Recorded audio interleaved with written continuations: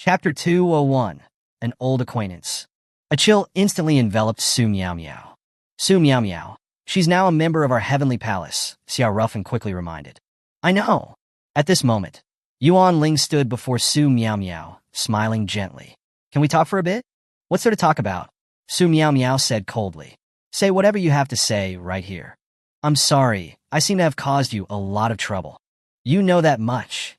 But, Yuan Ling continued, a large part of the responsibility for that lies with you. Su Miao Miao's face darkened instantly. What did you say? Yuan Ling looked at Su Miao Miao without fear and calmly said, honestly, I don't think I did anything wrong. I was forcefully brought to the Taiji sect by my master and inexplicably targeted by Fan Wencheng. I told him I was married, had children, and that I had someone I liked. But he still persisted in bothering me. To be honest, it was very troubling. Su Miao Miao's pupils constricted slightly. Is that what you truly think? Yes. But in the Taiji sect, I didn't dare say it. I didn't want to die because the person I like doesn't like me yet. Although I know the chances are slim, I don't want to give up yet. I want to try a little longer. Here, Yuan Ling's lips curled into a self-deprecating smile. In a way, I'm not much better than Fan Wencheng. Even though I know I'm causing the other person trouble, I still can't give up. Xiao Ruffeng remained silent. Though his emotional intelligence wasn't top-notch, he knew that Yuan Ling was talking about him. The night before they came to Earth, on that barren hill, when Yuan Ling had hugged Xiao Ruffeng from behind, naked, she had revealed her feelings. Given her personality, Yuan Ling would never have acted so self-deprecatingly unless she truly liked someone. Xiao Ruffeng had a headache. Just got rid of one, my meow. However, he also knew that Yuan Ling was more mature and composed. She wouldn't be prone to jealousy or neglect her cultivation for such things. Su Miao Miao didn't notice Xiao Ruffeng's expression. She was fixated on Yuan Ling. This woman isn't lying. She really doesn't like Fan Wencheng. Su Miao Miao's expression was subtle. It's beyond comprehension. Is the man Yuan Ling likes even better than Fan Wencheng? With this thought, Su Miao Miao became curious. May I ask something? Su Miao Miao paused, looking at Yuan Ling, and then said, where is this man you like? A secret. Yuan Ling chuckled softly. All right. From your perspective, revealing his name might bring him a death sentence. Don't worry, I won't ask further, Su Miao Miao said. Yuan Ling smiled. Thank you. She paused, then looked at Su Miao Miao and continued, actually, it seems to me that Fan Wencheng actually likes you. It's just that you two grew up together, too familiar with each other, preventing him from noticing his true feelings. Su Miao Miao's face lit up. Really? You really think so? Yes. Su Miao Miao clenched her fists. Great. I'm going back to the Taiji sect now. Having said that, Su Miao Miao left in a flurry. After Su Miao Miao left, Xiao Ruffeng and Yuan Ling both breathed a sigh of relief. Then, Yuan Ling looked at Xiao Ruffeng with a gentle smile. I'm back. Yeah, welcome back, Xiao Ruffeng smiled back. I have a question, Yuan Ling added. Go ahead. My being able to come back this time, was it related to you? Yuan Ling asked.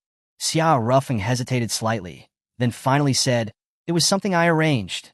Yuan Ling remained standing there, the corners of her lips curving into a faint smile, revealing small dimples. Her smile was like sunshine breaking through the clouds, warming everything around her. Thank you. Yuan Ling smiled softly. Xiao Ruffeng's head began to ache again. He could see it. Yuan Ling liked him even more now. What to do? If Zhongli finds out I'm messing around with women on Earth, will she castrate me? Xiao Ruffeng was getting flustered. Back on Blue Star, he was almost castrated by that woman Hanyu. Speaking of which, Hanyu was also from the old universe, the Alpha Star region. She happened to be away when the black hole devoured Alpha, escaping death. But her sister and brother-in-law were swallowed by the black hole.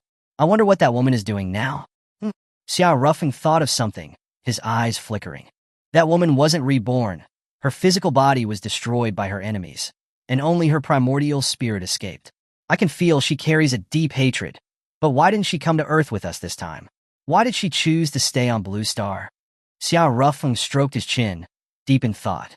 Speaking of which, that woman seems very close to Zhongli. Wait, could that woman be a lesbian, going after Zhongli? Xiao Ruffeng's face turned ashen. Just then a timid voice sounded. Have I caused you trouble? You seem very angry. It was Yuan Ling's voice. Ah, no. Xiao Ruffeng collected himself. and laughed. I was just thinking about someone annoying. At this moment, Chiao Xiang walked over. Am I interrupting you too? Chiao Xiang asked. No, not at all. Yuan Ling quickly responded. Her gaze fell on Chiao Xiang, and a touch of inferiority emerged within her heart. In her eyes, Chiao Xiang's beauty was no less than, perhaps even surpassing her own, but she possessed a more refined aura. In terms of caring for others, she was also far ahead. On Blue Star, Yuan Ling was nobility. It was others who served her. Although she could take care of herself, caring for others in a way similar to Bai Bing and Chiao Xiang, so meticulous and all-encompassing, was extremely difficult for her. Then, Chiao Xiang looked at Xiao Rufeng, saying, You have a visitor. Xiao Rufeng was surprised. Who is it? She says her name is Hanyu. Cough, cough. Xiao Rufeng choked immediately. It's just a coincidence, right? Logically, she should be on Blue Star. How would she run to Earth and find me so precisely? As he thought, footsteps approached, and a woman came into view. Brows like paintings, skin like snow, white teeth slightly parted, reminiscent of Shishir. Her long hair cascaded down her shoulders like a waterfall, swaying gently and drawing everyone's attention. It was Gongya. No, it was Hanyu. Although two souls shared one body, their auras were completely different, making them easy to distinguish. She really came, but in his confusion, Hanyu had already walked over. She glanced at Chiao Xiang, her expression indifferent. My brother-in-law's luck with women is still strong. Brother-in-law, I've already recognized Jiang Li as my elder sister, Hanyu said. Xiao Rufeng broke out into a slight sweat. How old are you, recognizing Jiang Li as your sister? However, it was Hanyu's personal matter, and he shouldn't interfere. Collecting himself, Xiao Rufeng pulled Hanyu into the house, set up a small soundproof barrier, and asked, Why did you come? He thought of something and added anxiously, Did something happen to Jiang Li or the others? No, it's about Yi, Hanyu said. Xiao Rufeng trembled, his voice wavering. Yi what? What happened to her? Chapter 202. My daughter's actually here. She was brought to Earth by Dugu Shuexian, Hanyu said. That woman. Xiao Rufeng looked annoyed. It was Yi who insisted on coming to find you. So Dugu Shuexian brought her, Hanyu added. Xiao Rufeng fell silent. Don't worry too much. I also have some intel. When Dugu Shuexian and Yi arrived on Earth, a group of Thousand Leaf Sect disciples passed by. Yi and Dugu Shuexian were taken away by the people from the Thousand Leaf Sect. The Thousand Leaf Sect was located in the first district of the Glazed World, a 9-star force of the Heavenly Revelation Empire. The entire Heavenly Revelation Empire, apart from the royal family, only had 10 9-star forces. Each major district had one. After Polaris's revolt was suppressed, there were only 9 9-star forces left. The 9-star force in the 8th district where Polaris was located was still vacant. However, because the royal family was based in the 8th district, the power vacuum hadn't led to any chaos. Shuexian has good talent. She might be noticed by the Thousand Leaf Sect, Xiao Rufeng said. Hanyu rolled her eyes. Dugu Shuexian's talent isn't good enough to be noticed by a 9-star force, but Yi's talent, even the top sects of the immortal realm would fight over her. Really? Yi is a congenital water spirit body. This type of constitution is one of the best in even the immortal world, Hanyu said. Xiao Rufeng was delighted. As expected of my own flesh and blood. Hanyu glanced at Xiao Rufeng. Though somewhat disdainful, she didn't refute him. This guy was indeed a monster. He had left Earth less than 2 months ago. When he left, he was at the peak of chi condensation, and now he was already at the peak of foundation building. She had also heard that Xiao Rufeng went from early stage to peak foundation building in just 6 days. This speed of cultivation could only be described as staggering. The man my sister chose in this life is finally not as useless as the one she chose in the previous life.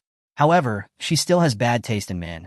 This Xiao Rufeng and Li Sheng from the previous life are both immoral in their private lives. Xiao Rufeng is even worse than Li Sheng. At least, Li Sheng only kept one mistress behind my sister's back. But this Xiao Rufeng.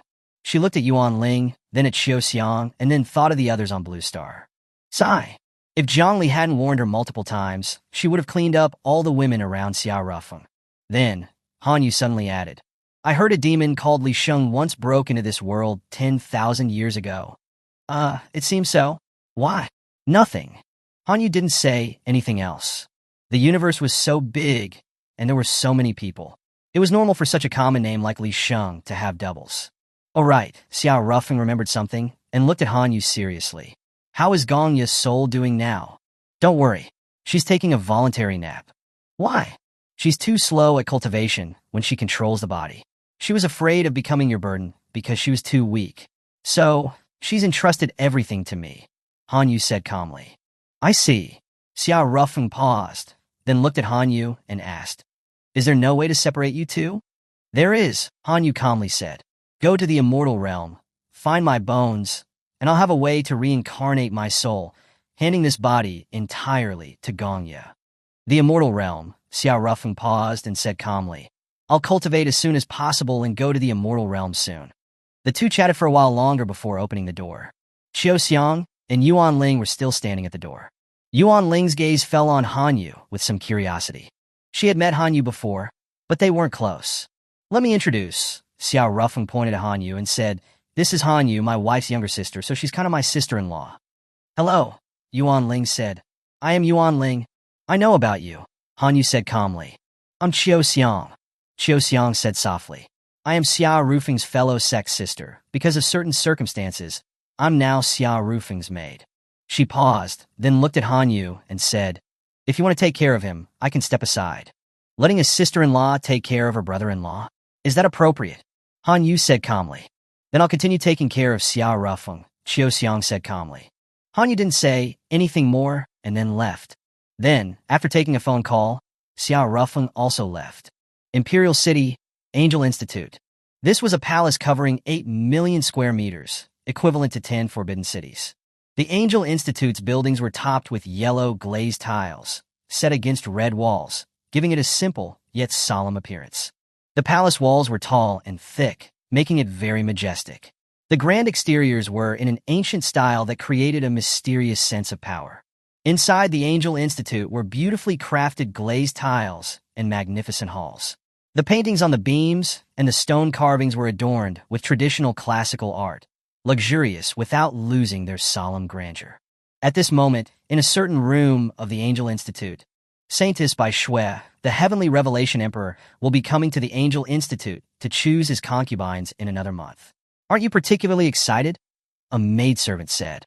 Bai Shui was lying on the bed, reading a book. SOSO. Bai Shui turned a page, sounding nonchalant.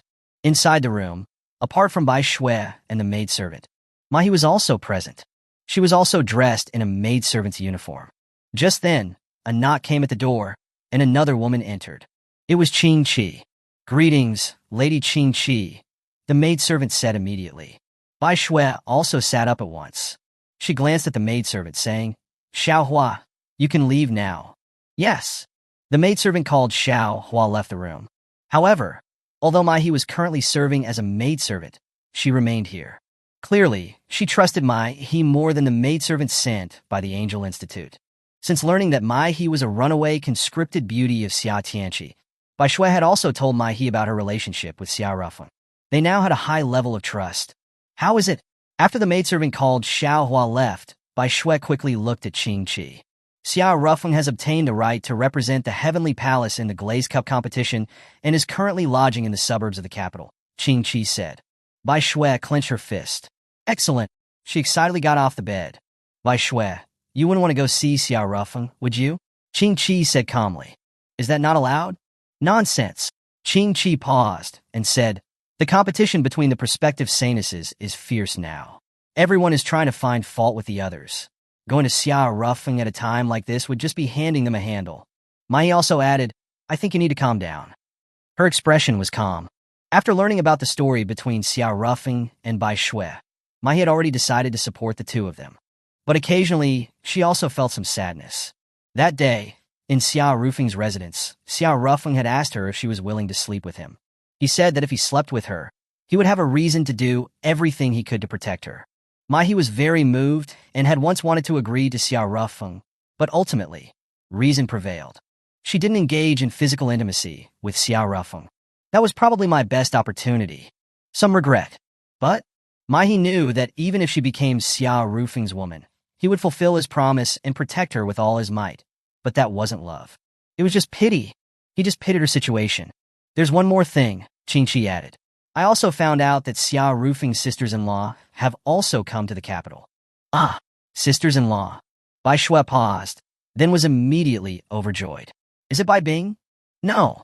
One seems to be called Hanyu, and the other is called Gongya, Qingqi said. Bai Shui's lips twitched slightly. That woman actually came too?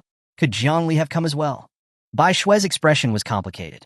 In this life, Jiang Li and she were best friends and confidants. However, they had fallen in love with the same man. Sigh, what a melodramatic plot, Bai Shui thought internally. She lay down on the bed, looking at the ceiling and thinking, if Jiang Li found out I kissed Xia Rufeng, what would she think of me? While Bai Shui was deep in thought, a storm was brewing in the Imperial City's black market. A mysterious seller was selling eternal youth pills in the black market. Although the prices were exorbitant, they were still in high demand. After all, although cultivation granted longevity, looks would still gradually fade. But the eternal youth pills could maintain youthful appearances.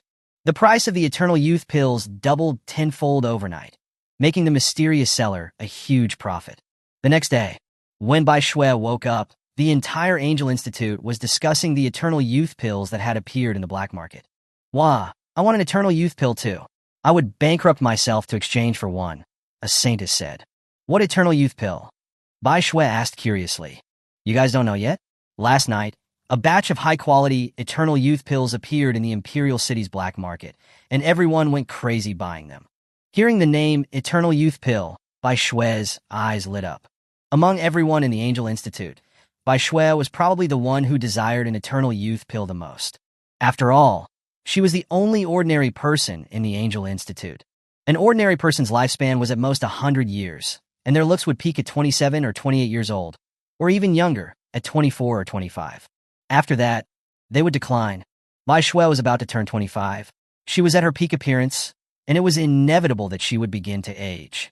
Bai Shui wanted to retain her current looks. However, the eternal youth pill was a holy artifact. Even the most powerful alchemists in the empire had a hard time making such pills. Even if they managed to make one, its quality would be questionable. But judging from the reaction of these saintesses, the eternal youth pills that appeared in the black market yesterday must have been very high quality. Damn it, I didn't know. If I had known. Thinking this, Bai Shui sighed again. Even if I knew, I wouldn't have the money to buy one.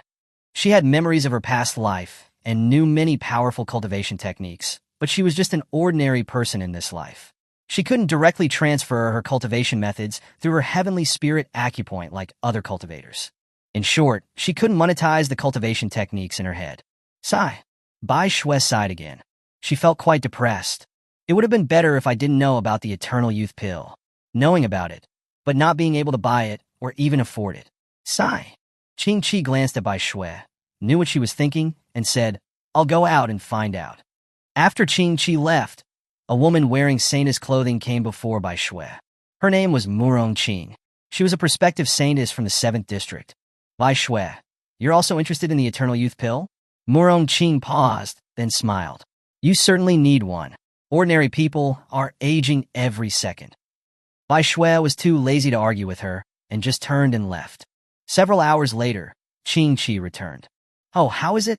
Bai Shui looked at Qingqi with a mix of anxiety and longing. Qingqi shook her head. The seller used a fake identity and is hard to track. However, the quality of those eternal youth pills is indeed very good. I heard they are auctioning off more eternal youth pills at the black market auction house today. Let's go check it out.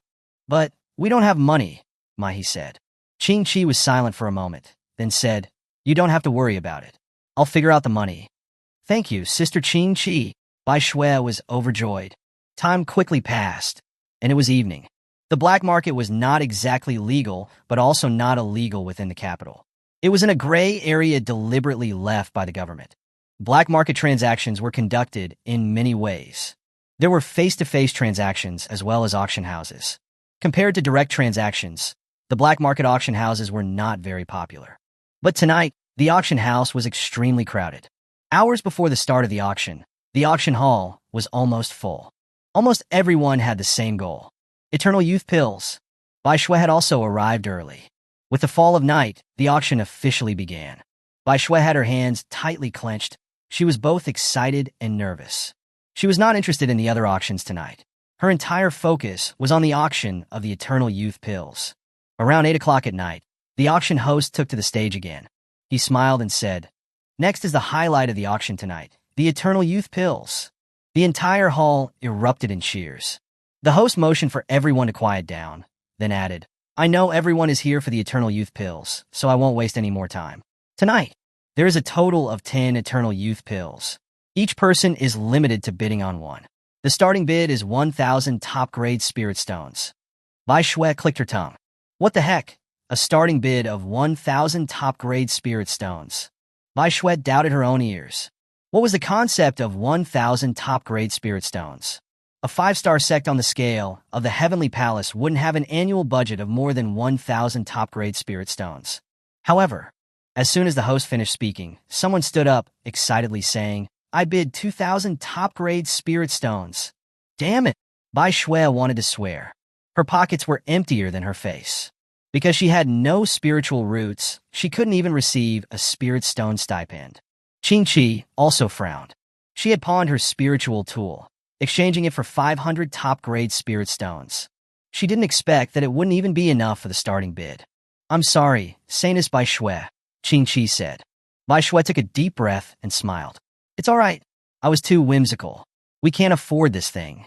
She stretched and said, "Let's go back." Qingqi could tell that Bai Shui was forcing a smile. She knew why Bai Shui wanted the Eternal Youth Pills so badly. She wants to keep her current appearance. She's worried that she won't be a match for Xiao Rufeng if she ages. Qingqi also wanted to help Bai Shui, but she was truly helpless. The price of these Eternal Youth Pills had been driven through the roof. As they prepared to leave, coincidentally, they bumped into the saintess named Murongqing. "Oh, are you leaving already?" "Oh well, that's understandable. With this price, even if you sold yourself, you wouldn't be able to afford one Eternal Youth Pill," Murongqing chuckled. She seemed to be biased against Bai Shui's entry into the Angel Institute, mocking her every time she met her. Bai Shui was a bit annoyed, but she couldn't argue back, because what Murongqing was saying was the truth. She indeed couldn't afford it. Just then, Chapter 203, Reunited with Bai Bing. The person who walked over was a staff member wearing the auction house uniform. "Is there something you need?" Qingqi said calmly.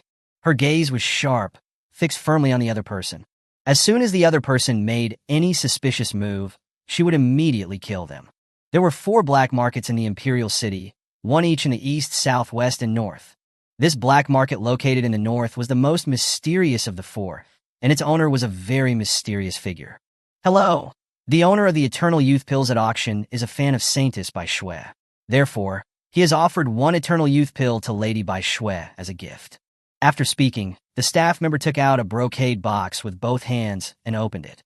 Inside the brocade box, the Eternal Youth Pill was full of spiritual energy, sparkling and glowing with a fragrant scent. The eyes of everyone around them instantly grew heated.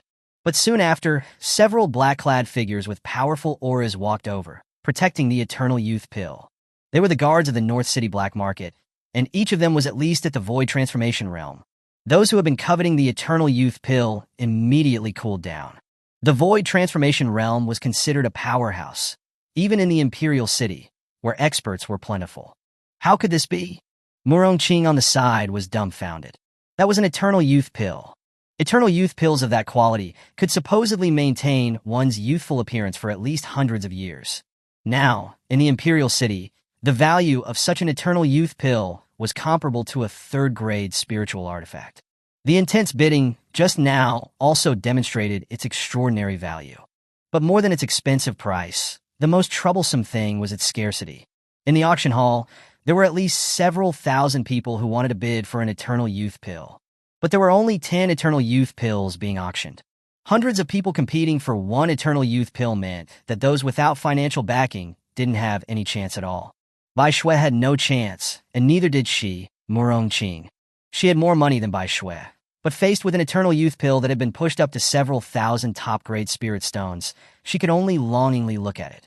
Mocking Bai Shui, just now, had been merely to put up a strong front.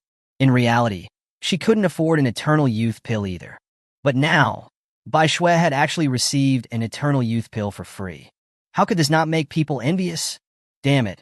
Why isn't the owner of the Eternal Youth Pills my fan? Murong-Qing was now filled with envy and jealousy towards Bai Shui. Not only Murong-Qing, but others who had wanted to bid for the Eternal Youth Pills were also looking at Bai Shui with envy. However, Bai Shui was a bit hesitant. She didn't really want gifts from strangers. Accepting this Eternal Youth Pill would mean that she would owe the other person a favor. In Bai Shui's eyes, favors were the most expensive thing in the world. Seeing Bai Shui's hesitation, the staff member of the auction house added, "Oh right, I almost forgot. The owner of the Eternal Youth Pill also has something else he wants to give you." After saying that, the staff member took out a cake from his storage ring and said, "He knows you like to eat sweets, so he made a cake specially for you." The cake was very exquisite.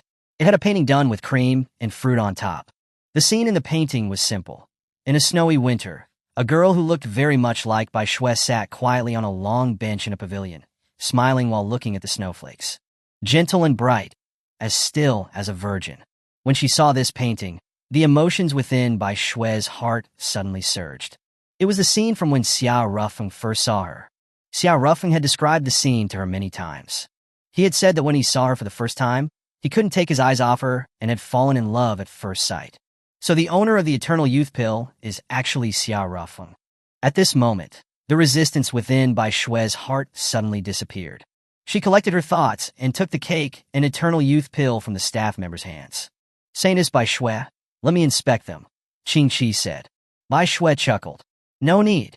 Who would dare to poison a saintess of the Angel Institute?" After saying that, Bai Shui directly swallowed the Eternal Youth Pill. "What about the cake?" Qing Chi asked. "I'll take it home to eat." After saying that, Bai Shui left while humming a little tune. In the auction house, the crowd was whispering amongst themselves. It seems like Saintess Bai Shui really likes sweets. She was even happier to see the cake than the Eternal Youth Pill. "My family owns a cake shop. Could I win over Goddess Bai Shui's heart? Are you trying to compete for a woman with the Heavenly Revelation Emperor?" No, I'm just joking." That person broke out in a cold sweat and dared not speak nonsense anymore. Black market, a certain room. Lord Rufeng, the Eternal Youth Pill, and the cake have been successfully handed over to Saintess Bai Shui, the staff member from earlier said, bowing respectfully. Xiao Rufeng sat on a large chair in the room. A man wearing a demon mask was standing next to him. The mastermind behind the North City Black Market was actually the Demon Mask Man. His name was Mu Yu, one of the 4 red-robed cardinals of the demonic sect. He had originally been the acting pontiff appointed by the Pope and could even use the Pope's decree to command the other 3 red-robed cardinals. But he had handed the Pope's decree to Xiao Rufeng. "How much is the auction price of the Eternal Youth Pill now?" Xiao Rufeng asked. 5,000 top-grade spirit stones. Upon hearing this number, the muscles in Xiao Rufeng's face trembled slightly. Although he wanted to be a profiteering businessman, this price was still far beyond his estimation. "It seems that I've underestimated humanity's love for beauty." Just then, the staff member chuckled and said, "If we auction 10 Eternal Youth Pills every day, we'll be rich." "No. Starting tomorrow, suspend the auction of the Eternal Youth Pills, and just say we're out of stock," Xiao Rufeng said calmly. "Why? Shouldn't we strike while the iron is hot, taking advantage of the hype?" the staff member asked, confused. Xiao Rufeng stood up and said calmly, "Our current strength is not enough to protect our wealth. The example of the Polaris sect is right in front of us." The staff member instantly calmed down. Back then, the Polaris sect could be considered the hegemon of the 8th district, but it was suppressed by the royal power overnight. History books stated that the Polaris sect had tried to overthrow the royal power, but the truth was quite the opposite. The Polaris sect's power had expanded too rapidly, becoming a threat to the royal power, so they had been set up and wiped out overnight. Otherwise, even if the royal power was strong, it would be unlikely to destroy a 9-star force overnight. The Taiji sect back then had at least 3 experts in the Great Ascension realm, more than 30 experts in the Tribulation realm, and numerous experts in the Void Transformation realm. If they had fought normally, that kind of power couldn't be destroyed overnight. At this moment, Mu Yu glanced at Xiao Rufeng, feeling some regret in his heart. In his opinion, this Xiao Rufeng also had the talent to be a leader. But once a demon took possession of him, his soul would be swallowed up and would cease to exist. In the cultivation civilization, the death of the soul was true death. After all, even if the physical body died, one could still possess another body. But the death of the soul was final death. At that moment, Xiao Rufeng looked at the time, then took out 7 or 8 spiritual artifacts, including one fourth-grade spiritual artifact and one third-grade spiritual artifact. These were the recent harvests from his black hole in his Dantian. Let's auction these things off tomorrow. I still have things to do, so I'll be leaving first. After saying that, Xia Rufeng left.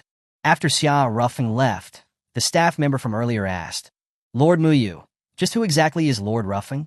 Never mind the eternal youth pills, he can pull out so many spiritual artifacts so casually. That is not something you should ask, Muyu said coldly. Yes. The staff member didn't dare to say anything else. Muyu's gaze was fixed on Xia Rufeng's departing figure. One couldn't tell what he was thinking. On the other side, after returning to Bai Shue's bedroom at the Angel Institute, Qing Qi finally said, That cake and eternal youth pill were from Xia Rufeng, right? Ah, Bai Shue was startled. What nonsense are you talking about? Sigh. Qing Qi sighed and said, although you can sometimes be very profound, you're quite easy to understand sometimes. The corners of Bai Shue's lips twitched slightly, but she didn't say anything. Speaking of which, you clearly remembered your memories from your past life, and your personality once moved closer to the Empress from your past life. But in front of Xia Rufeng, or when it concerns Xia Rufeng, you're mostly just your personality from this life, acting like a naive young girl. Then, Qing Qi added, What's the meaning behind the drawing on this cake? Your emotions changed significantly after seeing the drawing. Bai Shue chuckled.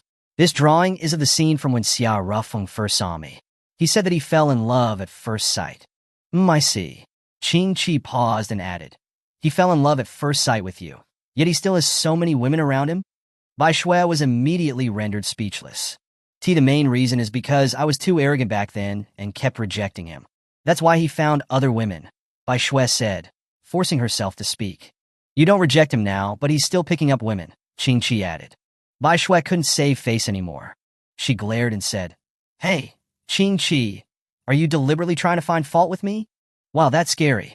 But Qing Qi's tone shifted, adding, What if a month from now, Xia Tianqi comes to the Angel Institute to select his concubines, and he takes a liking to you? What then? The expression on Bai Shue's face instantly froze. She fell silent. Although she wasn't really well regarded because she didn't have spiritual roots and couldn't cultivate, which in the cultivation world was practically the same as being disabled. What emperor would choose a disabled person as his wife?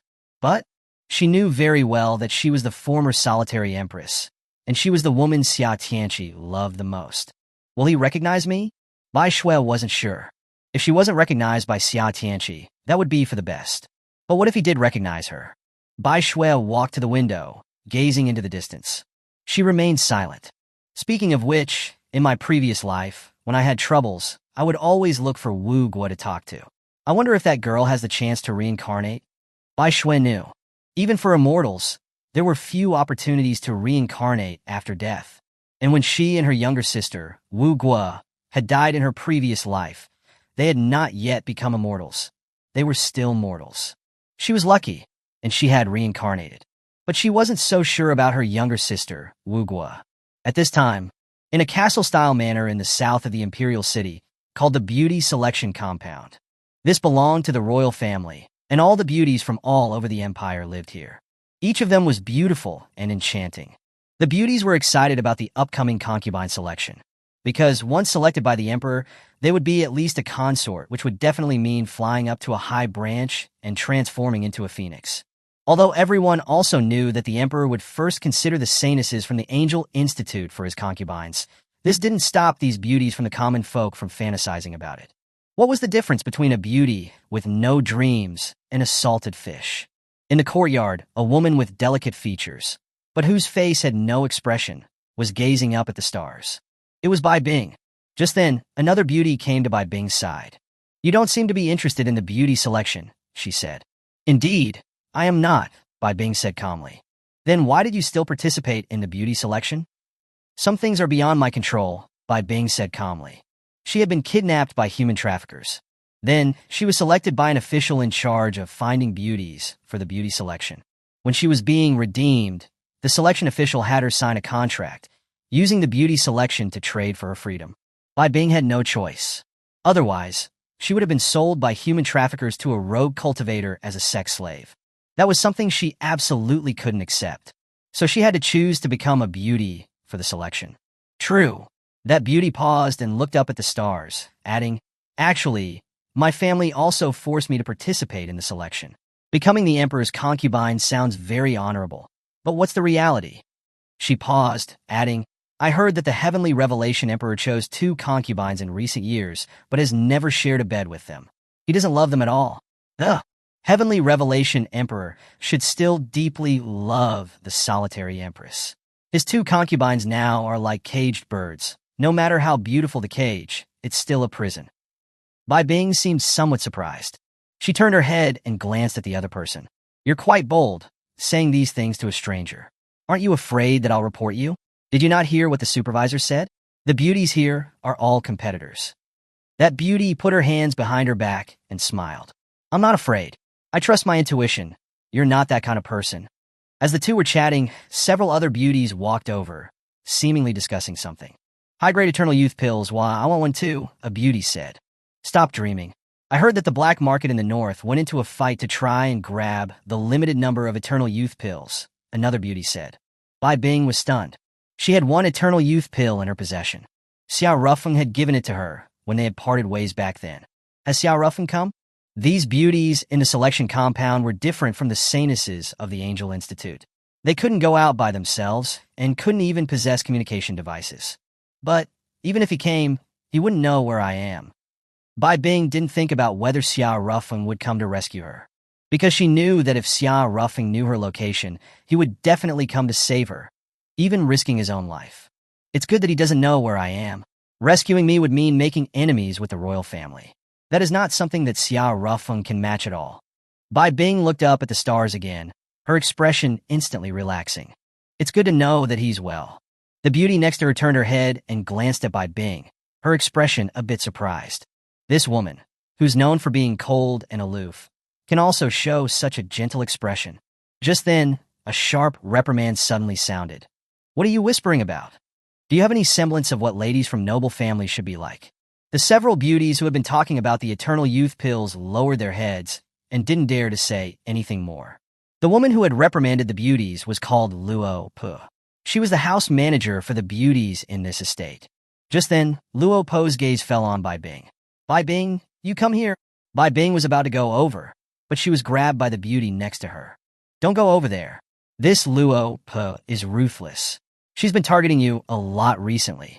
If you're alone with her, who knows what she might do to you?" the beauty said.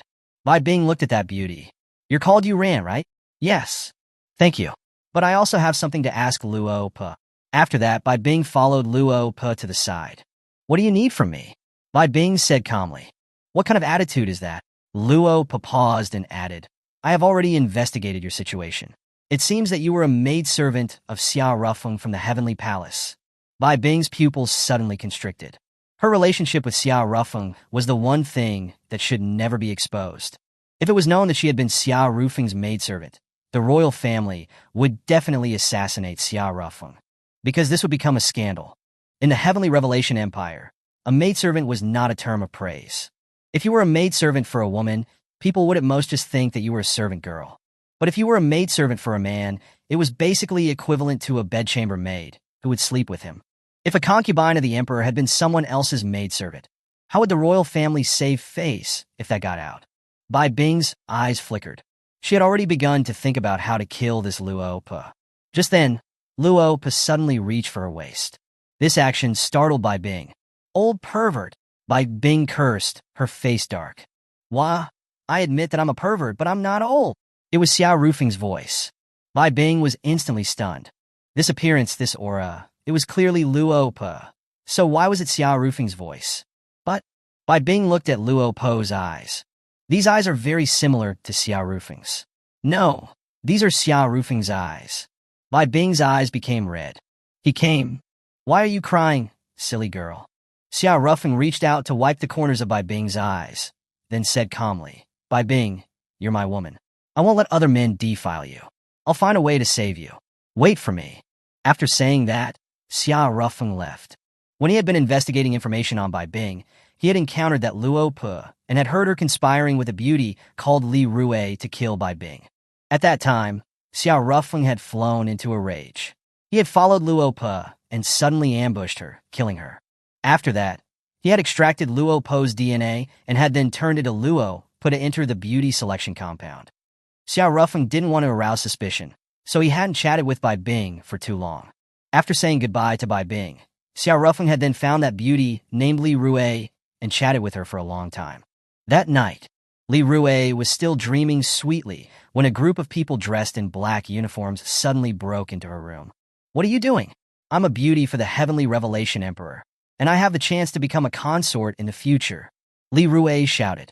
However, when she saw the blood-colored rose pattern on the black-clad figure's clothes, she was instantly petrified. Black roses. There were several enforcement units in the Heavenly Revelation Empire, and the most terrifying of them was the Black Roses. The Black Roses were the most cruel and ruthless unit in the Heavenly Revelation Empire's forces. Respected sirs, have I committed some crime?" Li Rui asked quietly. She no longer said anything about being a beauty, because in these people's eyes, beauties were nothing. They would be killed on the spot if needed. A few days ago, a beauty was executed on the spot by the Black Roses for secretly meeting with a man. Luopa has gone missing. Do you have any leads? According to our investigation, the last person Luopa met before she disappeared was you, a member of the Black Roses said, slowly waving a sharp knife in front of Li Rui. "She did come to see me, but she left after we talked." But the security cameras didn't see Luopa leaving the beauty selection compound. She doesn't know any shadow magic. There's only one possibility. She was killed, and her body was disposed of. I heard you have a wood-type spirit root. There is a magic called bone-eating art in the wood element that's very convenient for disposing of bodies. No, I didn't kill her. How could this be? Li Rui panicked. That's how it is. We're going to search your room now. A few minutes later, we found it.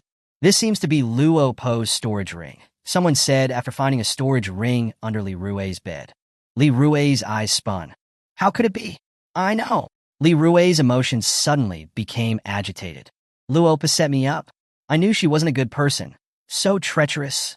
After saying those words, Li Rui realized what she had done and quickly covered her mouth. So treacherous, huh? It seems you and Luo had quite a story. Come on, let's go back with us. We can have a good talk, a member of the Black Roses said with a smile.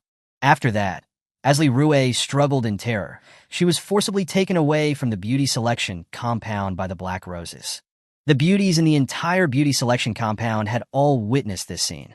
The next day, the beauties in the beauty selection compound received information that Li Rui had colluded with the beauty selection supervisor, violating the rules for beauties, and had already been executed. The entire beauty selection compound was plunged into a stifling atmosphere.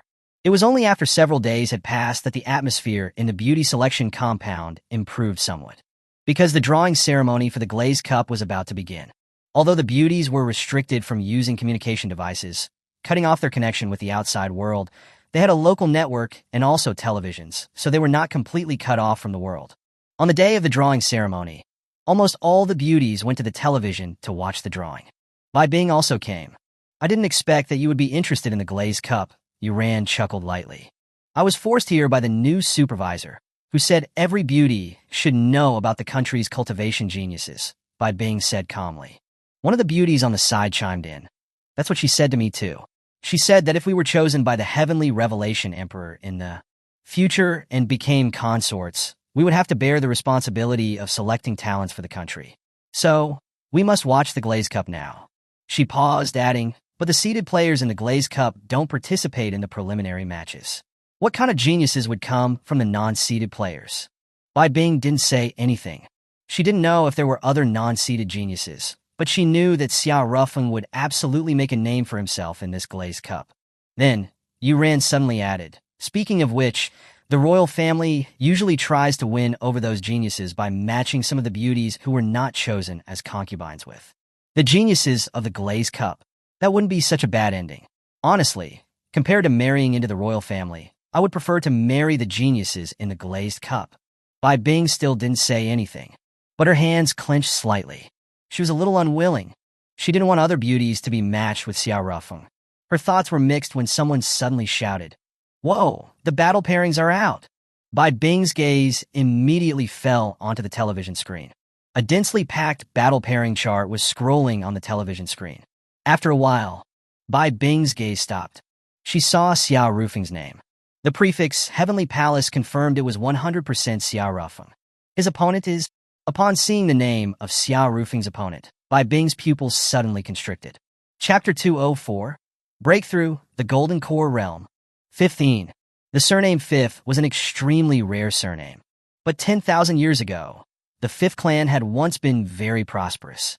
10,000 years ago, before the rise of the Heavenly Revelation Empire, the Star Glory Empire controlled by the Huangfu family ruled the Earth and the surrounding worlds.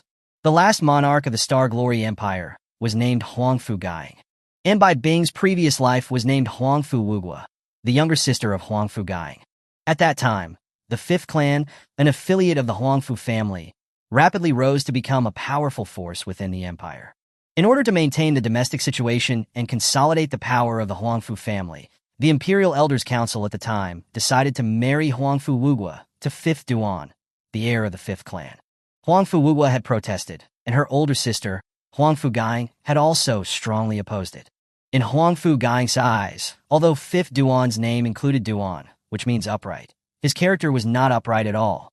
But unfortunately, the Imperial Elders Council held immense power, and even Huangfu Gaing, who was the empress of the empire, could do nothing about it. They even threatened that if Huangfu Gaing insisted on obstructing the marriage with the Fifth Clan, the Elders Council would no longer support Huangfu Gaing's rule. Huangfu Wugua didn't want to implicate her older sister, so she agreed to the marriage. However, before she and Fifth Duan could hold their wedding, extraterrestrial demons suddenly invaded. Afterward, in the process of fighting against the extraterrestrial demons, Huangfu Wugua not only failed to kill them, but was instead saved by them several times. During this process, Huangfu Wugua gradually fell in love with that extraterrestrial demon. However, the woman that extraterrestrial demon loved was her older sister. A karmic entanglement, Bai Bing suddenly muttered. Huh? What did you say? You ran. Who was next to her? Asked. Nothing. Bai Bing's gaze fell on the television screen once again. 15, huh? I wonder what her relationship is with Fifth Duan from 10,000 years ago. 10,000 years ago, after the extraterrestrial demon self-destructed and died, the Fifth Clan, which was originally an affiliated family of the Huangfu family, betrayed them and sided with Xia Tianqi, helping him found the current Heavenly Revelation Empire. The Heavenly Revelation Empire currently had 8 ducal noble families, known as the 8 Pillars, and the Fifth Clan was one of them. If that 15 is a disciple of the 8 Pillars Fifth Clan, then that's going to be troublesome. Although noble disciples participating in the preliminary matches are unlikely to be their core disciples, they're still from a famous family, and their cultivation techniques must be high-level techniques. Xia Rufeng comes from a cultivation wasteland. How can he compete against a disciple of a famous family? Bai Bing was a little worried inside. However, compared to Bai Bing's worries, Xia Rufeng, the person involved, didn't take it seriously at all. 15 might have higher-level techniques, but could they be higher level than his? One should know that his Dantian black hole had once devoured half of the old universe. Of course, Xia Rufeng also knew that his current development of the Dantian black hole's abilities was just the tip of the iceberg. At this moment, in the rented room at the Heavenly Palace's lodging, Xia Rufeng hadn't come out for several days. Since visiting Bai Bing at the beauty selection compound, Xia Rufeng had been in closed-door cultivation. What the hell, seriously? You still haven't broken through? Xia Rufeng was completely dumbfounded. These past few days, he had used up almost all the spirit stones he had obtained from selling the Eternal Youth pills, yet his cultivation was still at the peak of the foundation building realm. My Dantian black hole is simply a gold-devouring beast, Xia Rufeng complained. After a while, Xia Rufeng calmed down. Although it's a gold-devouring beast, the resources I've obtained have basically come from this Dantian black hole. Let's continue exploring the Dantian black hole. Then, Xia Rufeng's consciousness sank, entering the Dantian black hole. Now, as his cultivation had reached the peak of the foundation building realm, his consciousness could extend very far within the black hole. At least tens of millions of kilometers. That distance seemed very far, very far. But compared to the vast space of the black hole, it still seemed like a drop in the ocean. Everything in the black hole seemed to be still. There was no light, and one couldn't see anything. Xia Rufeng's consciousness probed around inside for a long time, but he got nothing. Exploring the black hole consumed a great deal of mental power.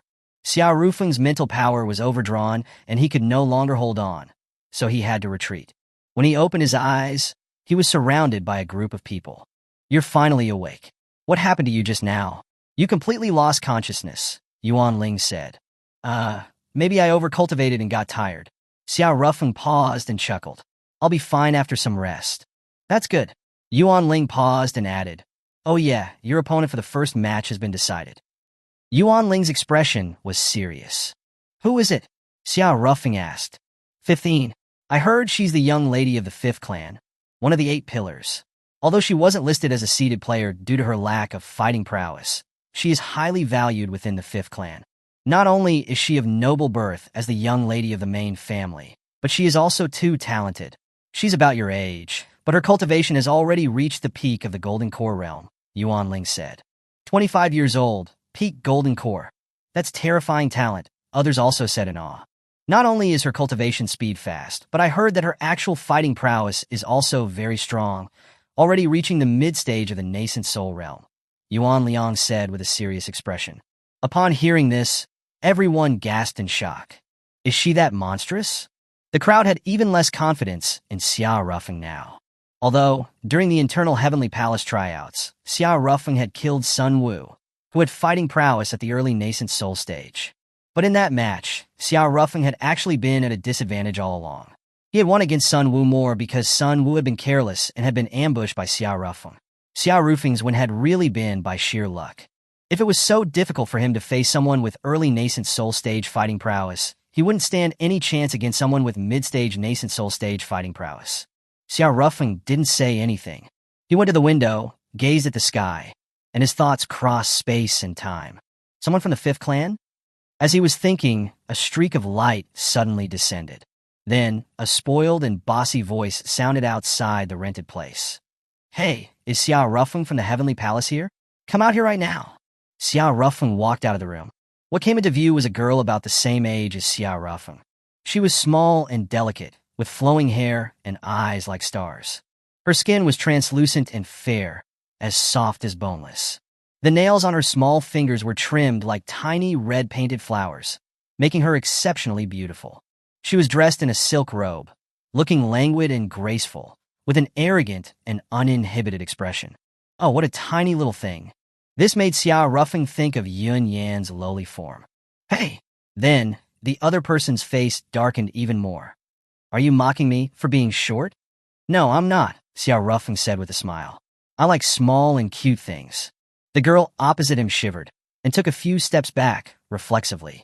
At this time, Yuan Liang and the others also came over. Ah, isn't that 15? Yuan Liang exclaimed. My opponent in the first round? This lowly, Xiao Rufeng said in surprise.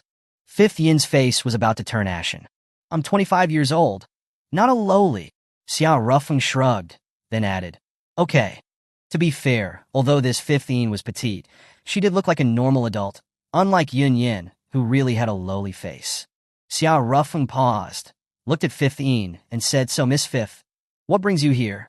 I came to see my opponent for the first round. How was it? I heard that you once killed a fellow disciple during the Heavenly Palace's internal tryouts. Is that true? 5th Yin didn't answer Xiao Rufeng, but suddenly asked. You could say that's correct. Well, 5th Yin glared at Xiao Rufeng. I hate scumbags who kill their fellow disciples.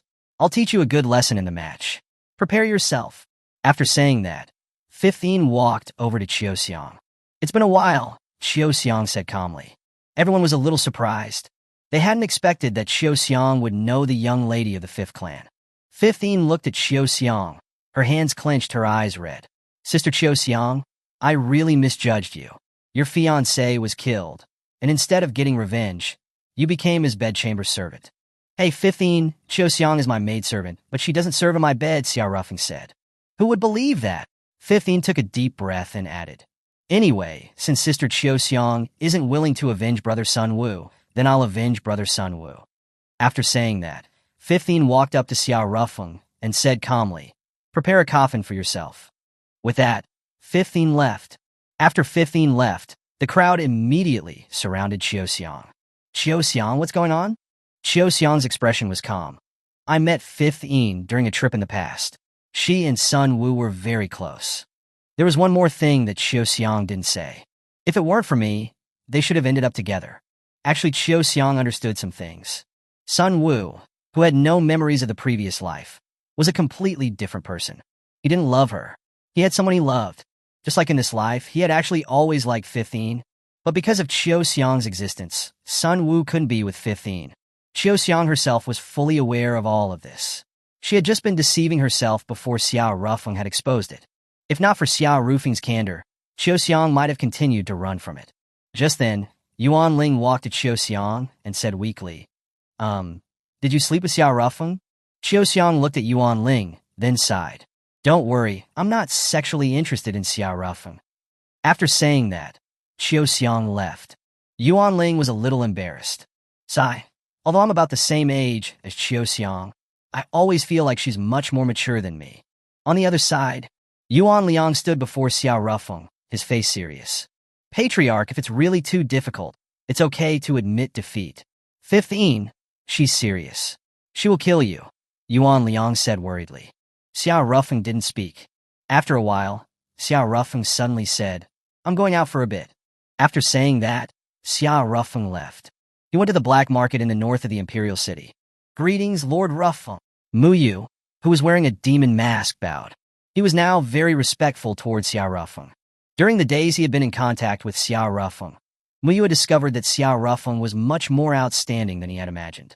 He possessed a mysterious aura, as well as a powerful aura that was deeply concealed. Now, Mu Yu was unsure whether he respected Xiao Rufeng because he was the vessel for the demon, or whether it was just out of pure respect for Xiao Rufeng. Auction this off. Xiao Rufeng took out a set of soft armor.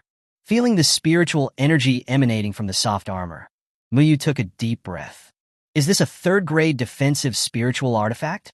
Lord Rufeng, defensive spiritual artifacts are extremely precious, especially high-grade defensive spiritual artifacts like this, which are even rarer.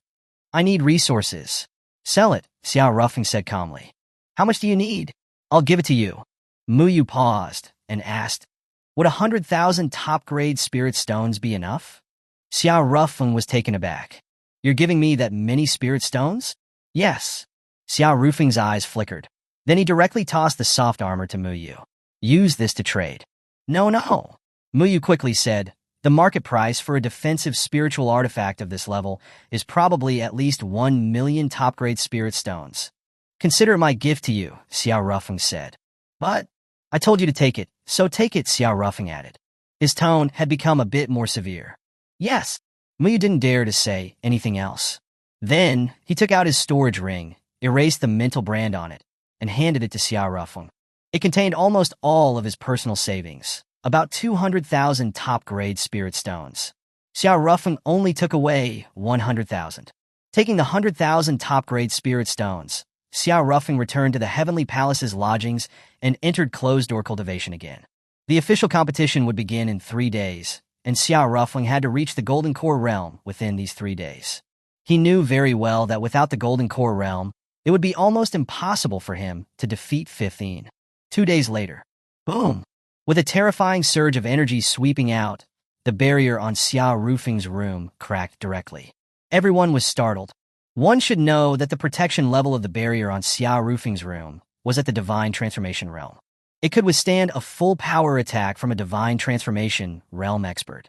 But now the barrier had actually cracked. Although the terrifying fluctuation just now hadn't reached the Divine Transformation Realm level, it had at least had the power of a peak nascent soul realm expert. What's going on? Everyone from the Heavenly Palace was dumbfounded. Could there be other people besides Xiao Rufeng? It was difficult for them to imagine that Xiao Rufeng, who had only been at the peak of the foundation building realm not long ago, could emit energy comparable to a peak nascent soul realm expert. No, only Xiao Rufeng is inside, Qiu Xiang said calmly. Her expression was as calm as ever, but her heart was also extremely shocked. What happened inside? That energy just now absolutely reached the peak nascent soul realm level. Before, Xiao Rufeng's strongest fighting prowess was barely at the early nascent soul realm. In such a short time, has his fighting prowess already reached the peak of the nascent soul realm? What kind of monster is he? She, who had always been calm, couldn't help but curse. At this time inside the room, a surging and powerful aura was surging around Xiao Rufeng, and it was the aura of the Golden Core Realm. After consuming a large number of spirit stones, Xiao Ruffling had finally broken through to the Golden Core realm. Although the spirit stones that had been consumed were truly terrifying, so terrifying that he wouldn't dare mention it for fear of scaring people. However, Xiao Rufing's speed of improvement was truly astonishing. This was also Xiao Rufing's talent. After all, for other people, even if they had a large supply of spirit stones, they wouldn't be able to absorb them so quickly. But Xiao Ruffling had the Dantian black hole. Whether it was the suction power, the capacity, or the absorption ability, they were all at a bug level. After breaking through, Xiao Ruffling didn't rush to come out of seclusion, because he had discovered that his Dantian black hole had mutated. Originally, after his consciousness had gone deep into the black hole, it had been completely dark, and he couldn't see anything. This time, he had actually seen light. There was actually light inside the black hole. This phenomenon subverted Xiao Rufing's understanding of black holes. Before, based on his observation, the black hole was a static world. Perhaps even time was static, but now, since there was light, that meant there were stars. And since there were stars, that meant there was movement. Because only nuclear fusion could produce the heat and light of a star. If things went as expected, those points of light were the stars of the old universe. Once upon a time, Xiao Rufing's Dantian black hole had devoured half of the old universe.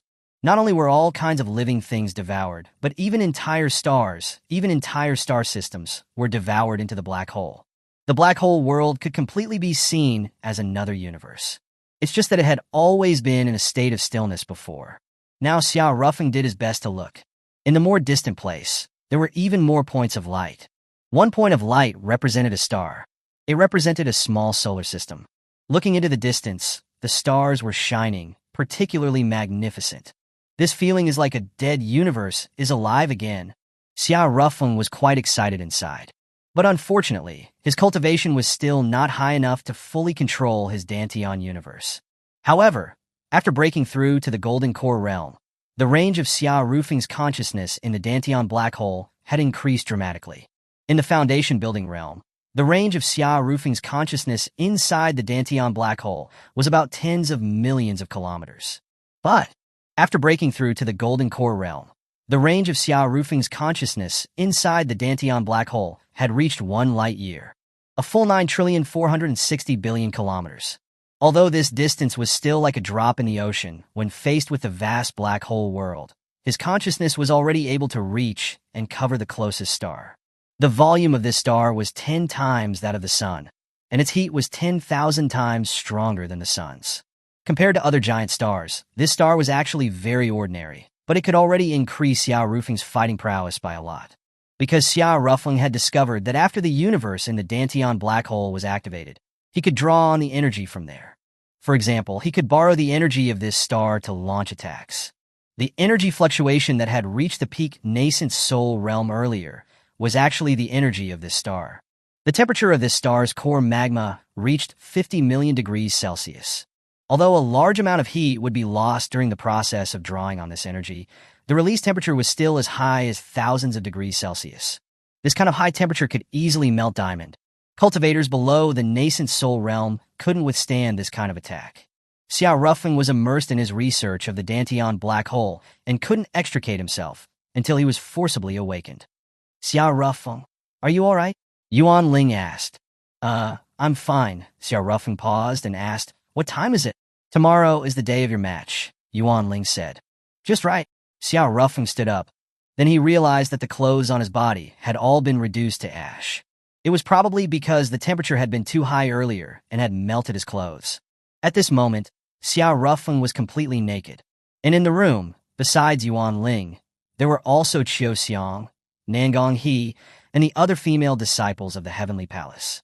Except for Qiu Xiang, who was still cool and aloof, with no change in her expression. All the other women had red, flushed cheeks. They were clearly shy. Even Xiao Ruffling, who had a very thick skin, still felt a burning sensation on his face at this moment. I'm going to take a shower. With that, Xiao Ruffling quickly ran away. After Xiao Ruffling left, someone said just now, I didn't pay attention, but was Xiao Ruffling already at the Golden Core realm? It seems so. My God, it hasn't even been half a month since he reached the peak of the foundation building realm, right? And now, he's already at the Golden Core realm. Speaking of which, it seems that someone in our sect said that with junior brother Rufing's talent, it was impossible for him to break through to the Golden Core realm in this lifetime. The corners of Yuan Liang's lips twitched slightly. He had actually thought the same thing before. After all, being in the Qi condensation realm at more than 24 years old didn't make him look talented at all. But who could have imagined that he would break through to the Golden Core realm in such a short time? If it was said that his previous breakthrough from the early foundation building to the peak of the foundation building realm was due to enlightenment, then what was this breakthrough due to?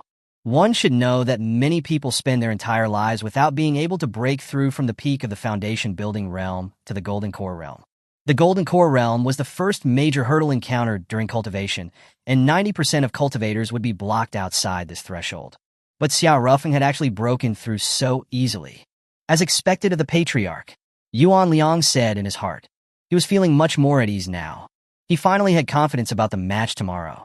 However, he had another layer of worry. That fifth Yin was the young lady of the fifth clan, one of the 8 pillars. If Xiao Rufeng accidentally killed her, then a major incident would occur. Yuan Liang had no idea what to do. If it had been an ordinary person, they would definitely not have dared to kill this kind of noble young lady. But the patriarch had never considered the identity of his opponents when killing them. He would kill if he wanted to kill. For example, just before, he had killed Sun Wu in front of Qiu Xiang. While Yuan Liang was worried about Fifth Yin's safety, Fifth Yin was also working hard at practicing casting spells. She didn't relax because of Xiao Rufeng's weakness. Xiao Yin, it's not necessary, right? Isn't your opponent for the first round a trash who's only at the peak of the foundation building realm? I could kill that kind of useless guy with one hand, a young man said. His name was Fifth Du, Fifth Yin's older brother, and he was basically a spoiled son. However, his cultivation talent was passable. At 30 years old, he was at the mid-stage of the Golden Core realm. Although he couldn't compare to Fifth Yin, he was still considered very strong. Fifth Yin ignored her older brother and continued to practice her spells. Oh yeah, Fifth Du added. I was out on the street today, and I ran into Jiangshan. That guy made a special trip to the 8th district to watch your match. It seems that he still can't forget you. The Jiang family was one of the 8 pillars, and also one of the 9 9-star forces of the Heavenly Revelation Empire. Jiangshan was the strongest genius of the Jiang family in 10,000 years at 30 years old with an early void transformation cultivation, and was the 3rd seed of the 9th district. Fifth Yin didn't speak. I heard that Mom and Dad intend to match you with Jiangshan, Fifth Du added. Before I kill Xiao Rufeng with my own hands, I won't marry anyone, Fifth Yin said indifferently. Did that guy offend you? Yes, Fifth Yin said expressionlessly. Fifth Du chuckled. To actually dare to provoke the young lady of the 5th clan, he deserves to die.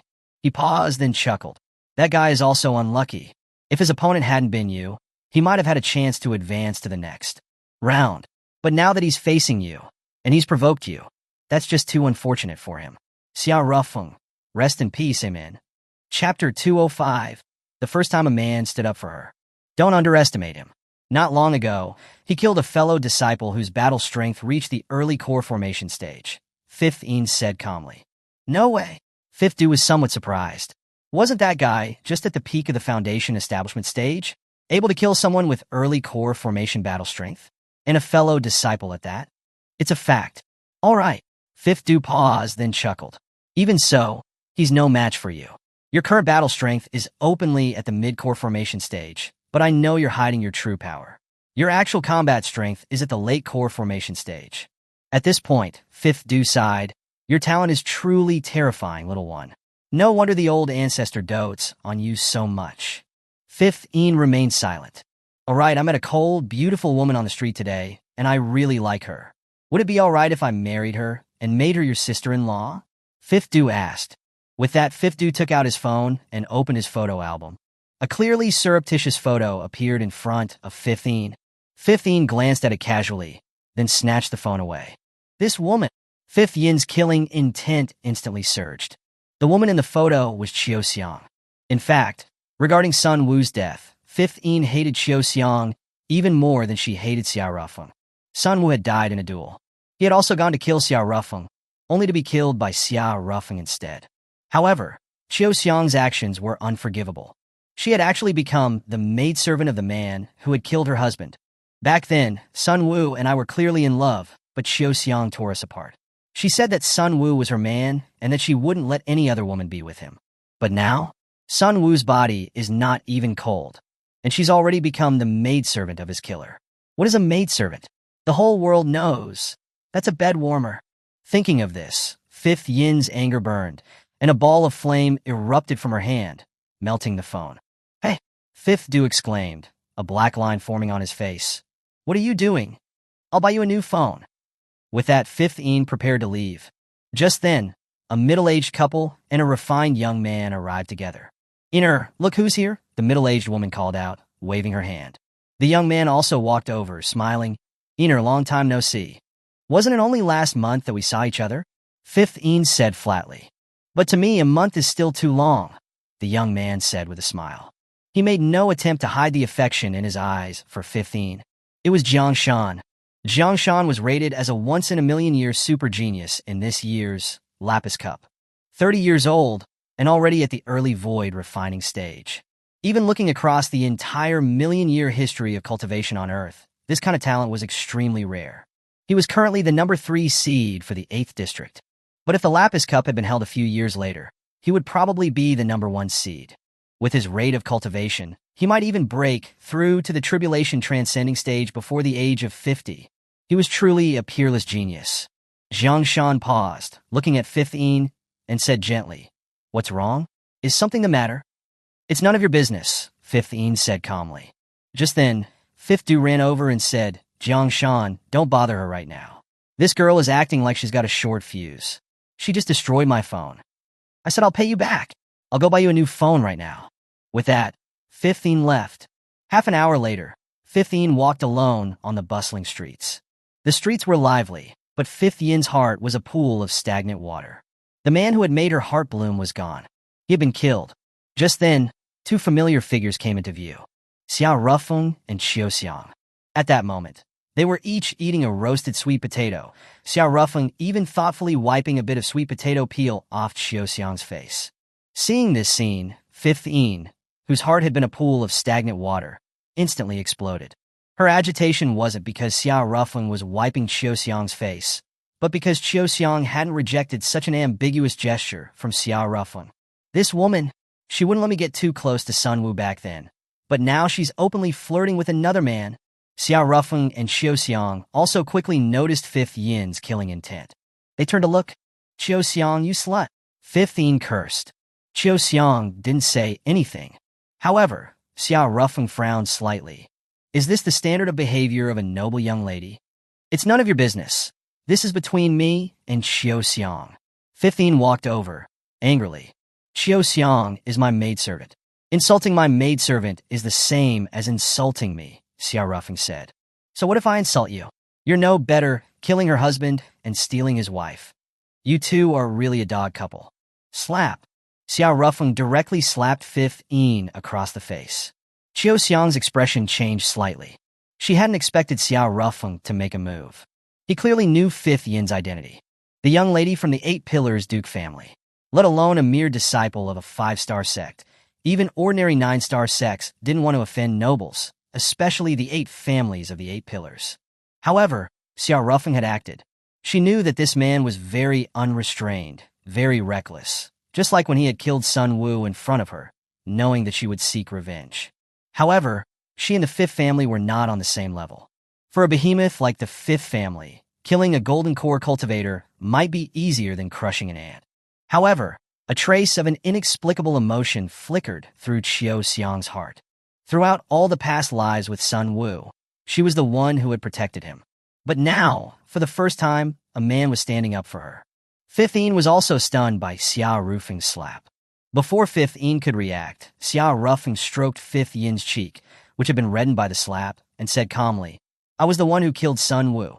Hate me if you wanna. Slap. Fifth Yin smacked away Xiao Rufeng's hand. Don't touch me. Her expression was indifferent. She didn't say anything, then raised her hand towards the sky. The sky suddenly darkened, and countless dark clouds gathered. A piercing sound of thunder echoed, reverberating in the air. In an instant, the sky became dark and magnificent, lightning flashing continuously in the clouds. Each flash of lightning was like a sharp knife, slicing through the darkness of the clouds, creating a strange visual effect. Then, a rumbling sound, like earth-shattering thunder, seemed to shatter everything. Arcs of electricity intertwined in the sky. A terrifying pressure of lightning caused the surrounding people to scream and flee. Hey! 15, Xiaoxiang quickly said. According to the heavenly revelation law, it's forbidden to use large-scale magic in public places in the imperial capital. You'll be arrested for endangering public safety. 15 looked at Xiaoxiang, her expression indifferent. I'm willing to bear any punishment for killing you. Seeing this, Xiaoxiang stopped trying to persuade her. She looked at Xiao Rufeng and said, You should leave quickly. This lightning's power is at least at the late core formation stage. You can't block it. I'll handle this. You should retreat first. Xiao Rufeng shook his head. This is between her and me. You should go to the side first, Xiao Rufeng said. Seeing that Xiao Rufeng's eyes were firm, Xiaoxiang said nothing more and stood aside. She also wanted to see how far Xiao Rufeng's battle strength had improved after breaking through. Xiao Rufeng summoned a spirit sword from his body, spiritual energy swirling around it, looking dazzling. It was then that 15 noticed that Xiao Rufeng had actually already reached the Golden Core stage. Her pupils shrank. Do you think that breaking through to the Golden Core stage makes you my match? Naive. I'll show you the difference in our power right now. With that, 15 pressed her finger down. Boom! A bolt of lightning as thick as a bowl fell from the sky, instantly cleaving the sky open and illuminating the surroundings. Xiao Rufeng also casually waved his hand, and a sword light soared into the sky, equally dazzling in the dark night sky. Boom! The two energies collided, unleashing a huge roar. The explosive sound of flashes of light was like thunder, resounding all around. Flames and electric arcs intertwined in the sky, forming a colorful painting. After the two energies canceled each other out, 15 pressed her finger down again. Then, at least several hundred bolts of lightning fell from the sky, the dazzling light illuminating an area of several kilometers as if it were daylight. The terrifying pressure caused the surrounding trees to burst apart. Xiao Rufeng's expression was indifferent. He concentrated, and a sword aura shot from his sword tip, as if that sword light were about to pierce the heavens and the earth. In midair, the sword light suddenly split into hundreds of sword auras, the countless sword auras sparkling like 10,000 stars in the night sky. Boom! Boom! Boom! The two energies collided in the sky, triggering a large-scale explosion. Fifth Yin's strong attack had been neutralized by Xiao Rufeng once again. Fifth Yin's pupils shrank. This man can even neutralize late core formation attacks? Just then, Xiao Rufeng looked at Fifth Yin and said calmly, Is it my turn to attack now? Fifth Yin sneered. Generally speaking, in arena competitions, both sides were forbidden to bring their own spirit weapons and protective spirit equipment. The aim was to have fair conditions for both parties. However, this was not an arena battle. At that moment, Fifth Yin had a first-grade protective spirit artifact on her, given to her by her old ancestor Fifth Duan. In the entire Fifth family, there were very few first-grade protective spirit artifacts. Not even her own father or grandfather had one. With the first-grade protective spirit artifact, 15 was not worried about Xiao Rufeng breaking her defense at all. Whoosh! Xiao Rufeng took a deep breath, then raised his spirit sword again. However, unlike before when spiritual energy had swirled around it, this time, dark red flames swirled around the spirit sword. They didn't look like powerful different fire, but for some reason, they gave off a feeling of pure destruction. These were stellar energy that Xiao Rufeng had drawn from the star in his Dantian black hole. Although a lot of energy and heat had been lost in the process of drawing it, it was still as high as several thousand degrees Celsius. As soon as the stellar flames appeared, the surrounding temperature rose sharply. Trees more than 10 meters away even began to burn directly without being ignited. Fifth Yin's expression changed slightly as well. She could feel the terrifying energy contained in those flames. This was already beyond the scope of the late core formation stage. This is at least the power of a peak core formation cultivator. Why? He's clearly only at the early golden core stage. How can he unleash the power of a peak core formation cultivator? Fifth Yin couldn't understand. She had never underestimated Xiao Rufeng. After learning that Xiao Rufeng was her first-round opponent, she had been practicing diligently. But she hadn't expected Xiao Rufeng to be so abnormal. It had still exceeded her expectations. Just then, Xiao Rufeng swung the sword in his hand.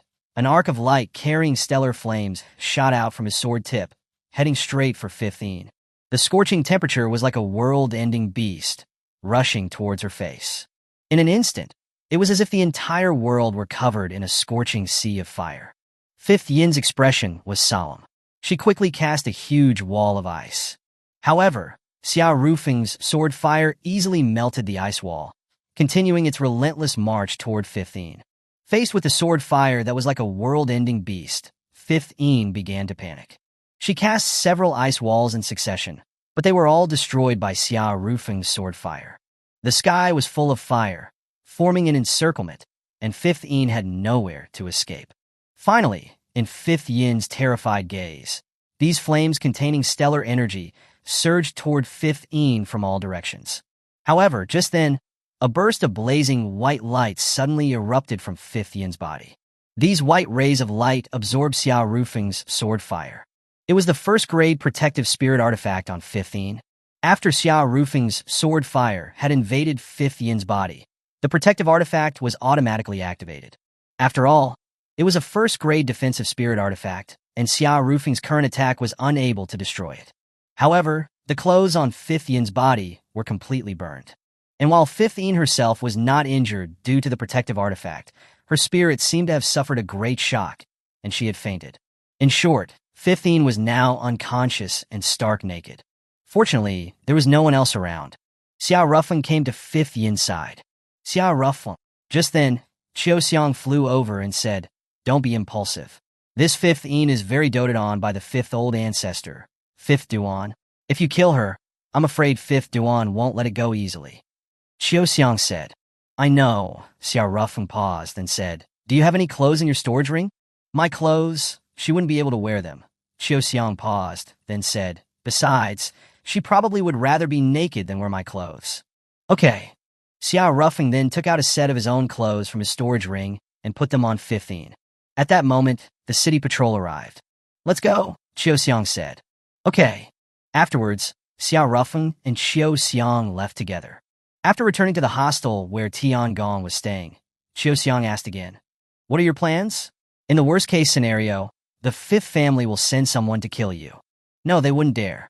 I'm now a participant in the Lapis Cup, and it's a serious crime to kill a Lapis Cup participant without authorization. Even the 8 pillars wouldn't dare to be so unscrupulous," Xiao Rufeng said. "What about after the Lapis Cup?" Xiao Rufeng grinned. "By then, I'll already be at the Time Tower." Qiu Xiang wiped away a cold sweat. "Are you joking? I admit, you're very talented.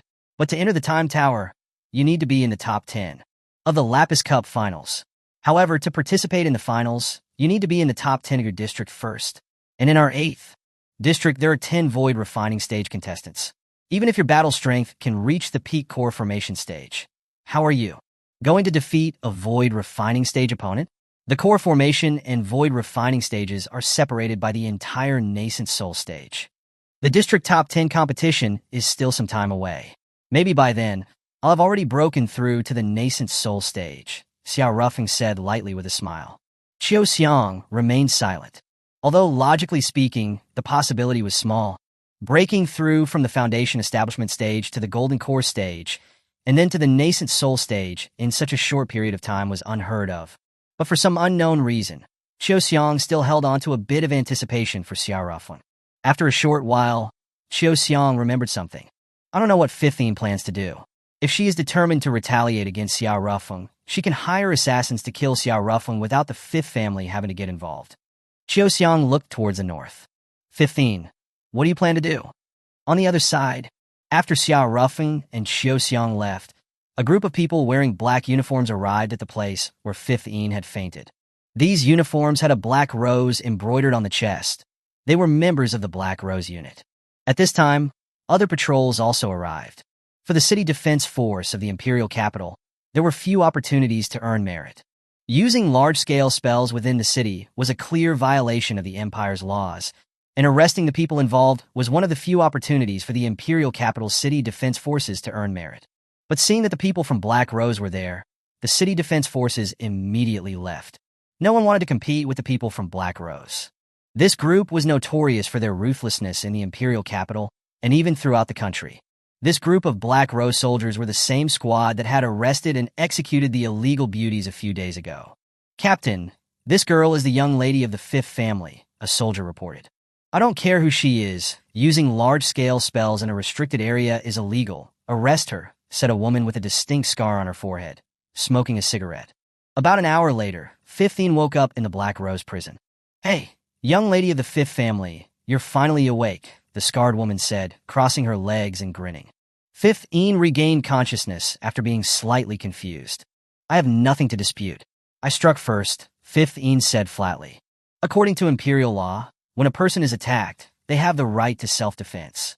So, although Xiao Rufeng also used large-scale spells, as long as self-defense was established, he would not be sentenced. Why admit it? With the power of your fifth family, you can completely shift the blame to the other party, the scarred woman said. To lose a fight and then shift the blame to the other side, I can't do something so shameful, 15 said calmly. If you admit your guilt here, you will lose the chance to participate in the Lapis Cup tomorrow. Are you sure you want to admit guilt? The scarred woman asked again. Yes, 15 said calmly. The scarred woman stood up, went over to 15, and then grinned. You know, I hate nobles the most. They're just a bunch of social parasites. They love to stir up trouble, but they don't want to take responsibility. But you're different from them. I like it. 15 did not speak. Just then, the scarred woman suddenly approached 15 and said, Speaking of which, whose clothes are you wearing? Huh? It was only then that 15 realized that she seemed to be wearing a man's clothes. Chapter 206. Finally, I can see Daddy. 15 suddenly stood up. Why am I wearing men's clothes? She had no memory of it at all. The scarred woman shrugged. Don't ask me about such things. When we arrived, you were unconscious on the ground, wearing this set of men's clothes. She paused, then added, Don't you have any clues in your own mind? At this point, 15 gradually calmed down. She didn't say anything, because she wasn't quite sure either. Had a passerby put the clothes on her, or had it been Xiao Rufeng? Thinking it was possible that Xiao Rufeng had put the clothes on her, 15 instantly became agitated again. If he had put clothes on her, that meant he had seen her naked body. 15 was going crazy. She couldn't accept it. The murderer who had killed the person she loved had seen her naked body. It was a double humiliation. This kind of shame was more devastating than killing her. At this time, the scarred woman said again, Who was the person you were fighting with? The street surveillance didn't capture it. 15 remained silent. She had attacked Xiao Rufeng first. According to the laws of the Empire, Xiao Rufeng's subsequent counterattacks would all be considered self-defense. He wouldn't be arrested, nor would he lose his qualifications to compete in the Lapis Cup. But if she exposed Xiao Rufeng, her family, including Jiangshan, would not let him off. She kept silent. Miss Fifth, you're really quite strange. You clearly hate yourself, yet you're unwilling to expose the other party. Love born from hate. How could that be? 15 flatly denied it. But she still didn't say Xiao Rufeng's name. Fine. It's your freedom to want to protect him. The scarred woman then closed her interrogation notebook and continued. With the power of the 8 pillars, you won't be detained for too long. But you won't be able to participate in the Lapis Cup tomorrow.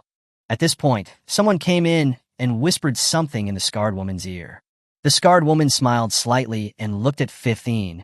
Your family and friends have come to see you. I'll be leaving first. I need to report the situation to my superiors. After the scarred woman left, 5th Yin's parents, her older brother 5th Du, and Jiangshan came in. Everyone was stunned when they saw 5th Yin wearing men's clothing. Iner, what's the deal with the clothes you're wearing? 5th Du asked. I lost a fight, my clothes were burned, and a kind person gave me this set, 5th Yin said calmly. But you can't just wear men's clothes like that, 5th Yin's mother said. So, I should just be naked then? 5th Yin said flatly. Child, I didn't say that. Don't take your anger out on me. At this point, Jiangshan said calmly, What happened? Nothing, I was annoyed with someone on the street, wanted to teach them a lesson, but ended up losing. That's all, 5th Yin said. Then what about your match tomorrow?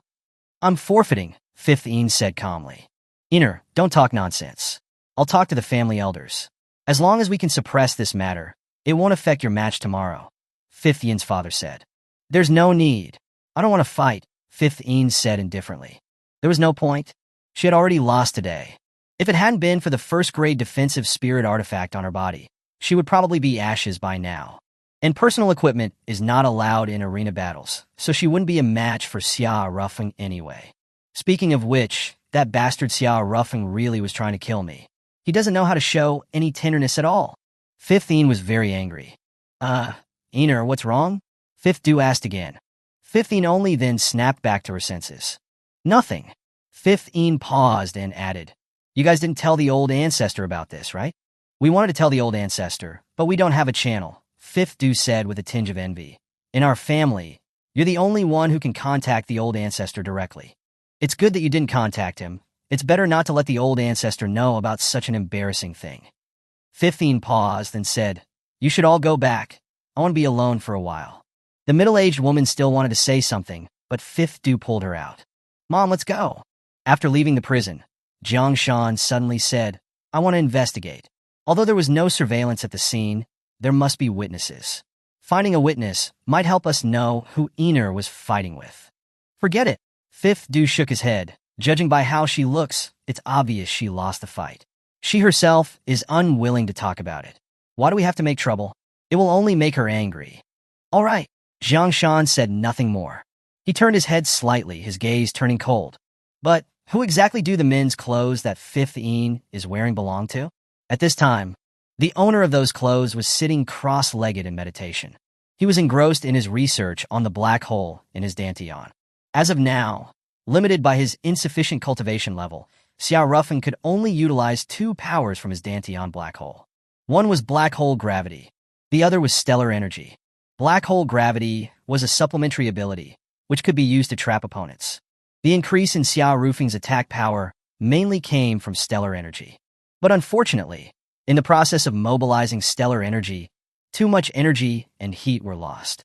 Otherwise, Xiao Ruffing could have unleashed even more powerful attacks. Xiao Ruffing tried to reduce the loss of energy, but without success. As expected, it's still related to my cultivation stage. When my cultivation stage goes up, the speed of mobilizing stellar energy will increase, which will reduce energy loss during transport. After figuring out the situation, Xiao Ruffing was faced with another serious problem. The problem of resources. After all, although Xiao Rufing's cultivation speed was fast, it really consumed spirit stones. Where do I get money? Making money from the black market and auctions is one way, but I can't use that too often. If I do, and the royal family notices, it will be troublesome.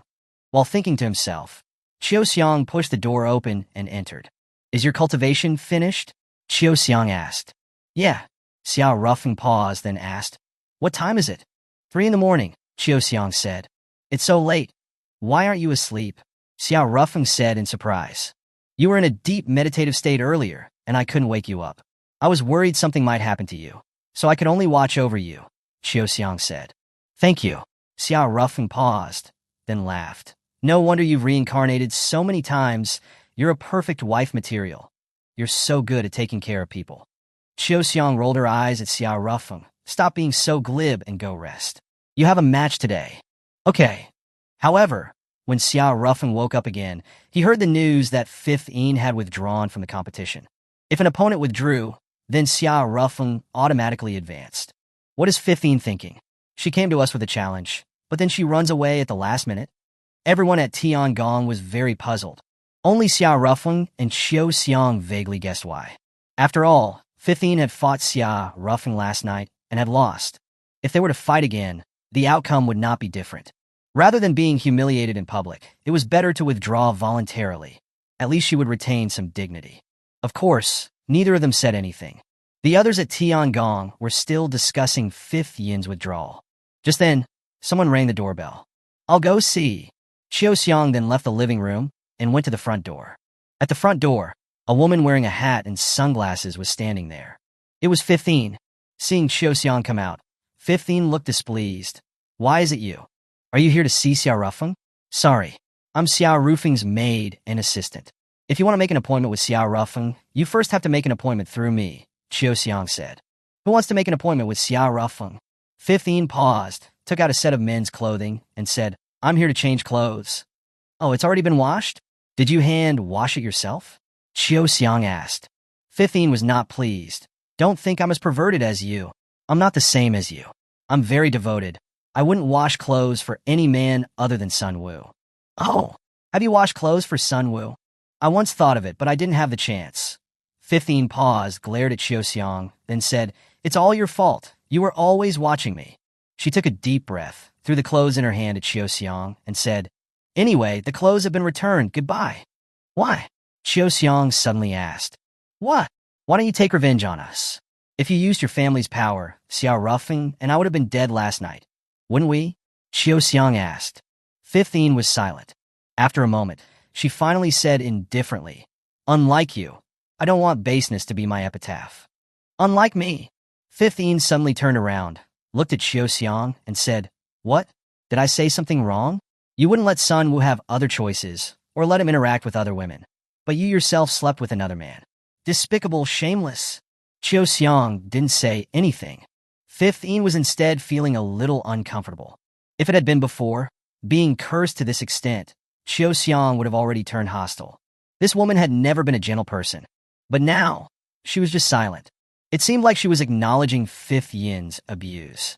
This reaction from Xiao Xiang made Fifth Yin not know what to say.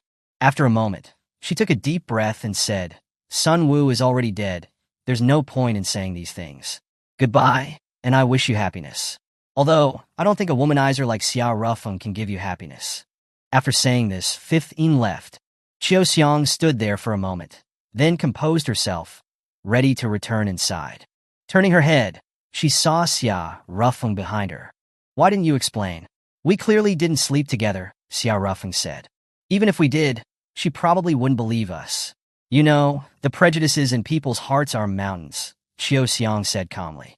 She paused, looked in the direction Fifth Yin had left, and said indifferently, "However, Fifth Yin is indeed a good, devoted girl. It's me who destroyed her and Sun Wu's happiness." Xiao Ruffeng sighed, patted Xiao Xiang's head, and smiled. "I believe in cause and effect. Fifth Yin and Sun Wu's inability to be together has nothing to do with you. It was not their fate or their cause and effect. Without you, there would have been Chuanxiang, Xiaxiang, or Dongxiang to prevent them." Xiao Xiang had a dark look. "You are the first man who dares to touch my head." "Ah, sorry, it's a habit." Xiao Ruffeng quickly withdrew his hand. Xiao Xiang didn't lash out. She wasn't used to it, but she actually didn't dislike it. However, if it had been before, Xiao Xiang would have already drawn her sword. But now, am I getting used to physical contact with Xiao Ruffeng? Her thoughts were a bit confused. Just then, the others from Tiangong also came out. "Did something happen?" Yuan Ling asked. Xiao Ruffeng smiled. "It's nothing. I won this first round without a fight, so I have nothing to do. I'm going to go out and take a walk." "You and Xiao Xiang alone?" Yuan Ling said. Yeah." Xiao Ruffeng nodded. A trace of sadness flashed through Yuan Ling's eyes, but it quickly disappeared. She lifted her head, looked at Xiao Ruffeng and Xiao Xiang, and smiled. "Proper relaxation is good for your mental and physical health. Take this opportunity to have some fun." I've never seen Sister Xiao Xiang laugh. Xiao Xiang's lips moved, wanting to say something, but in the end, it only became 2 words. "Thank you." At this time, Yuan Liang walked over and looked at Xiao Ruffeng. "Although 15 withdrew, you still have to show up at the arena, or else you'll also be treated as a forfeit." Xiao Ruffeng nodded. "I know." 10 o'clock in the morning. Xiao Ruffeng stood in arena number 9. Just as the rumors had said, Xiao Ruffeng's opponent for today, 15, did not appear in the arena within the given time. According to the relevant regulations of the Lapis Cup, if one did not appear in the arena within the given time, it would be considered a forfeit. Xiao Ruffeng officially entered the next round. This result was personally announced by the referee on duty. After the referee announced Xiao Ruffeng's advancement, a huge chorus of boos rang out. No one liked this kind of victory without fighting. Moreover, the one who had forfeited was the very popular 15. Don't be deceived by Fifth Yin's small stature. She was beautiful, and also the young lady of the fifth family, one of the 8 pillars. She had a high level of popularity within the Heavenly Revelation Empire. Many fans had come specifically to watch her compete, but they didn't expect that Fifth Yin would forfeit. Therefore, some people irrationally directed their anger at Xiao Ruffeng. This guy has really lucked out. With an early golden core cultivation, he can get into the second round. However, for Xiao Ruffeng, this may not be a good thing. His second round opponent will be even stronger, and a chicken like him in the golden core stage will likely get killed. Indeed, although the Lapis Cup strictly prohibits intentional killing, every year there are quite a few deaths in battle. A golden core cultivator facing a high-level cultivator might lose their life from a small spell. Who is Xiao Ruffeng's opponent in the next round? If nothing unexpected happens, it should be Wang Shun from the Blood Shadow sect. Then Xiao Rufeng is doomed. Wang Shun is notorious for his brutality. Moreover, his late nascent soul cultivation against Xiao Rufeng's early golden core is basically a slaughter. Xiao Rufeng didn't pay any attention to the chorus of boos. After the referee announced his victory, he prepared to leave the arena. At that moment, amidst the chorus of boos, a tender voice suddenly rang out. "You're the one who's doomed. My daddy's invincible." A 3 or 4-year-old little girl was pouting and puffing out her cheeks in anger. It was Jiang Yi. Next to her was a woman who looked to be 27 or 8 years old. It was Dugu Shuexian. "That's right, my husband's invincible," Dugu Shuexian said. The woman who had just cursed that Xiao Rufeng would be killed was furious. "You little brat, who did you say was going to die? Are you looking for death?" She was furious, but she was immediately pulled back down by her companion. "What are you doing? I'm going to teach that little brat a lesson," the woman cursed. Her companion was covered in a cold sweat. "Calm down. Look carefully at their clothes," her companion said. The woman then seriously looked at Jiang Yi and Dugu Shuexian. Then, her face changed drastically. The uniforms of the Thousand Leaves sect. She was almost scared to death. The Thousand Leaves sect was a 9-star sect and the overlord of the first district of the Heavenly Revelation Empire. Although the Thousand Leaves sect's area of influence was not in the 8th district, it was still not something that she could provoke. Subsequently, the woman and her companion scrambled to leave. You've seen your daddy too. We should leave for the first district. That's where our Thousand Leaves sect is located."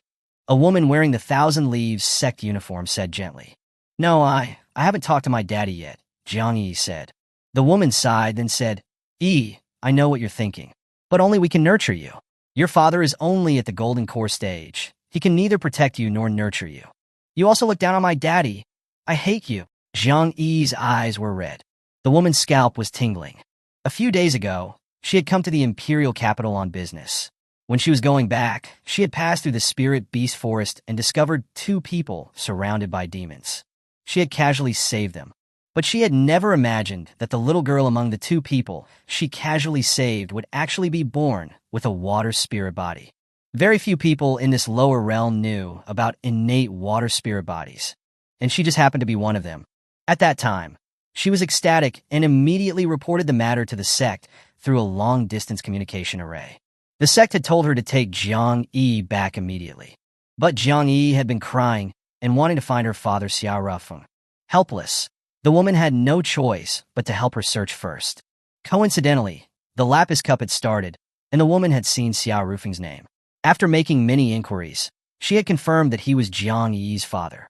However, the woman was worried that something unexpected might happen, so she hadn't let Jiang Yi meet Xiao Rufeng. She had only promised Jiang Yi that she would bring her to see Xiao Rufeng's match. She had originally thought that since a child with an innate water spirit body was born, then her father must also be a super genius. But she hadn't expected that her father would just be a golden core trash. She was a little disappointed. For ordinary sects, the golden core stage was very strong. In 3 or 4-star sects, a golden core cultivator could even be an elder. But in the Thousand Leaves sect, a golden core cultivator was nothing. In the Thousand Leaves sect, only those at the Tribulation Transcending stage were qualified to be elders. Originally, she had also wanted to bring that Xiao Rufeng back to the Thousand Leaves sect with them. But forget it, the Thousand Leaves sect only accepts geniuses. Composing herself, the woman's expression became serious. I have fulfilled my promise. I brought you to see your father's match. You also have to fulfill your promise and come back to the Thousand Leaves sect with me. Children must also keep their promises. But, Jiang Yi was about to cry. At that moment, Dugu Shuexian suddenly said, what he wants to see is the heroic style of her father in battle. But his opponent forfeited, so there was no fight at all. This doesn't count as a match and can't be counted. The woman had a dark look. That's sophistry. Dugu Shuexian calmly said, if I were you, I would take her to see your father. I also believe that her father, for various considerations, will let his daughter join the Thousand Leaves sect. Since there's a win-win situation, why do you have to be so rigid? Is there any point in nurturing someone who has a grudge against the Thousand Leaves sect? The woman was speechless. Her gaze flickered, and finally, she took a deep breath and said, fine, I'll take you to see Xiao Rufeng. Jiang Yi was overjoyed. Finally, I can see Daddy. Chapter 207. Father and Daughter Meet. Inside the arena, Xiao Rufeng momentarily paused. Why does it sound like I heard Yi's voice? She should have been taken to the Lapis world by the people from the Thousand Leaves sect by now. Surrounding Earth was a subordinate world called the Lapis world. Though subordinate, the Lapis world was much, much larger than Earth. In ancient times, when Earth had just begun its spiritual revival, the Lapis world was already a mature cultivation civilization. Xiao Rufeng's creator godfather had also ascended to the immortal realm from the Lapis world. The headquarters of the Thousand Leaves sect was in the Lapis world, designated as the first district within the administrative divisions of the Heavenly Revelation Empire. In short, it was a very remote place, far from the imperial capital. A hallucination? Xiao Rufeng looked around in the audience seats, but he didn't see Jiang Yi's figure. Sigh, it really was a hallucination. Xiao Rufeng shook his head and then left the arena. He didn't return to Tiangong's lodging. Today, besides him, there were others from Tiangong who had matches. He Tianlei was also competing today. After a slight disguise, He Tianlei mixed into the audience, sitting down next to Qiu Xiang. Do you have some kind of natural agramagnet constitution? You haven't done anything wrong, yet so many people are cursing and resenting you, Qiu Xiang said. Xiao Rufeng shrugged. He paused, then laughed. Why did you hate me at the beginning? At that time, we didn't even know each other. I hate philandering men. I heard that the new disciple was always with multiple women, so I hated you before I even met you, Qiu Xiang said. Oh dear, Xiao Rufeng scratched his head. If that's the reason, then it seems like it'll be a little difficult to change your opinion of me. So, by that logic, you plan on pursuing this womanizing lifestyle until the end? Yes. Xiao Rufeng paused, then said calmly, I would rather the whole world hate me than abandon the women who love me. Qiu Xiang turned her head to look at Xiao Rufeng. After a short silence, she said, Don't you have someone you truly like? Someone I truly like? Xiao Rufeng really thought about it. In his first life, though he had been forced into marriage by his immortal empress wife, in the end, he had indeed fallen in love with her. But at the same time, he also loved another woman, the Camellia Immortal Empress, Ji Marin. In his second life, without a doubt, he loved Huangfu Gaing. However, in his second life on Demon Island, he had also loved a woman. Although later, that woman, after using him to become the Empress of Demon Island, turned against him and sent people to hunt him down. But he had indeed loved her. As for this life, well, it was another story altogether. He had already reached the level of being indiscriminate in his affections. Sigh, it seems that from my first life to my third, I haven't been a devoted and good man. At that time, Qiu Xiang sighed, I don't really understand. Isn't there only one true love? Can true love also be transferred? You're too stubborn, Xiao Rufeng said. Perhaps. Just then, accompanied by the commotion in the arena, He Tianlei's match began. Though it was a bit difficult, He Tianlei also successfully defeated his opponent and advanced to the next round. I'm not too interested in other matches. I'm ready to go. What about you? Xiao Rufeng asked. Let's go together, Qiu Xiang said. Subsequently, Xiao Rufeng and Qiu Xiang left the arena center. You said before that you wanted to go out for a walk. Do you have any plans? Qiu Xiang asked again. You're willing to go with me? I'm your maidservant now. If I don't follow you, how will I serve you? Qiu Xiang paused and then lightly touched the hair on her forehead and said, I also want to change my mood. Xiao Rufeng thought for a moment and then suddenly said, Do you like to soak in hot springs? Qiu Xiang looked at Xiao Rufeng with suspicion. Xiao Rufeng shrugged. I know a hot spring that's pretty good. If you don't want to soak in the hot springs with me, it's no big deal. I'll wait for you nearby. But the hot springs are really good. They can relax both body and mind. Relax body and mind? Come to think of it, Yuan Ling also said earlier that I looked exhausted and was just pretending to be fine. Qiu Xiang was silent for a moment and then said, Okay, I understand. Let's go together. Afterwards, Xiao Rufeng took Qiu Xiang out of the imperial capital. Then, in a cave about 500 kilometers away from the imperial capital, he found a small natural hot spring pool. You actually know there's a hot spring pool here? Qiu Xiang was very surprised. This mountainous area had always been desolate. Moreover, the cave was extremely well hidden. It looked like no human had ever entered. But Xiao Rufeng had precisely found it. After all, 10,000 years ago, in his second life, he had come here. It was Huangfu Wugua, also known as by Bing's previous life, who had brought him here. That's not important. What's important is, can you feel it? This hot spring pool, rather than a hot spring, is more like a spiritual spring, Xiao Ruffing said. Xiao Xiang's attention once again landed on the hot spring pool before her. Indeed, the hot spring pool emanated a rich spiritual aura. Since the ancient spiritual revival, 1,000,000 years had passed on Earth. That sounds like a long time, but the birth of a spiritual spring could take even longer. Now on Earth, there were very few spiritual springs. Although the spiritual spring in front of her was still growing, and far from maturity, the rich spiritual fragrance still made one's heart swell with excitement. Xiao Ruffing didn't plan to use the black hole's gravity to devour the spiritual spring here. Mainly, he didn't want to kill the goose that laid the golden egg. It took 1,000,000 years for Earth to grow a few natural spiritual springs. Moreover, this spiritual spring was clearly still in its growing stage, so destroying it now would be a waste. Turn around, I need to change into a bathing robe. At this time, Xiao Xiang suddenly said. Okay. Xiao Ruffing turned around, listening to the rustling sounds of undressing behind him. Xiao Ruffing's mind was also in a bit of turmoil. After a short while, Xiao Xiang's voice sounded again. Okay. Xiao Ruffing turned around, but Xiao Xiang had already jumped into the hot spring pool. You don't mind soaking together, right? Xiao Ruffing asked again. Whatever. Xiao Xiang said calmly. Xiao Ruffing then directly took off his clothes and also jumped into the hot spring pool. Xiao Xiang's mouth twitched slightly. You should at least put on a piece of clothing. I don't mind you seeing me, Xiao Ruffing said lightly with a smile. You're being a hooligan. Xiao Xiang rolled her eyes at Xiao Ruffing, but didn't say anything more. The two of them then silently soaked in the hot springs. Xiao Xiang wasn't wearing a bathrobe, but a towel. It wasn't suitable to wear a bathrobe when soaking in a hot spring. Of course, although it was a towel, it was wrapped tightly, and there was no spring scenery for Xiao Ruffing to see. Xiao Ruffing was a little regretful in his heart. Unlike the My Sisters, Xiao Xiang's figure was definitely on a monstrous level.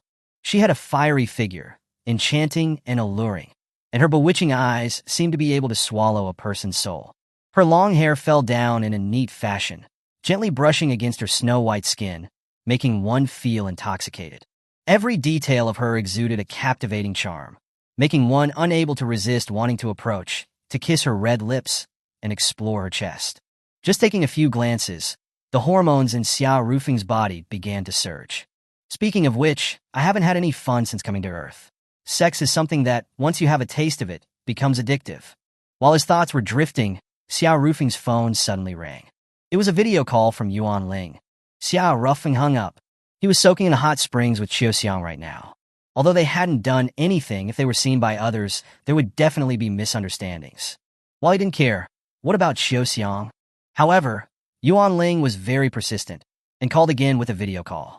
Xiao Ruffing hung up again. Hurry and answer the video call. It's an emergency. Yuan Ling sent a text message. As soon as he finished reading the text message, Yuan Ling's video call rang again. Xiao Ruffing didn't dare hang up again. He didn't care about anything else and immediately pressed the answer button. As soon as the video call connected, Yuan Ling saw Xiao Ruffing and Xiao Xiang soaking in the hot springs. You're soaking in hot springs. Yuan Ling's tone was a bit sour. Yuan Ling, what happened? Xiao Ruffing asked. At this time, a familiar face suddenly appeared in front of the camera. Xiao Ruffing was startled. It was Dugu Shuixian. Hey, Xiao Ruffing, who's that woman?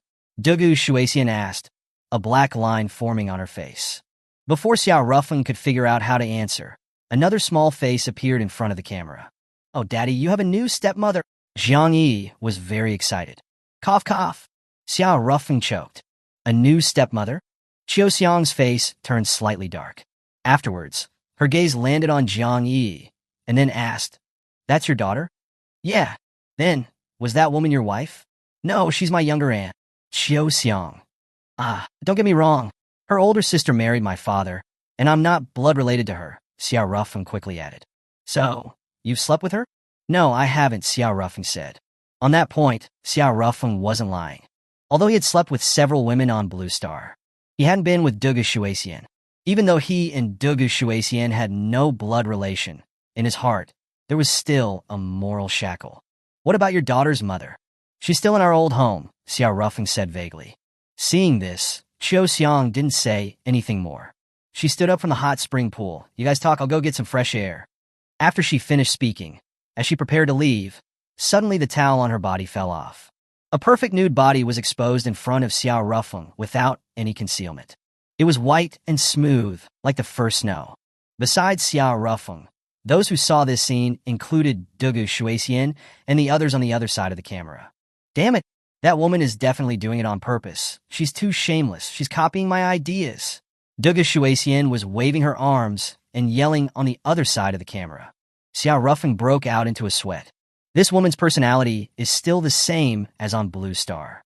Qiu Xiang, on the other hand, calmly wrapped the towel back around herself and then left. After leaving Xiao Rufeng's sight, Qiu Xiang put on her clothes and then left the cave. At this time, it was late at night, and the night sky was filled with stars. What the heck am I doing? I was seen naked. She looked up at the stars, a dazed look on her face. But I don't dislike it. Why? At this time, Xiao Rufeng also came out of the cave, having finished his call. Are you ready to go back? Qiu Xiang asked. Yeah, then let's go back. Qiu Xiang said. Don't mind what my younger aunt said. Just now, that was just an accident.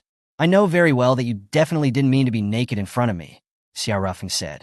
Don't say anything more, let's just hurry on our way, Qiu Xiang said again. Okay. At dawn, Xiao Rufeng and Qiu Xiang finally made it back to the hostel where Tiangong was staying. Daddy, Jiang Yi hadn't slept all night. She had been waiting at the door.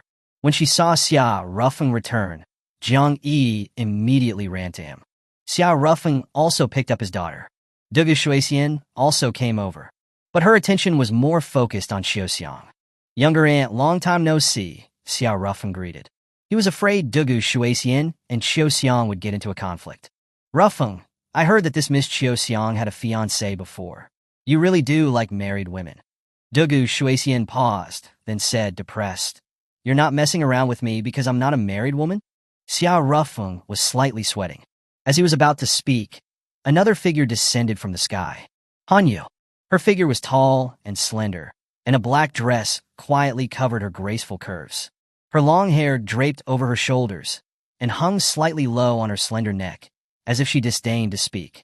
Her fair skin seemed to emit the fragrance of ice and snow. There was a faint aura of coldness between her brows, making her difficult to approach, but still making one's heart flutter. Her indifferent yet elusive gaze seemed to be staring into your soul, making one tremble. She was like a mysterious yet dangerous puzzle, making people unable to leave, but also never able to touch her. Seeing Hanyu descend, Jiang Yi and Dugu Shuixian were both startled. If there were anyone in this world who could scare this fearless duo, it would probably be Hanyu. After Hanyu appeared, both of them hid behind Xiao Rufeng. Xiao Rufeng, Sister Gongya, is now splitting personalities. This personality is calling herself Hanyu, and she is very fierce, Dugu Shuixian whispered. Yeah. Jiang Yi nodded in agreement. At this time, a woman rushed out of the house, standing in front of Hanyu. It was Suyu from the Thousand Leaves sect. Who are you? Suyu said sternly. Jiang Yi and Dugu Shuixian are now people of our Thousand Leaves sect. Hanyu didn't say anything. She stretched out her hand. Instantly, a dark red light descended from the sky, directly turning into a blood-colored prison cell, trapping Suyu inside. Xiao Rufeng's expression changed drastically. He hadn't paid much attention to Hanyu's cultivation before. It wasn't until Hanyu made this move that he noticed that Hanyu had actually reached the void refinement stage. Her strength has increased too fast. However, when he thought about it carefully, it was normal. After all, Hanyu was not a traditional reincarnation. She was a soul possession, and possessed the complete soul and memories of an immortal king. Now, she was controlling Gongya's body and had come to resource-rich Earth, so it was easy for her to improve her cultivation. Suyu, who was being suppressed by the blood prison, was also extremely shocked. She was also at the early void refinement stage. But in front of Hanyu, she didn't even have the ability to resist. Just who exactly is this woman? Her combat strength is probably already at the tribulation transcending stage. After trapping Suyu, Hanyu continued to walk towards Xiao Rufeng. Jiang Yi and Dugu Shuixian were both trembling. When Hanyu was about 4 or 5 meters away from them, Jiang Yi directly fell to the ground and said, Younger aunt, I was wrong. I shouldn't have run out. If you want to punish, then punish me. Don't punish stepmother Shuixian. Stepmother, Xiao Rufeng was a mess. Hearing Jiang Yi called Dugu Shuexian's stepmother, the aura around Han Yu grew colder. Hey daughter, don't say any more. If you continue to talk nonsense, Dad probably won't survive. Of course, Xiao Rufeng was very clear. Han Yu's outburst was not because of jealousy. It was for Jiang Li. According to what she had said, she considered Jiang Li her older sister. This Siscon is such a pain. Xiao Rufeng had a headache. At that moment, a white light directly melted Han Yu's blood prison. Suyu was free. Han Yu's gaze then fell on Xiao Xiang, and her pupils shrank. Law of the Realm blessing? Isn't that the magic of that slut Ji Marin? Hey woman, who are you to Ji Marin? Killing intent surged on Han Yu's body. With a fight between cultivators at the void refinement stage, those of them who were present were simply looking for death. Quickly get back into the hostel. There's a barrier there, Xiao Rufeng shouted. The group quickly ran towards the hostel. Xiao Rufeng also picked up Jiang Yi and ran towards the barrier. However, Suyu, who had been freed, didn't leave. She and Xiao Xiang stood together. And hearing Han Yu call out the name Ji Marin, Xiao Xiang was also stunned. Her former master, the Camellia Immortal Empress's name, was Ji Marin. Just what exactly is this woman? Why does she recognize Law of the Realm blessing and call out the name of the Camellia Immortal Empress? At that time, the killing intent on Han Yu intensified once again. Hey, I'm asking you a question. Han Yu asked again.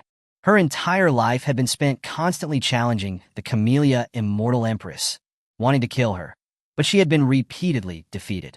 The last time she challenged her, her body had been destroyed by the Camellia Immortal Empress. Her biggest enemy in this life was the Camellia Immortal Empress. Who are you? Xiao Xiang finally spoke. She didn't admit a relationship with the Camellia, but she didn't deny it either. Looks like you don't want to say. Han Yu paused, and then said quietly, since you don't want to say, then I'll beat you until you do. After saying this, Han Yu raised her hand again. Instantly, the sky became filled with dark clouds and gradually formed a huge vortex. After a short period of silence, as if some mysterious force was controlling everything, a huge lightning bolt suddenly ripped through the sky, emitting a piercing roar. Like a magical power, lightning followed, and the booming sound made all things tremble, as if the lives between heaven and earth were screaming. The blinding light pierced through the darkness, turning into colorful rays of light, making the soul tremble. Xiao Xiang's expression was unpleasant. Lightning techniques were considered the most powerful attack techniques. She had previously personally experienced Fifth Yin's lightning techniques, but compared with the lightning released by this Han Yu, Fifth Yin's lightning was like child's play. She looked up at the sky. The vortex above her head was accelerating, and in the eye of the vortex, a terrifying pressure was forming. The oppressive force, like the end of the world, made it difficult for her to breathe. This woman, at that moment, Xiao Xiang immediately understood. She was no match for the woman in front of her. However, she also couldn't escape. Her aura had been locked on. Am I going to die? I had finally made up my mind to take a trip, but I didn't expect that I would have to go see Sun Wu so soon. A self-deprecating smile appeared on Xiao Xiang's lips. Just then, a figure rushed out of the house. Han Yu, are you crazy? Do you want to kill everyone here? It was Xiao Rufeng. I'll control the point where the lightning strikes. I won't hurt you, Han Yu said. Xiao Xiang said, you should leave quickly. She's targeting me. Xiao Rufeng didn't say anything, nor did he leave. Han Yu frowned slightly. Quickly leave that woman's side. If you get caught in my attack later, I won't be responsible. Although she hated Xiao Rufeng, she didn't want to kill him, because she knew that if Xiao Rufeng died, her sister would be very sad. Xiao Rufeng didn't heed Han Yu's warning. Instead, he went directly to her. What are you doing? Han Yu asked with a frown. Xiao Rufeng didn't speak. Suddenly, he kissed Han Yu's lips. Everyone was stunned. Chapter 208. Engagement. Jiang Yi had always been deeply in awe of Xiao Rufeng. In the past, whenever Xiao Rufeng brought home a new woman, she'd exclaim, wow, Dad's amazing. He's brought back another stepmom. But now, despite her young age, she knew her dad was in big trouble. Her newly recognized aunt was extremely fierce. Dad, run. She's going to kill you. Jiang Yi cried out. Dugu Shuxian, realizing the danger, also yelled urgently. Xiao Rufeng, are you insane? This isn't the same woman you knew. She's incredibly vicious now. You have to run. But Xiao Rufeng didn't move. This guy is really courting death. Although terrified of Han Yu, Du Gu Shuexian gritted her teeth and ran out of the barrier inside the house. Han Yu, it's all my fault for taking Yi away. You can do whatever you want of me. Don't involve anyone else. Du Gu Shuexian pleaded. Han Yu remained silent. After being kissed by Xiao Rufeng, she was in complete shock and hadn't recovered since. But then, her expression began to change. A flicker of confusion crossed her eyes before they gradually cleared. Huh? Rufeng. As she spoke, Han Yu threw herself into Xiao Rufeng's arms. This aura, everyone around was once again dumbfounded. Though it was the same person and the same energy, her aura was completely different. The previous aura was that of a queen from the abyss, domineering, cold, and powerful. But now, this aura was much more open and lively, and she lacked that terrifying presence. Xiao Rufeng smiled gently. Sister Gongya, welcome back. Indeed, it was now Gongya's soul that was in control of the body. He gently embraced her, a sigh of relief escaping his lips. He'd been gambling just now. Based on past experiences, whenever Gongya flirted with him and her hormones spiked, Han Yu's soul would awaken and take control of Gongya's body. But how Gongya would wake up when Han Yu was in control had always been a mystery.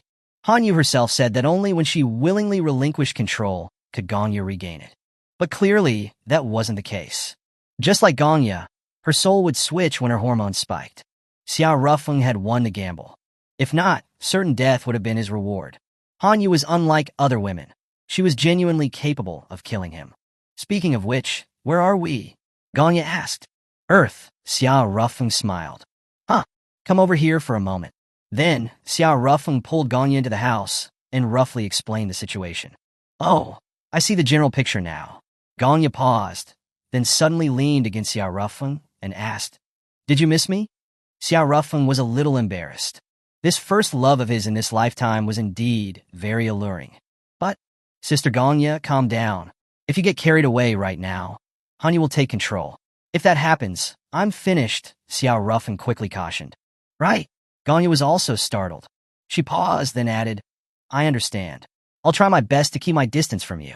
When Xiao Rufeng and Gongya came out of the house, a group of people was standing outside, all looking at Xiao Rufeng with subtle expressions. Don't overthink it.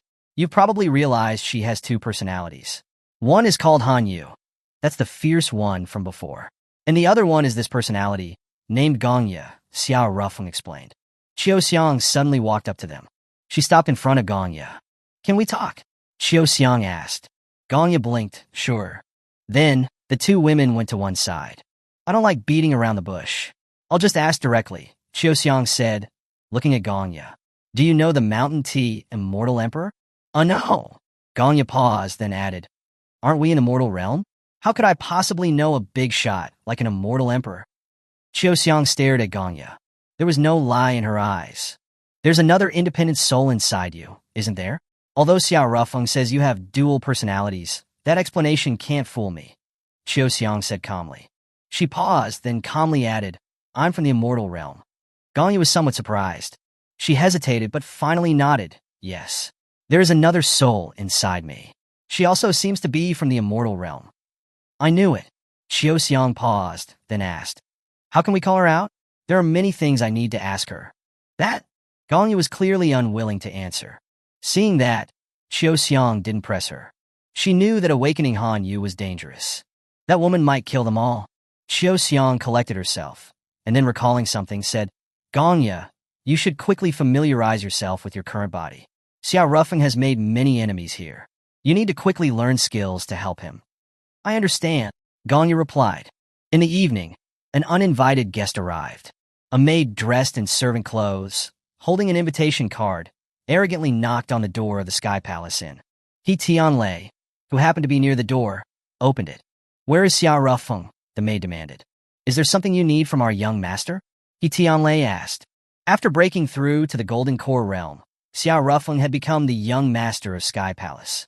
Even He Tianlei, the original #1 genius of the sect, had no complaints about this. Xiao Rufeng at the Foundation Building Peak was able to kill Sun Wu, who was at the Golden Core Peak. How strong would Xiao Rufeng be now, at the Golden Core realm? In the first round of the Lapis Cup, due to Wu Yin's withdrawal, Xiao Rufeng won without a fight. The outside world was full of questions about Xiao Rufeng. But Tianlei knew that Wu Yin had withdrawn because she lost to Xiao Rufeng in a private duel the night before. Tianlei was actually present last night when Wu Yin and Xiao Rufeng fought. Although Tianlei left the scene to avoid being hit during the fight and wasn't clear about what happened afterwards. But based on Tianlei's guess, Wu Yin had most likely lost to Xiao Rufeng. Otherwise, given Wu Yin's anger at the time, if she had won, Xiao Rufeng would likely already be a corpse. At this time, the maid looked at Tianlei and said coldly, "Today is our young Miss's birthday, and it will be held at the Diao manor owned by the 5th clan. Our young Miss, out of compassion, has sent Xiao Rufeng an invitation, so he may broaden his horizons." The maid's attitude was arrogant, and Tianlei felt quite displeased. But he didn't say anything, and instead said, "I'll go ask our young master." Then Tianlei went into the house. Xiao Rufeng was playing with Jiang Yi. "Young master," Tianlei said respectfully. "What is it?" "Today is Wu Yin's 24th birthday. The 5th clan has sent an invitation card for you," Tianlei said.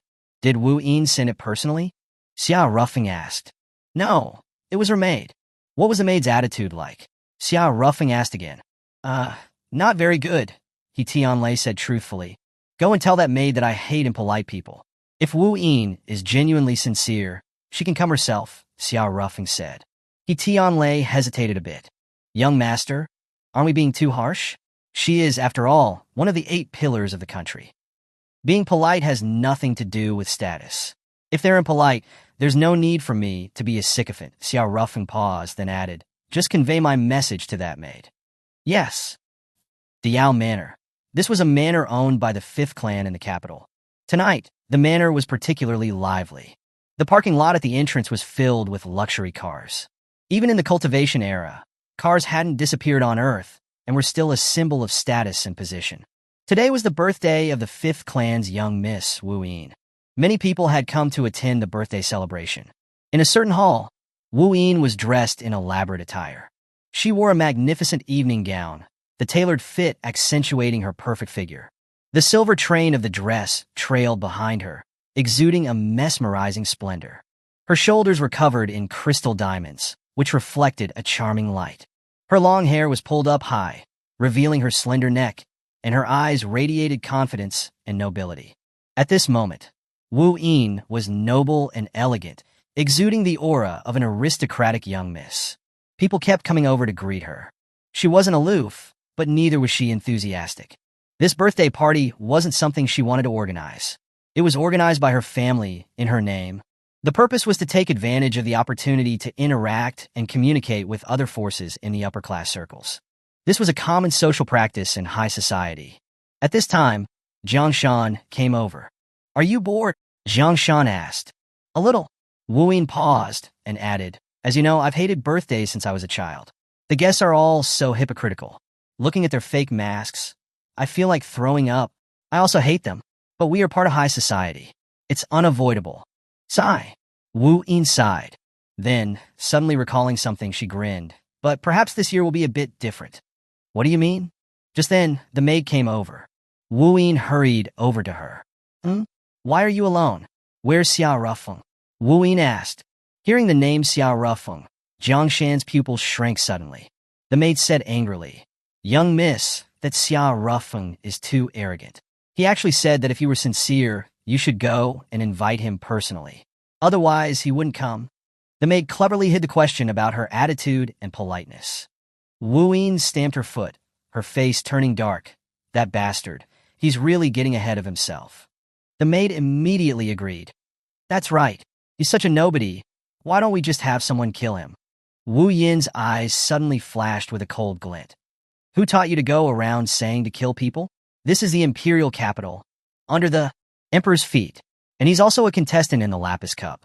You're talking about killing him like it's nothing? How many heads do you have?" The maid broke out in a cold sweat. She immediately knelt down. "I'm sorry, it was a slip of the tongue. I was just angry for the young Mississippi. He's the first person to ever dare refuse young Miss." Wu Yin's mouth twitched violently. "All right, stop talking." Wu Yin's eyes flickered, and finally, she gritted her teeth and said, "I'll go myself." "Huh." The maid was stunned.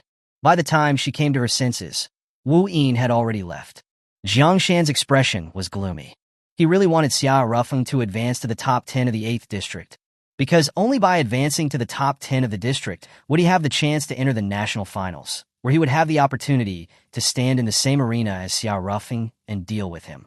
However, Jiang Shan also understood that given Xiao Rufeng's current cultivation level, it was impossible for him to make it to the top 10 of the district.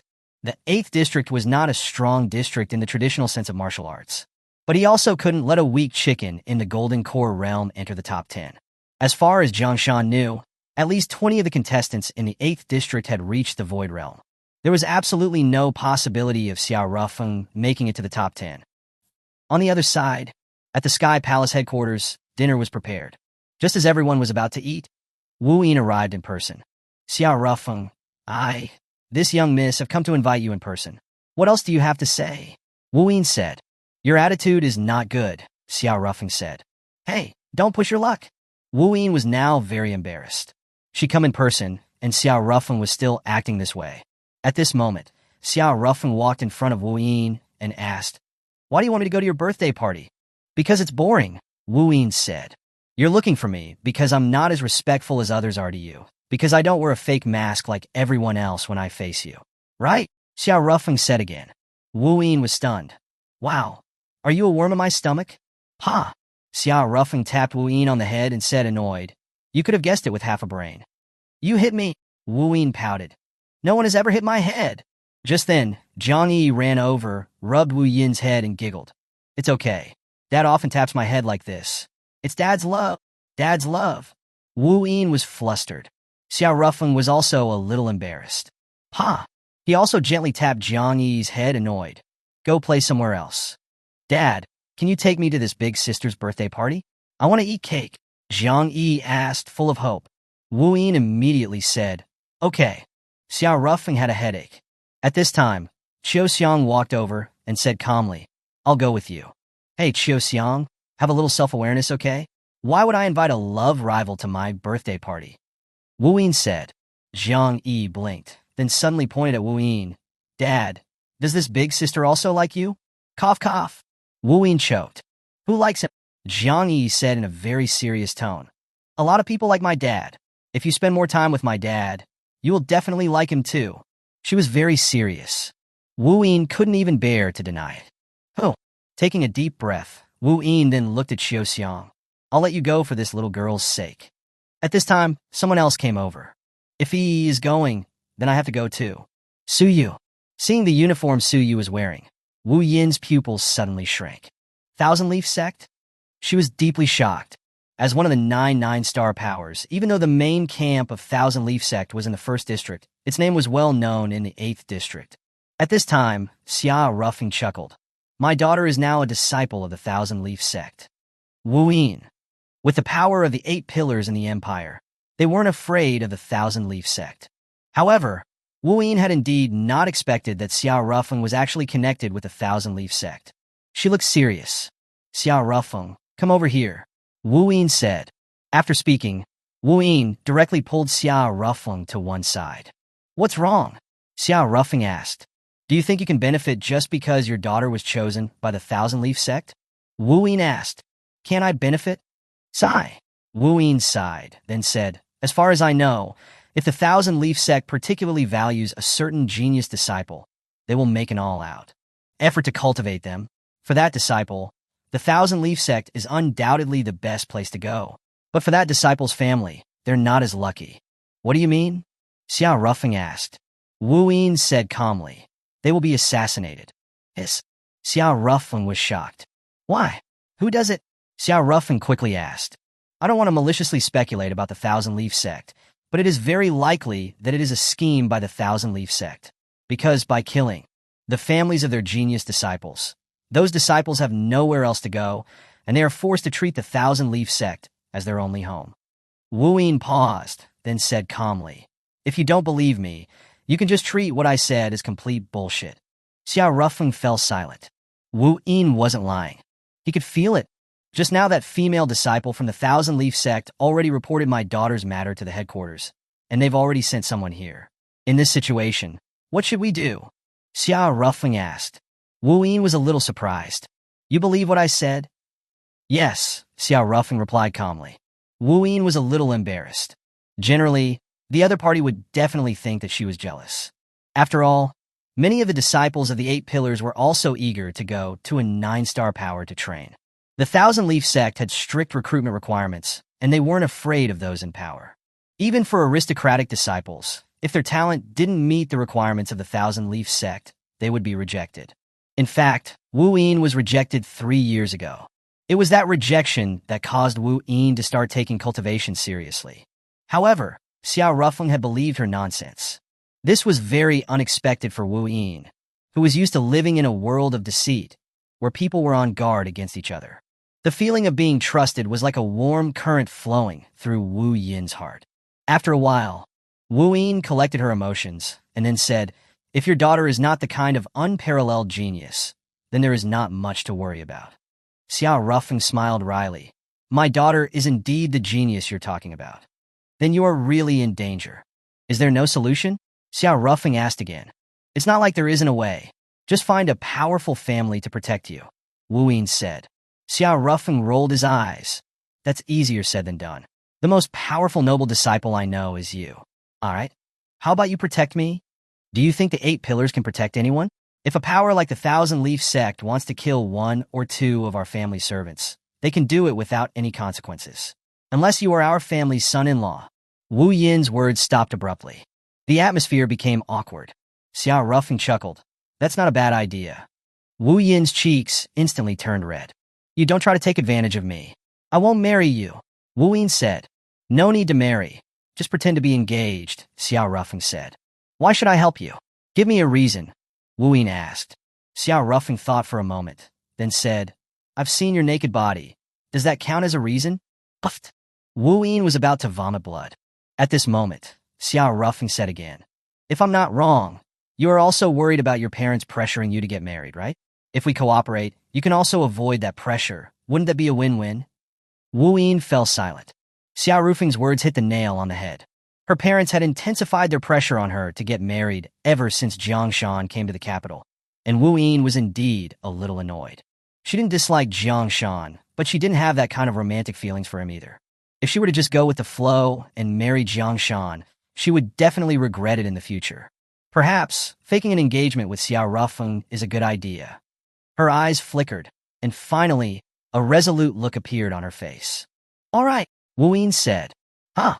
Are you really going to do that?" Xiao Ruffing said. "Hey!" Wu Yin was going to vomit blood. Xiao Ruffing chuckled. "I'm fine with it. But what about your family? They won't agree, right?" "No, I'll make them agree," Wu Yin said calmly. Xiao Ruffing looked at Wu Yin and then said calmly, "In that case, then let's just finalize this. I'll go back first." After speaking, Wu Yin was about to leave. "Right, there's one more thing." Wu Yin recalled something and added, "That Suyu probably doesn't know what I just said. Don't take it out on her. She should be well-intentioned." Xiao Ruffing nodded. "I won't kill people without understanding the situation." Wu Yin didn't say anything else and then left.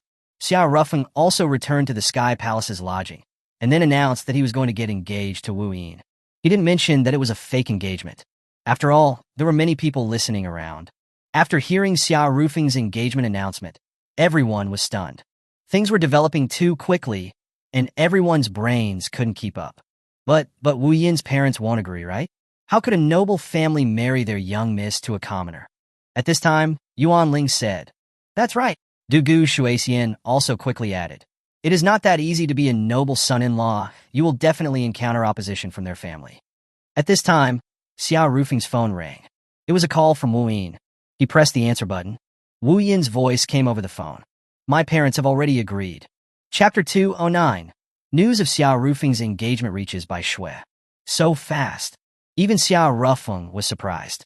"I have some dirt on them. They wouldn't dare disagree," Wu Yin said. Xiao Ruffing, "You're actually quite the schemer, aren't you?" Xiao Ruffing said. "So, you absolutely must not actually fall for me. Whether it's my parents or you, you're all just pawns to me. I will never love any man other than brother Sun Wu," Wu Yin said. "Rest assured, although you have fair skin, a beautiful face, and long legs, to be honest, all my women are goddess-level beauties. You have some good looks, but that's about it.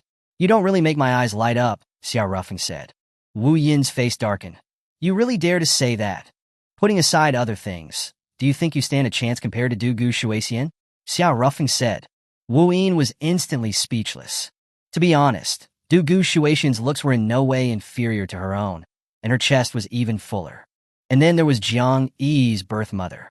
Although he hadn't met her, judging from Jiang Yi's beauty, who was already a natural beauty since childhood, he could guess that her mother must also be a stunningly beautiful woman. Anyway, you should come over now. There are some procedures involved in an engagement, Wu Yin said. Okay. After hanging up, Xiao Ruffing looked at everyone and said, I have to go over to the fifth family now. Is it really okay? Could it be a trap? Du Gu Shuexian asked. It's fine. Xiao Ruffing paused, then added, I'll be back. Then, Xiao Ruffing left. Is it really okay? A few days ago, that Wu Yin was still trying to kill him, and now she suddenly wants to get engaged to Xiao Ruffing. It doesn't seem normal at all, Yuan Ling said worriedly. That Wu Yin must have seduced Xiao Ruffing, Du Gu Shuexian said, huffing angrily. Qiu Xiang glanced at Du Gu Shuexian and said calmly, No wonder Xiao Ruffing won't take you in. Hey, what do you mean by that? Du Gu Shuexian said, her face darkening. You've known Xiao Ruffing for a long time, but you don't really understand him. He is never the kind of man who would be captivated by beauty. There must be a reason why he said that, Qiu Xiang said calmly. At this time, Ganya also walked over and chuckled. On this point, I agree with Qiu Xiang. Du Gu Shuexian's lips twitched, but she didn't say anything. She might be able to doubt Qiu Xiang, but she couldn't doubt Ganya, because Ganya was Xiao Rufing's first love. She had been with Xiao Ruffing when he was still a teenager. She knew Xiao Ruffing far better than she did. At this time, Ganya sighed, and then said, However, it seems that none of us have gained Xiao Rufing's trust. If it was by Bing, he probably would have told her the real reason for getting engaged to Wu Yin. Qiu Xiang's eyes flickered. She had heard the name Bai Bing before. She only knew that Bai Bing was her predecessor, who had been responsible for taking care of Xiao Ruffing. What kind of person is Bai Bing? Qiu Xiang suddenly asked. A woman with no expression, who looks very aloof, but is actually very gentle. Ganya paused, then added, She followed Xiao Ruffing when she was 16. She is the person Xiao Ruffing trusts the most, if not the only one. I see. At this time, Ganya suddenly leaned closer and whispered, Are you very concerned? No, I was just asking, Qiu Xiang said. She wasn't very good at dealing with Ganya. Actually, you and that girl by Bing are quite similar. You both have a cold, detached personality, but you are very gentle at heart. Ganya paused, and then added, Compared to Wu Yin, I think Xiao Ruffing is more likely to fall in love with you. I don't need that. Is that so? For a woman, a man's love is nourishment. Without the nourishment of love, a woman will become a withered tree. Ganya paused, then suddenly lowered her voice and said, How long has it been since you did it with a man? Qiu Xiang. I have something to do, goodbye. With that, Qiu Xiang fled in panic. On the other side, Xiao Ruffing arrived at Diao Manor alone. From the moment he stepped into the manor, almost everyone's eyes were fixed on Xiao Ruffing. Curious, puzzled, watching the fun, hateful, and full of killing intent, and so on. All kinds of gazes.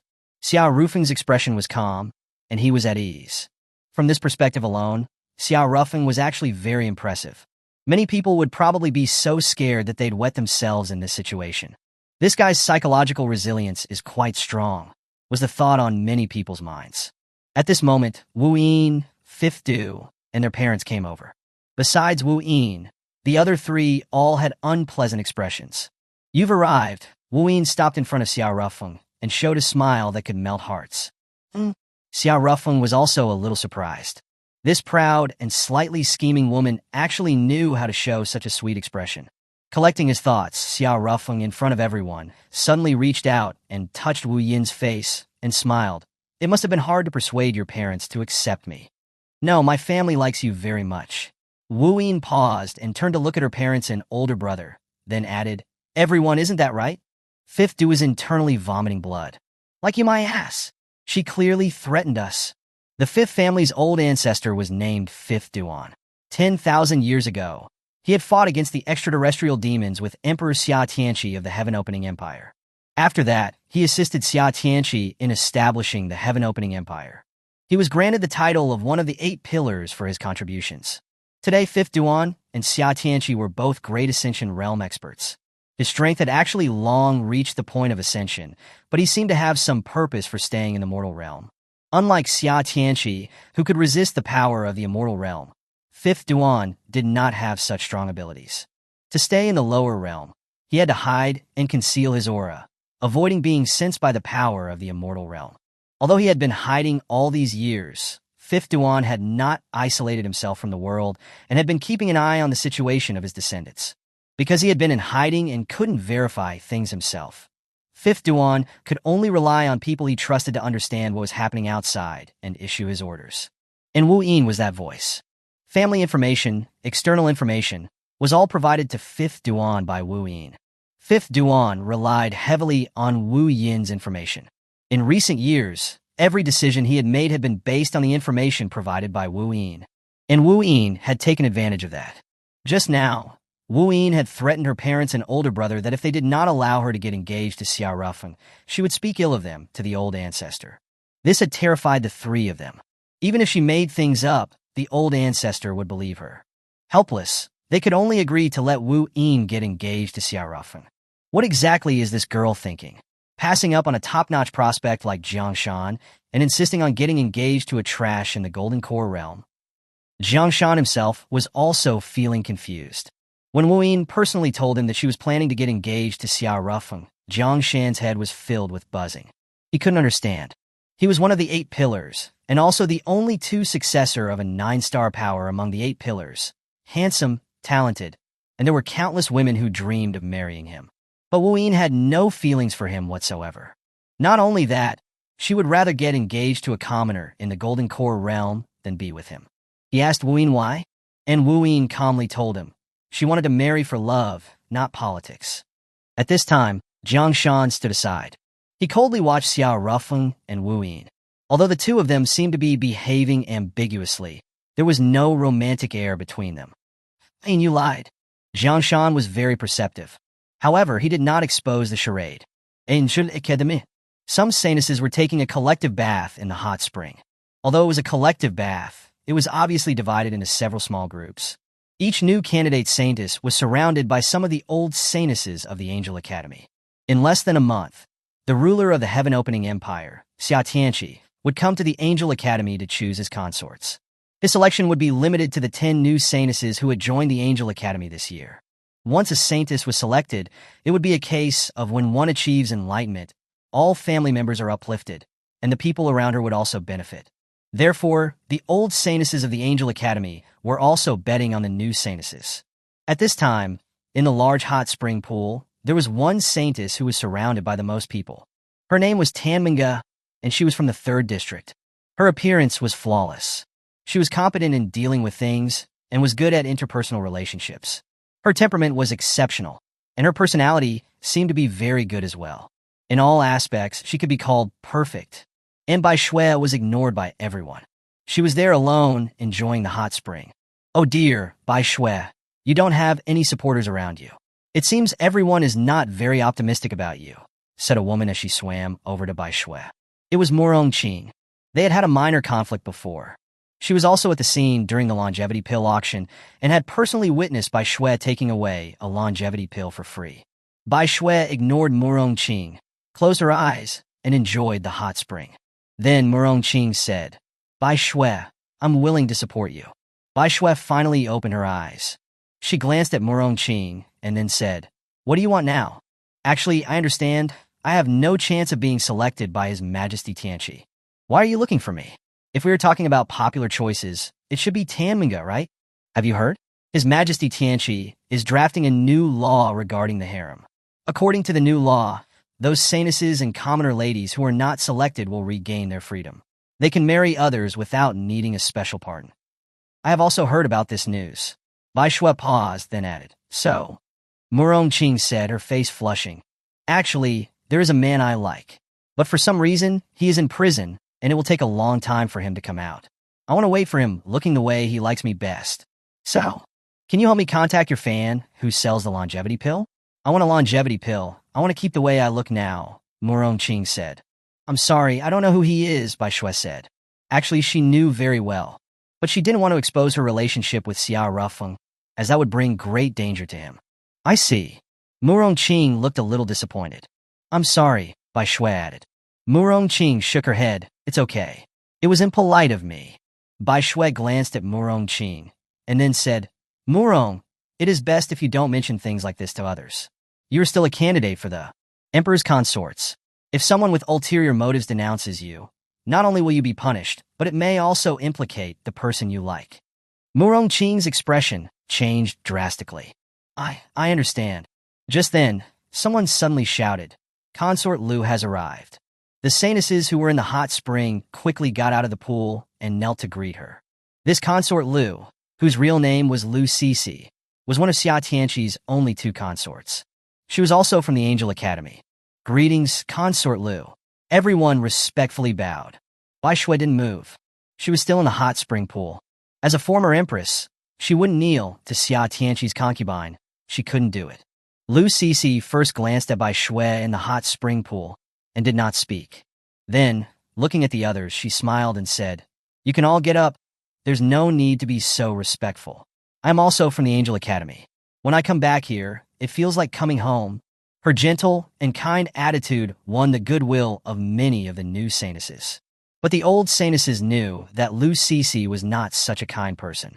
She was always smiling while hiding a dagger. At this time, Lu Cece scanned her gaze over the 10 new Sanuses and finally settled on Manga. You are Manga, right? Lu Cece said. Yes. Greetings, Consort Lu, Manga said. I've heard that you're very anticipated and very active, Lu Cece said with a smile. No, I just want to share some of your worries, older sister, Manga said. What worries do I have? I heard that Consort Li has been very favored recently. Before she could finish her words, Pa! Lu Cece slapped Manga across the face. The people who had just stood up in fear all quickly knelt down again. By your tone, do you think I am not favored by the Emperor? Lu Cece said, her expression grim. Her attitude was completely different from before. Manga was also frightened by Lu Cece's sudden change of face. No, I didn't mean that, Manga said in a panic. Lu Cece suddenly smiled again. Manga, for the sake of His Majesty's happiness, as the Emperor's women, we must get along harmoniously. What you said just now is wrong. Consort Li and I have a very good relationship. Yes, I was wrong, Manga said quickly. It's okay. Ignorance is no crime. Then, in a suffocating atmosphere, Manga returned to the hot spring pool. You must be the Saintess, Bai Shui, recommended by the Shadow Association of the 8th District, right? Lu Cece said with a smile. Yes, it's me. Don't you know that when the Emperor chooses new consorts, we, the old consorts, can also offer our opinions for reference? Lu Cece said with a smile. So, Lu Cece patted Bai Shui on the shoulder and smiled. Very good. I'm very interested in you. Murongqing's scalp was tingling, and she was very worried for Bai Shui. Bai Shui had clearly offended Lu Cece. Consort Lu, how did you find time to come here? Murongqing suddenly said. She wanted to change the subject. Oh, I'm going to attend the engagement ceremony of the young miss of the 5th clan at their manor, Lu Cece said. The young miss of the 5th clan? Is that Wu Yin who withdrew from the first round? Murongqing asked. It's her. Guess who her fiancé is? Lu Cece said. I heard that Jiangshan, the 3rd seed of the 9th district, likes her very much and even came to watch her match. But I didn't expect that.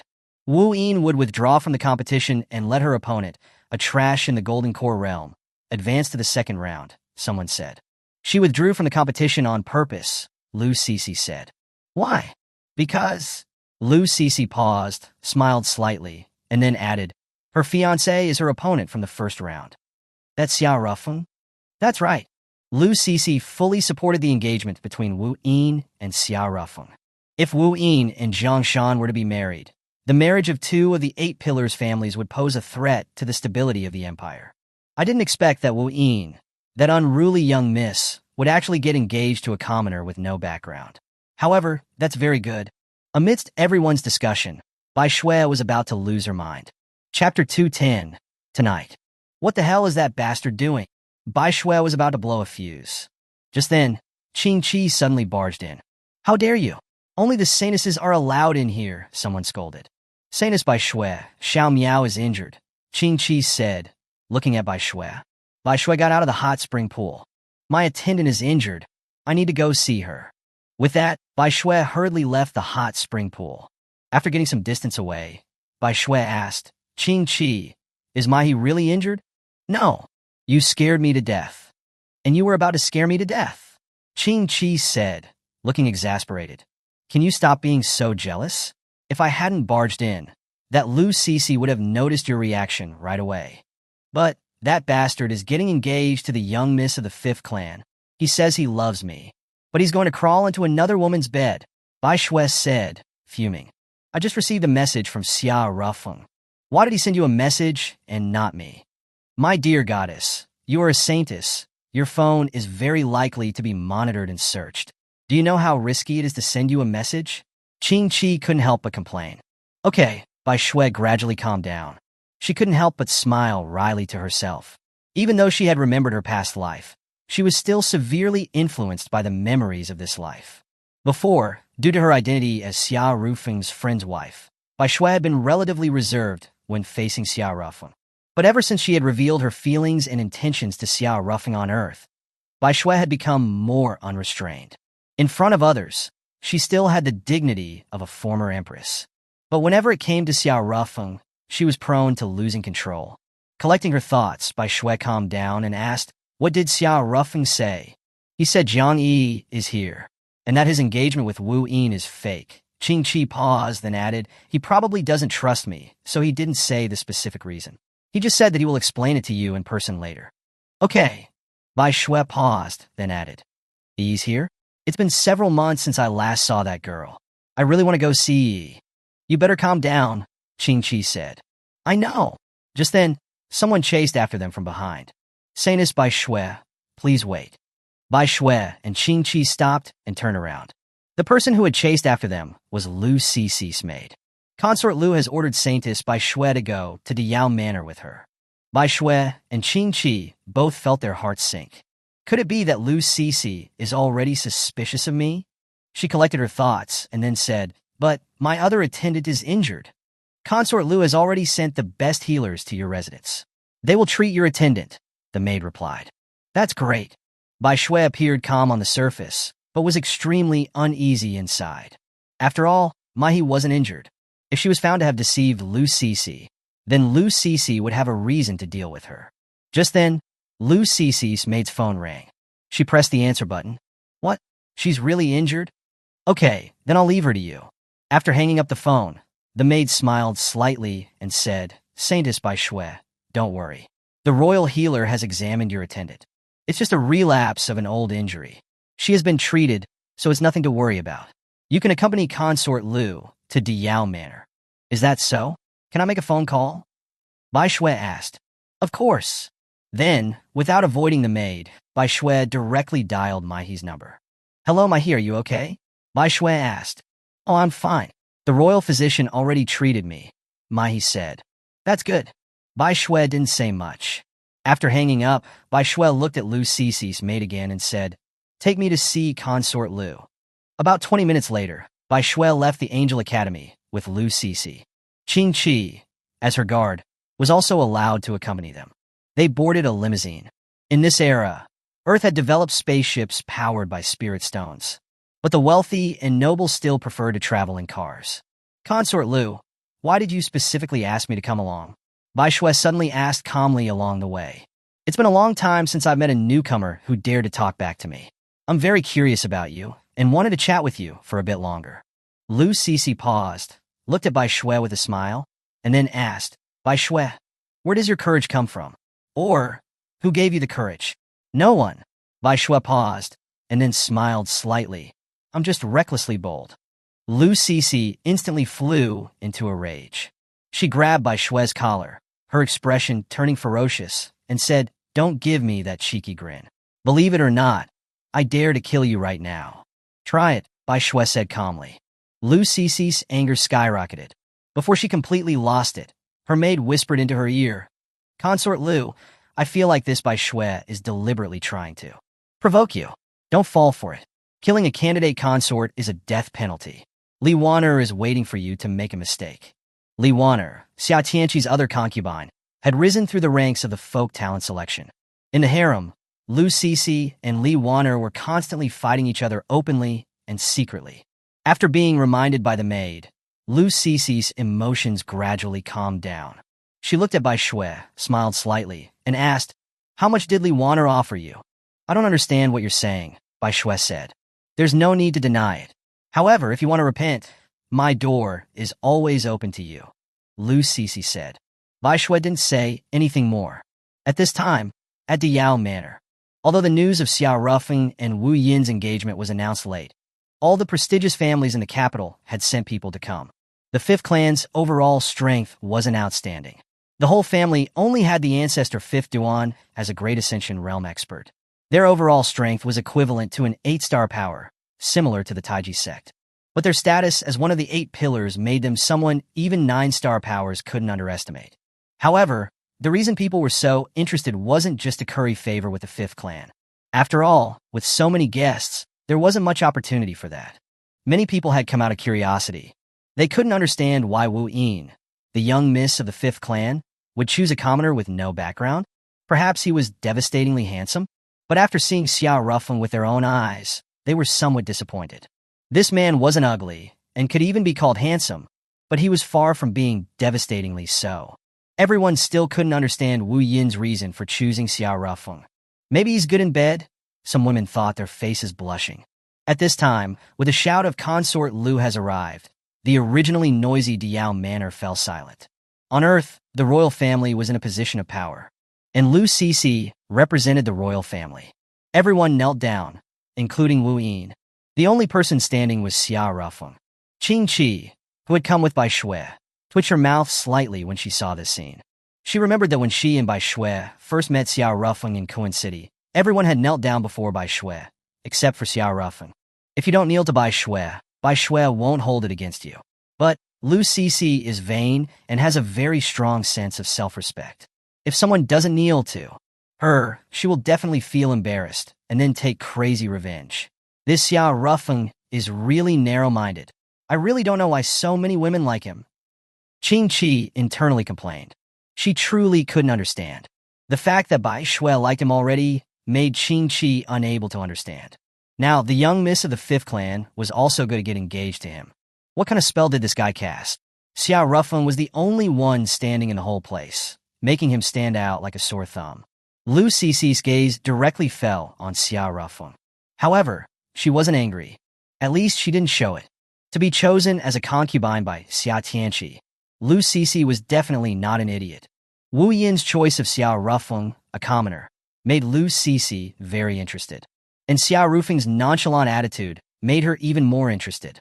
Before figuring things out, Lu Cici wouldn't act rashly. "Everyone please get up," Lu Cici said. Everyone stood up. Because everyone had been looking down, not many people had noticed that Xiao Rufeng hadn't knelt. At this time, Lu Cici and her entourage had arrived in front of Wu Yin and Xiao Rufeng. "Yin, congratulations. I am here on behalf of His Majesty to offer my congratulations," Lu Cici said with a smile. Unlike her overbearing attitude at the Angel Academy, Lu Cici's attitude was very amiable at this time. She was well aware of the status of the 8 pillars in the empire. "Thank you." Wu Yin paused. Then her gaze fell on Bai Shui behind Lu Cici, and she asked, "This must be Saintess Bai Shui? Do you know her?" Lu Cici asked. Wu Yin smiled and said, "Saintess Bai Shui is the representative of our 8th district and was very popular online before. Naturally, I know her." She paused, reached out to Bai Shui, and said, "Saintess Bai Shui, welcome to my engagement ceremony with Mr. Xiao Rufeng." "Congratulations." Bai Shui's smile was bright and sunny. She then looked at Xiao Rufeng and said, "Mr. Xia, you really are fortunate to be engaged to the young miss of the Fifth Clan." Xiao Rufeng forced himself to say, "Thank you for your blessing, Saintess Bai Shui." Bai Shui was about to go crazy inside. "Who's blessing you? You're cheating, and I still have to bless you. Am I a masochist?" Thinking of this, Bai Shui suddenly froze. A man's figure appeared in her mind. The extraterrestrial demon from 10,000 years ago. Now that I think of it, that guy hurt me more, but after he died, I actually felt grief for him. Bai Shui covered her forehead with one hand. "I really am a masochist." At this time, Lu Cici looked at Bai Shui again and said, "Bai Shui, when they have their wedding in the future, can you be the one to officiate it?" The Shadow Sect was the state religion of the Heaven Opening Empire. Weddings in the empire usually needed a saintess of the Shadow Sect to officiate. This was similar to the Christian pastors in the ancient spiritual revival era on Earth. No problem, leave it to me. Bai Shui paused and then smiled as she looked at Xiao Ruffing. I wonder when Mr. Xiao Ruffing is planning to marry Miss Fifth? At this moment, Wu Yin chuckled and said, after the Lapis Cup competition for those under 50 is over. It will take at least 2 years for the entire competition to be over, Lu Cece said. She paused and then added, in my opinion, the wedding can take place within a month. Otherwise, when Saintess Bai Shui becomes one of His Majesty's concubines, as is the custom, as a woman of the Emperor, she won't be able to officiate the wedding. Everyone was stunned when they heard this. Has His Majesty already chosen Saintess Bai Shui? Wu Yin asked. Xiao Ruffing didn't speak, but his palms were already sweating. No. Bai Shui paused and looked at Lu Cece. Consort Lu, don't make enemies for me. All the new Saintesses are outstanding. Especially Tan Manga, who is a top candidate for the new concubine. I don't even have spirit roots. I'm just here to make up the numbers. Lu Cece smiled slightly. But knowing His Majesty, there's a very high chance that he will choose you. You must actually be looking forward to being selected by His Majesty. If you weren't looking forward to it, you wouldn't have participated in the selection of Saintesses. Bai Shui was already cursing internally. Bai Shui was almost in tears. The main reason she had participated in the selection of Saintesses was to find out the cause of her death in her past life. She had remembered many memories from her past life, but she had no memory of her death. She clearly remembered that during the Great Battle in Jiang City, she had planned to die together with the extraterrestrial demon. But he had pushed her away, choosing to self-destruct instead. Although the self-destruction had been extremely powerful, the extraterrestrial demon had protected her, and she had not suffered any damage. Bai Shui also clearly remembered that after the extraterrestrial demon's life force had disappeared, she had been extremely grieved. But after that, her memories were cut off. Bai Shui didn't know how she had died later either. She joined the Shadow Sect to find out the cause of her death. But she didn't know that she would be chosen as a saintess, let alone that the saintesses of the Shadow Sect were actually candidates for Xia Tianqi's consorts. However, it was impossible for her to say these reasons out loud. Bai Shui glanced at Xia Rufeng. That guy had an annoyed expression on his face. Bai Shui suddenly felt a little happy inside, because Xia Rufeng was jealous. Seeing Bai Shui smirking, Xia Rufeng felt even more annoyed, and then suddenly took Wu Yin's hand. Seeing this, Bai Shui almost instantly lost control. Oh, that's right, Miss Fifth. At this time, Bai Shui said, with a kind and friendly tone, men are very fickle. They may say they love you today, but they might fall in love with someone else tomorrow. I advise you, you should be cautious when getting married. Saintess Bai Shui, I think your words are just as applicable to women. Some women may say they are deeply in love, but they might be having an affair with someone else, Xia Rufeng said. The two glared at each other. Seeing this, Wu Yin quickly pulled Xia Rufeng away. Saintess Bai Shui, I'm sorry, this guy is narrow-minded. If he has offended you, I am willing to take the punishment on his behalf, Wu Yin said. It's nothing, Bai Shui said calmly, then added, it's late, I have to go back now. With that, Bai Shui turned and left Diyao Manor. Qing Qi followed her. At 11 o'clock at night, Xia Rufeng returned to the inn where the Sky Palace was staying. Gongya was standing at the door. You don't look too happy. Did something happen? Gongya asked. I saw Bai Shui today, Xia Rufeng said. Oh, I heard about it. Bai Shui is now a saintess of the Shadow Sect. Gongya paused, and then chuckled. Isn't it a good thing to see a woman you like? Not many people knew about Xia Rufeng and Bai Shui. Gongya was one of them. Xia Rufeng sighed. I once thought I understood Bai Shui very well, but I suddenly realized that I don't actually understand her at all. For example, even now, I don't know why she would become one of Xia Tianqi's candidate concubines. I've always wanted to know, but I've always been too embarrassed to ask. And Bai Shui has never explained. Gongya looked at Xia Rufeng with a smile. You really do like Bai Shui. I like you too. No. Gongya shook her head, then smiled. You wouldn't be so troubled because of me. Only with the woman you deeply love will you be so sensitive. I'm sorry, I don't know what to say, Xia Rufeng said. Gongya smiled, then suddenly pulled Xia Rufeng's face against her chest. Let me comfort you. That's what concubines are for, Gongya said with a smile. Sister Gongya, I'll die if Hanyu comes out, Xia Rufeng said quickly. As long as I control my hormones, she won't be able to come out, Gongya said. Even with my face pressed tightly to your chest like this, you won't feel anything? Xia Rufeng asked. Of course I feel something. It's just that my immunity has increased a lot now, and I won't let my hormones go out of control so easily like before. Xiao Rufeng sighed in relief. His face was still pressed against Gong Ye's chest. After a while, Xiao Rufeng suddenly said, I'm going to go find Bai Shui. What are you going to do? Take her back to Blue Star. I have a feeling that if Xia Tianqi sees her, he will definitely choose her as a concubine. Then the career you've finally managed to build here will all be ruined, Gong Ye said. It doesn't matter. I've always been the type of person who loves beauty more than power. After Xiao Rufeng finished speaking, he stood up straight and said, Sister Gongya, I'm going to go find Bai Shui. Wait a minute. Where are you going to find Bai Shui? She should have returned to the Angel Academy, right? I have an inside connection in the Angel Academy, so I can sneak in, Xiao Rufeng said. You really are crazy. The Angel Academy is off limits to men. If you are discovered, you will definitely die, Gongya said. I know. Xiao Rufeng paused, then said calmly, but I still have to go. With that, Xiao Rufeng was about to leave. Wait a minute.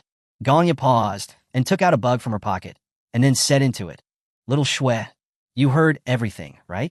Come out. Huh? Xiao Rufeng was stunned. After a moment, looking at Bai Shui, who had come out of the inn, Xiao Rufeng was a little dumbfounded. Okay, I'll leave the rest to you two silly lovebirds, Gongya said with a chuckle.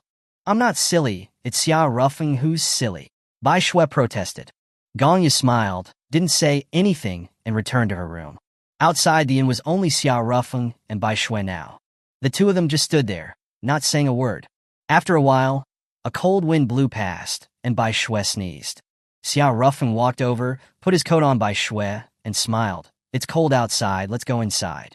Bai Shui didn't say anything, and followed Xiao Rufeng to his room. So this is your room. Bai Shui came to the bed and looked around. There's only one pillow? What else would there be? I thought you would be sleeping with your attendant Xiao Xiang. Bai Shui said resentfully. Xiao Rufeng was a little embarrassed. He reached out and gently rubbed Bai Shui's face and said annoyed, although Jiangli is also quite jealous, but compared to you, she's really nothing. Bai Shui pouted. It's all because you're too much of a flirt. No matter how many people I have around me, your place in my heart will never diminish, Xiao Rufeng said calmly. Bai Shui didn't speak. She pressed her forehead against Xiao Rufeng's chest. After a moment of silence, she said, I'm sorry. I can't tell you the reason why I joined the Shadow Sect for the time being. But I definitely didn't go there for Xia Tianqi's concubine position. It's my fault for making you feel uneasy. Xiao Rufeng put his arms around Bai Shui and didn't speak. After a moment, Bai Shui suddenly said, Rufeng.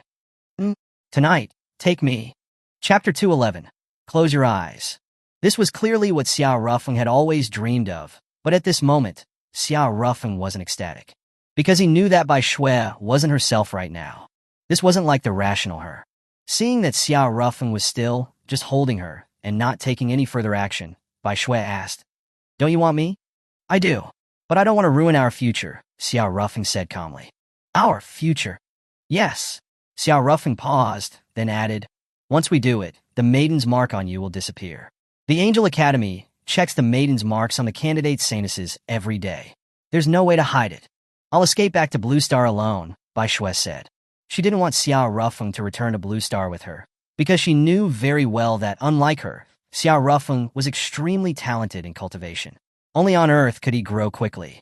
A cultivation wasteland like Blue Star would only bury Xiao Rufeng's talent. Xiao Rufeng chuckled.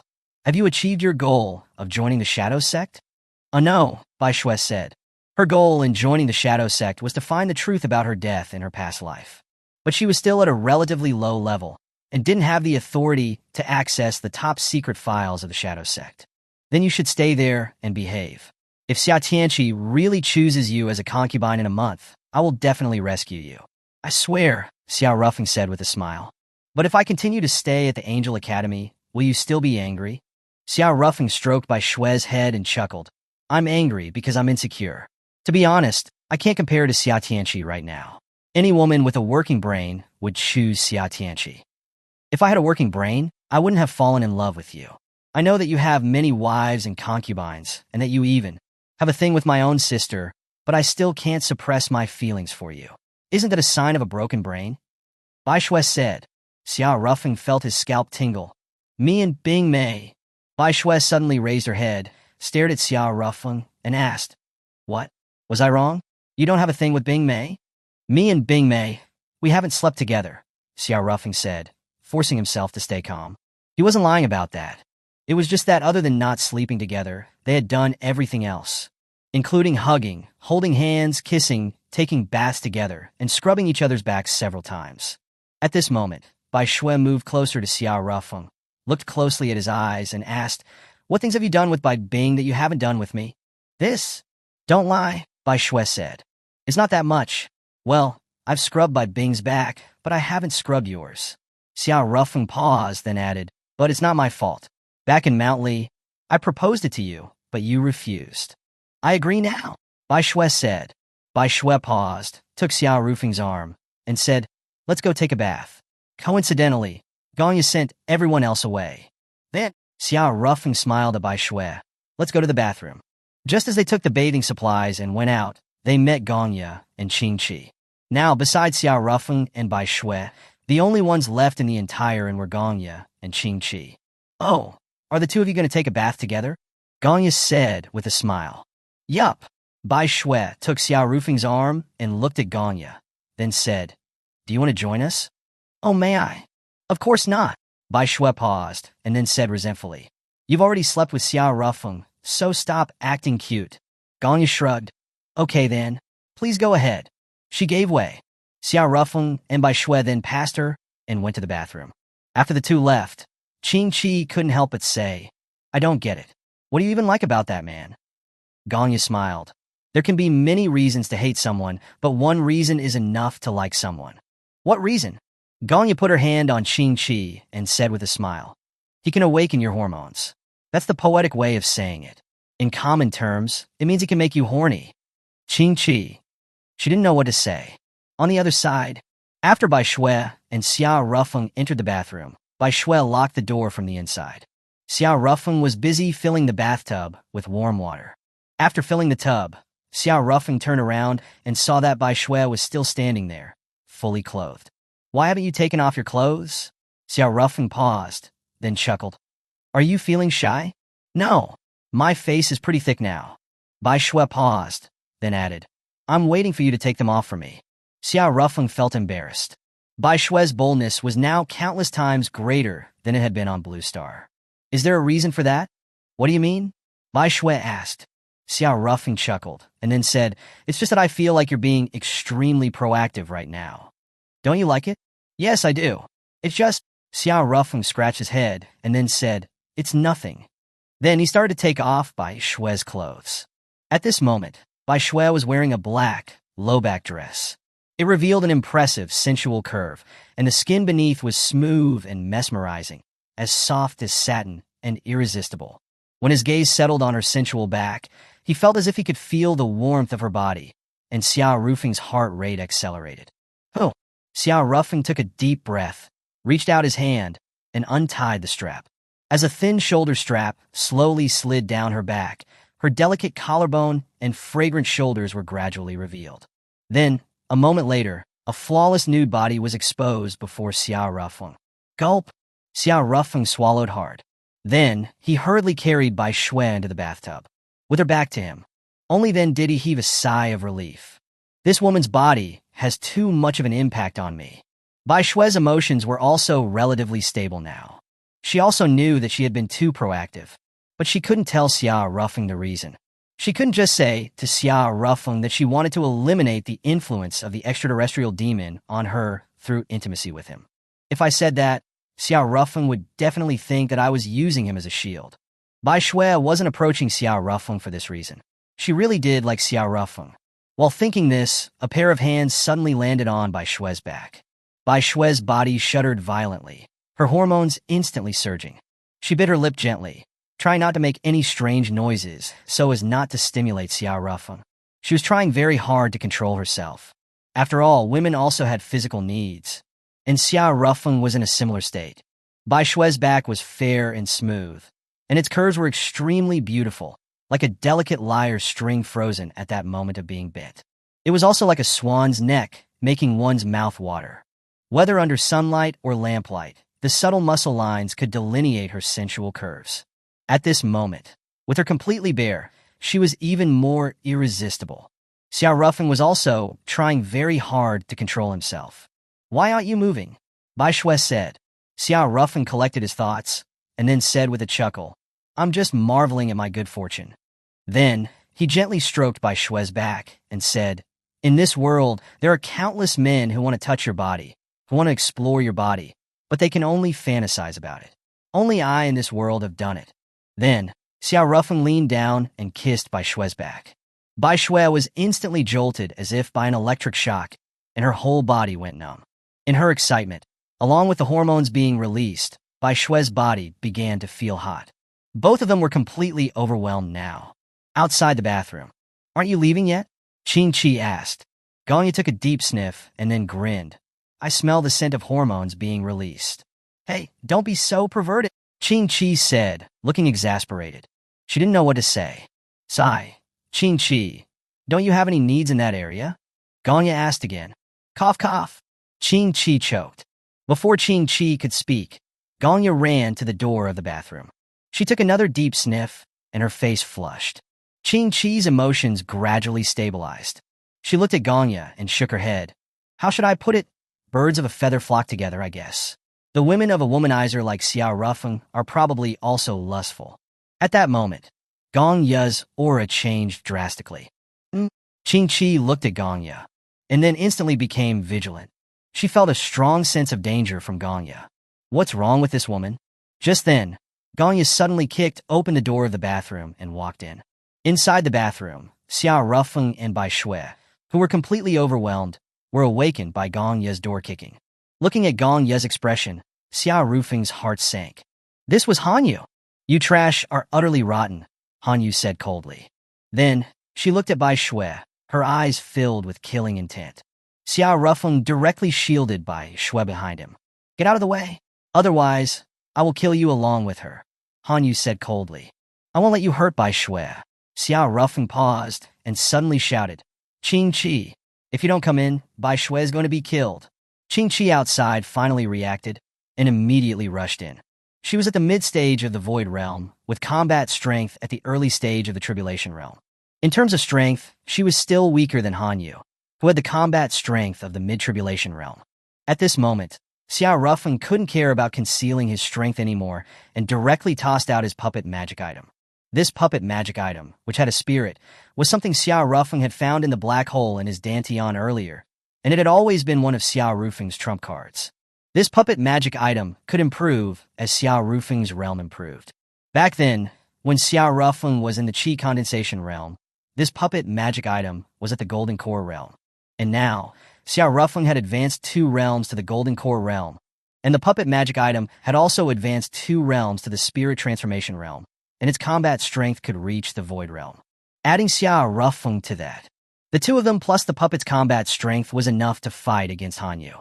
Seeing Xiao Ruffin throw out the puppet magic item, everyone was stunned. After a moment, Bai Shui reacted and quickly hid behind Xiao Ruffin, afraid of being seen naked. Xiao Ruffin chuckled. It's okay. This is just a puppet magic item. A puppet magic item? Qing Qi was also stunned. She had clearly sensed a human aura on this puppet magic item. It was actually a puppet magic item? How high level was it? Earth also had puppet magic items, but they were clearly identifiable as human-shaped combat weapons. Where did he get a puppet magic item that looked so human? Hanyu's pupils also constricted slightly. She knew that Xiao Ruffin was a reincarnator from the immortal realm of the old universe. But how did he bring this kind of spirit tool, which clearly only exists in the immortal realm, to the lower realm? Reincarnation was just a soul rebirth, and wouldn't involve bringing weapons. How many secrets is this guy still hiding? The 2 sides were in a stalemate. After a while, Hanyu withdrew her killing intent.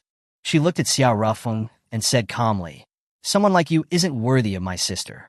Who's her sister again? Bai Shui also said, looking exasperated. It's Zhongli. I don't know why, but it seems that this woman really likes Zhongli and even specifically recognized Zhongli as her sworn older sister, Xiao Ruffin explained. Bai Shui had left Blue Star earlier. She didn't know about Hanyu and Zhongli. Lesbian then? Bai Shui asked. Maybe, Xiao Ruffin said. Hanyu's killing intent, which she had just withdrawn, rose again. I'm not a lesbian, Hanyu said, her face darkening. Calm down, it's just a joke, Xiao Ruffin said. Oh. Hanyu took a deep breath and turned to leave. But she didn't just leave like she did last time. She returned to her own room instead. Xiao Rufeng and the two others all breathed a sigh of relief. Qing Qi, thank you. If it wasn't for you, Bai Shui and I would probably have died here, Xiao Rufeng said. Qing Qi put away her spiritual sword and then said, put on some clothes before you talk to me. Xiao Rufeng looked down, feeling embarrassed. He had just been too nervous and had forgotten to put on his clothes. To be honest, I can understand that woman's feelings just now. If I had a beloved sister, and that scumbag brother-in-law was cheating on her, I'd also want to kill him, Qing Qi said. Xiao Rufeng's mouth twitched slightly, and he didn't say anything. Qing Qi's gaze then fell on Bai Shui. Sanus Bai Shui, I think we should go back now. Mahi might not be able to handle the Angel Academy's room checks on her own. Understood.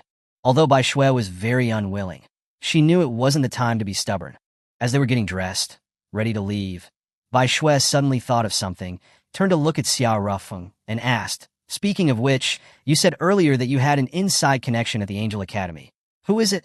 Murong Qing, Xiao Rufeng said with a smile. When did you hook up with that woman? Bai Shui asked suspiciously. That day, at the auction, when I gave you the longevity pill, Murong Qing was also there. She seemed to really want the longevity pill. So, I used that to my advantage, Xiao Rufeng said. Okay, let me make it clear first. It's okay to take advantage of someone, but if they show you a leg, you better not jump on it, Bai Shui said. Xiao Rufeng smiled. I know. Only then did Bai Shui reluctantly leave. After Bai Shui and Qing Qi left, Xiao Rufeng went to the door of Han Yu's room. Before he could speak, Han Yu's voice came from inside. What is it? Can we talk? Xiao Rufeng asked. Come in, Han Yu said.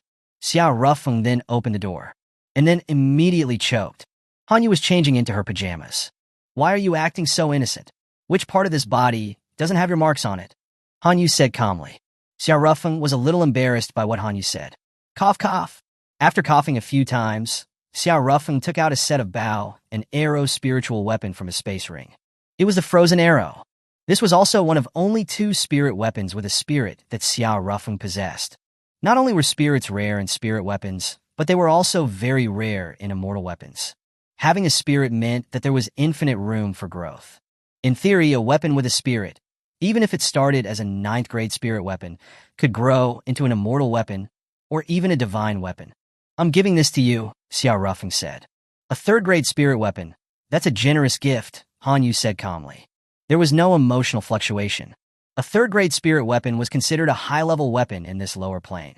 But Han Yu was from the immortal realm after all, and a 3rd-grade spirit weapon was similar to garbage in her eyes. This is a spirit weapon that has a spirit, Xiao Rufeng added. What? Han Yu's expression changed. Has a spirit? Her pupils constricted, and her eyes were fixed on the spirit weapon before her. In her past life, she had cultivated to the peak of Immortal King, and had the ability to fight with a normal Immortal Emperor. Her weapon was also a top-grade immortal weapon. But that top-grade immortal weapon didn't have a spirit. A spirit not only allowed a weapon to grow, but more importantly, the spirit could communicate with the owner's mind. In battle, their cooperation would be even more skilled, especially if it had been nurtured since the spirit weapon era. The bond between the owner and the spirit would be even stronger, and the power they would unleash in battle would be greater. Simply put, having a spirit could greatly improve combat power. Especially spirit weapons that were raised, when raised to a high level, would have an even greater impact on combat power. Back then, when she had repeatedly lost to the Mountain Tea Immortal Emperor, Han Yu had repeatedly felt frustrated. If I had a spirit weapon with a growth-type spirit, I might have had a chance to defeat that bitch Mountain Tea. At this moment, Han Yu looked at the frozen arrow, her eyes shining. Then, Xiao Rufeng chuckled. I've set permissions, you can check it out and see if I'm lying. Han Yu didn't speak, then picked up the frozen arrow and sent her consciousness into it. Then, her eyes lit up. Even her always aloof expression seemed to have a bit of color now. It really has a spirit? Han Yu rarely showed an excited expression. After a moment, Han Yu gradually calmed down. She looked at Xiao Rufeng and said, What do you want? I just hope we can get along well, Xiao Rufeng said with a smile. Han Yu sneered. Are you trying to make me turn a blind eye to your philandering on Earth? Please, Xiao Rufeng said directly. Han Yu's face darkened. You're quite honest. I think it's a good deal. If you don't agree, Xiao Rufeng said while pretending to take back the frozen arrow. Seeing this, Hanyu was a little anxious. She reached out and held the frozen arrow down and looked at Xiao Rufeng. Deal. Xiao Rufeng grinned. Miss Hanyu, this way, you and I are accomplices now. Are you sure? Although Hanyu felt uncomfortable hearing this, she was speechless. But she really wanted the spirit weapon. I won't bother you anymore, okay? Hanyu glared at Xiao Rufeng. Although she felt very sorry for her sister, she really needed this spirit weapon for her revenge on the Mountain Tea Immortal Emperor in the future. Although she had found her sister after she was reborn, the humiliation she had suffered from the Mountain Tea Immortal Emperor over the years still sustained her obsession with seeking revenge on the Mountain Tea Immortal Emperor. Besides that, I have one more request, Xiao Rufeng said. What is it? If I want to see Sister Gongya, you have to cooperate, Xiao Rufeng said. How do I cooperate? Whether you're watching porn or letting me flirt with you, you need to get your hormones active. Only in this way can Sister Gongya's soul regain control of her body, Xiao Rufeng said. Hanyu's face turned as black as charcoal. Forget it if you don't agree. Xiao Rufeng pretended to take back the frozen arrow again. He hadn't erased his own mental imprint on the frozen arrow. He was still the owner of the frozen arrow. Unless he died, Hanyu couldn't control the frozen arrow. Wait a minute. Hanyu gritted her teeth, and then said, I understand. I swear to the heavens. I agree to you. Xiao Rufeng grinned. I want to see Sister Gongya now. Hanyu was about to lose it, but Xiao Rufeng didn't back down. Are you going back on your word already? Heavenly O's are not a joke, Xiao Rufeng said. Although he seemed very brave on the surface, he was actually panicking a bit inside. But he had to be strong at this moment. Because if he wasn't strong, given Han Yu's personality, even with a heavenly oath, she might not be bound by it. He could only use strength against strength when dealing with Han Yu. He had to take advantage of this opportunity to wear down the woman's edge. He might not have such a good opportunity again in the future. Han Yu looked at Xiao Rufeng, silent. After a while, she withdrew her surging aura and said calmly, If you have the ability to stir my hormones, go ahead. Xiao Rufeng asked carefully, When I touch you, like when I kiss you, you won't go crazy and kill me, will you? No, Han Yu said calmly. Xiao Rufeng was now in a dilemma. If he kissed her, he was afraid that Han Yu would be so enraged that she'd kill him. If he didn't kiss her, all his previous efforts would be wasted. If you can't do it, then I'm going to sleep, Han Yu said again. A touch of resoluteness also flashed in Xiao Rufeng's eyes. He came in front of Han Yu with an expression as if he were walking to his death. Close your eyes, Xiao Rufeng said. Although Han Yu felt awkward, even annoyed, she still closed her eyes. Chapter 212, Goodbye, Daddy. Han Yu closed her eyes, looking calm and collected, but inside, she was just as panicked. Having lived for so many years, she had never kissed a man before. The only time had been the last time when Xiao Rufeng had ambushed her. But unlike last time when she had been ambushed and hadn't been mentally prepared, this time, she had plenty of time to get worked up emotionally. She felt a little nervous, even a little flustered. I, a dignified peak immortal king, a quasi-mortal emperor. Why am I losing control like this? It's all Xiao Rufeng's fault, that bastard. After a while, Han Yu gradually calmed down. Xiao Rufeng still hadn't taken any action. Han Yu breathed a sigh of relief and then activated her inner mocking mode. That Xiao Rufeng is all talk. Give him a chance and he can't deliver. But just at that moment, a pair of lips exuding a masculine aura suddenly sealed her own. Han Yu's eyes snapped open. Looking at Xiao Rufeng, who was just inches away, Han Yu was completely stunned. He really dared to kiss me. Han Yu wanted to push Xiao Rufeng away, but she didn't know why her whole body was in a state of numbness. She couldn't push Xiao Rufeng away at all. Why was this happening? Why was she being kissed by this bastard? Although she resisted in her heart, what made Han Yu quite embarrassed was that her body didn't seem to reject Xiao Rufeng. In fact, Xiao Rufeng had ignited some dormant or suppressed desires. As the ancients said, food and sex are basic human needs. Whether men or women, they all had needs. This wasn't anything shameful. The reason that human civilization had continued to this day was thanks to this shame. But why does it have to be this guy? Han Yu was going crazy. What would sister think of me? Ugh, if I had known this, I wouldn't have been so greedy for that frozen arrow. While Han Yu was feeling emotionally conflicted, her body's hormones were already out of control. Han Yu had always been disgusted with sex, and she had always been a celibate woman. Through long-term celibacy, she had built a strong enough firewall. But she never expected that she would break down today. I know now, it's not my fault. This body belongs to that woman Gongya. Unlike me, that woman is a hedonist. Her wantonness is no less than Jianglu's. Ah, how annoying. Hanyu was going crazy. Her own consciousness couldn't suppress her body's reaction. And in fact, her body's reaction was now encroaching on her consciousness, making her consciousness hazy, and even causing some kind of desire to emerge. No, I have to push this guy away. Otherwise, I'm going to become a lustful woman. No, it's best to nip it in the bud. I should just kill this guy. Xiao Rufeng also keenly sensed the killing intent emanating from Hanyu. Damn, I have to wake Gongya up quickly, otherwise I'm afraid I'll lose my life here this time. So, in a moment of adrenaline, Xiao Rufeng suddenly reached his hand inside Hanyu's pajamas. Hanyu was instantly stunned. Then, the heat in her body rapidly intensified, engulfing her consciousness. Hanyu's soul fell into a coma. The control of her body was also taken over by Gongya's soul. After Gongya came back to her senses, she saw Xiao Rufeng kissing her, looking surprised. Xiao Rufeng also came back to his senses. He looked at Gongya, who was smiling, released his lips, and smiled awkwardly. Rufeng, I have to admit, I underestimated you a little. I didn't expect that you would even conquer Hanyu, Gongya said. I didn't conquer her. Xiao Rufeng paused and roughly explained what had happened. I see. Gongya paused and said, So, my body gave you an opportunity. Yes. Even so, it's impressive that you managed to trick Hanyu out of her first kiss with all that sweet talk. First kiss. Anyway, as far as I know, she hasn't kissed a man before. Xiao Rufeng was a little surprised. Aren't your two souls unable to communicate directly? Indeed not.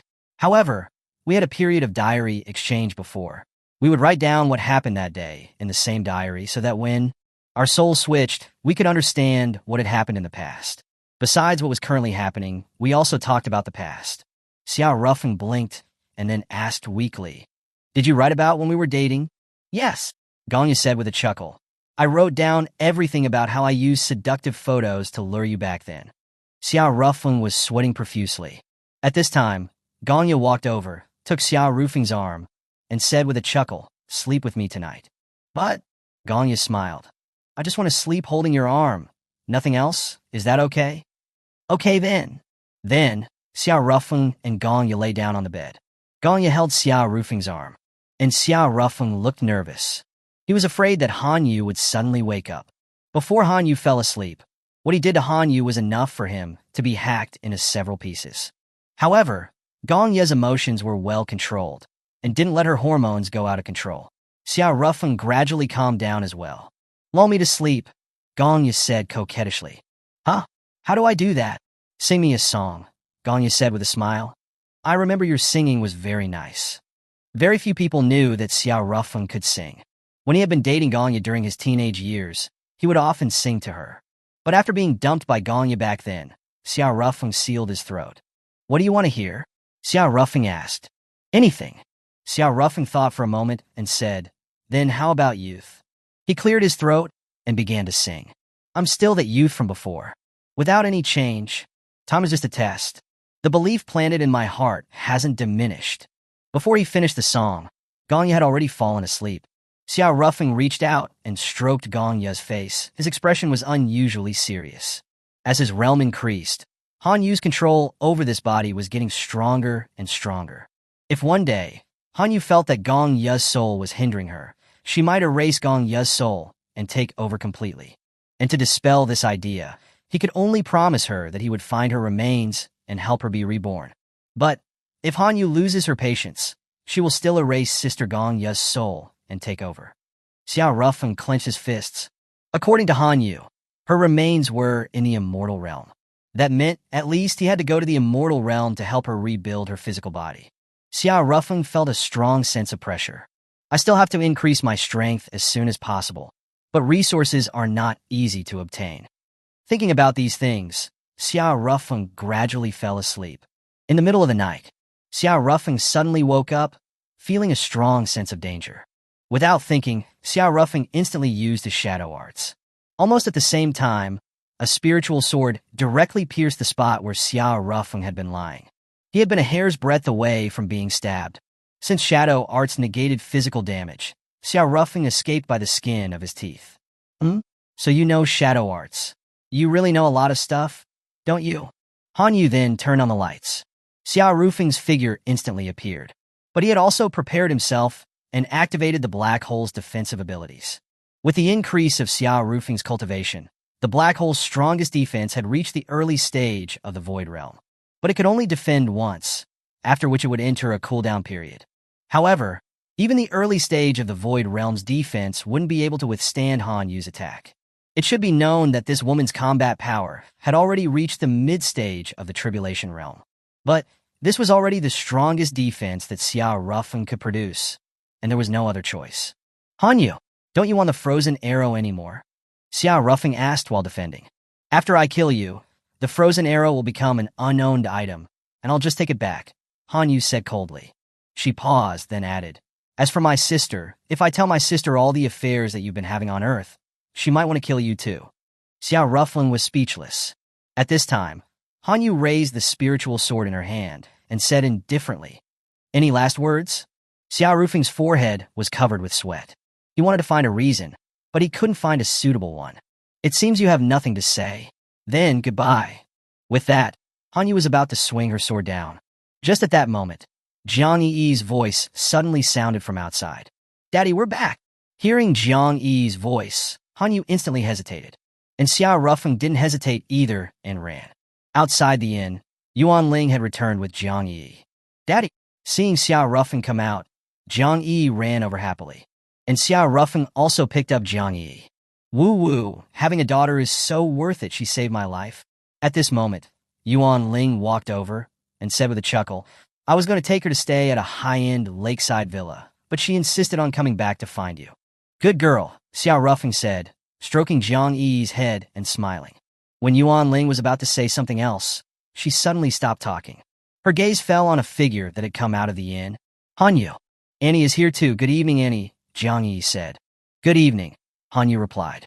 The killing intent in her had disappeared, and she just looked like a somewhat aloof auntie. At this time, Jiang Yi looked at Xiao Rufeng and Hanyu and asked, Daddy, Annie, aren't you scared being here together? I'm so scared, Xiao Rufeng said, placing his face on Jiang Yi's. Your dad was almost killed by your auntie. Hearing that, Jiang Yi immediately glared at Hanyu, her eyes welling up with tears. I don't like Annie anymore. Hanyu opened her mouth. Looking at Jiang Yi's expression of dislike, Hanyu also felt a little flustered. No matter what, Jiang Yi was her sister's daughter, her genuine niece. I'm just joking with your dad, Hanyu said, biting the bullet. You won't kill my dad, right? Yeah, Hanyu said ambiguously.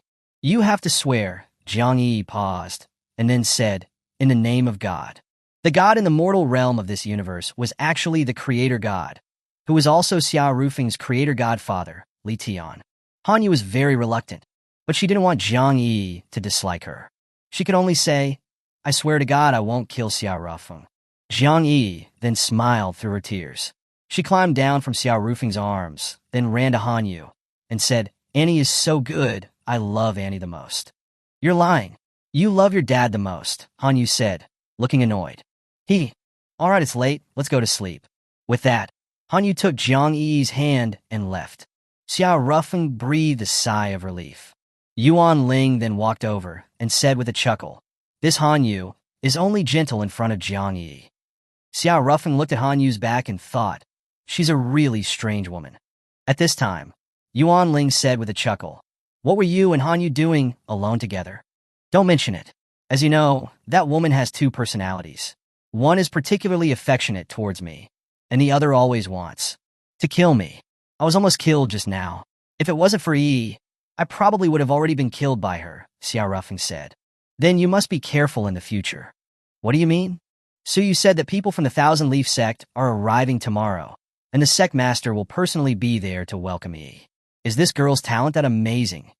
Yuan Ling asked curiously. Xiao Rufeng was instantly silent.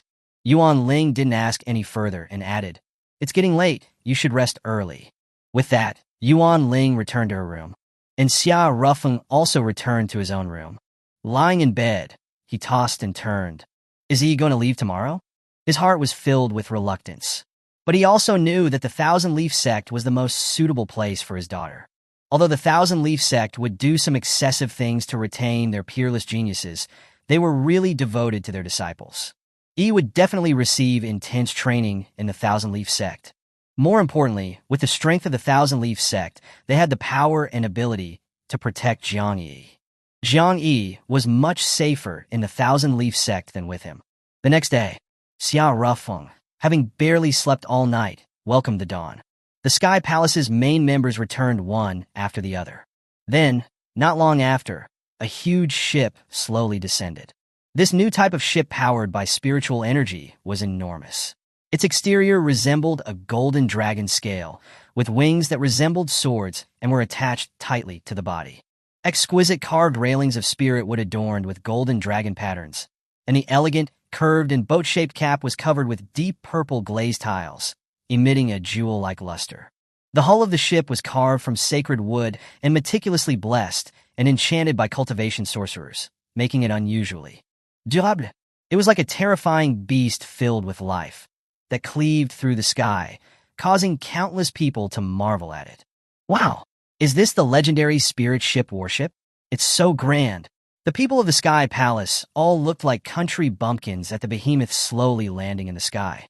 Within the capital city, the sky was essentially a no-fly zone. Large airships like these were strictly prohibited from entering the capital city's airspace, with the exception of some privileged powers, such as the families of the 8 pillars, and those 9-star powers at the top.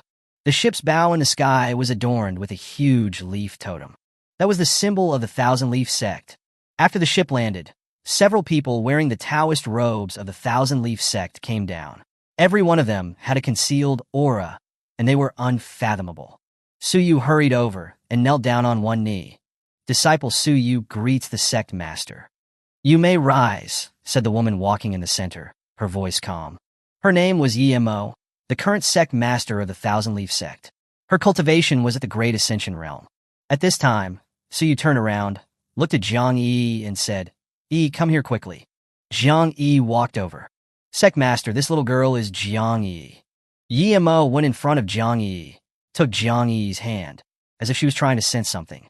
After a moment, Yemo's eyes lit up, her body even trembled slightly. It's truly a natural water spirit body. She was very shocked. After hearing Su Yu's report that she had discovered a little girl with a natural water spirit body, Yemo had been skeptical. Not to mention a natural water spirit body. Even an ordinary water spirit body was extremely rare in the lower planes. She had originally thought that this Jiang Yi was just an ordinary water spirit body. But that was enough to make her come in person. After all, even an ordinary water spirit body, its talent level was at the once-in-a-millennium level. However, her probing of Jiang Yi just now showed that the purity of this girl's spiritual body was much higher than that of an ordinary water spirit body. Could this child really have a natural water spirit body? Heavens, what luck has our Thousand Leaf Sect had? Although she was usually taciturn, she couldn't control her emotions at this moment. Oh, after taking a deep breath, Yemo calmed down.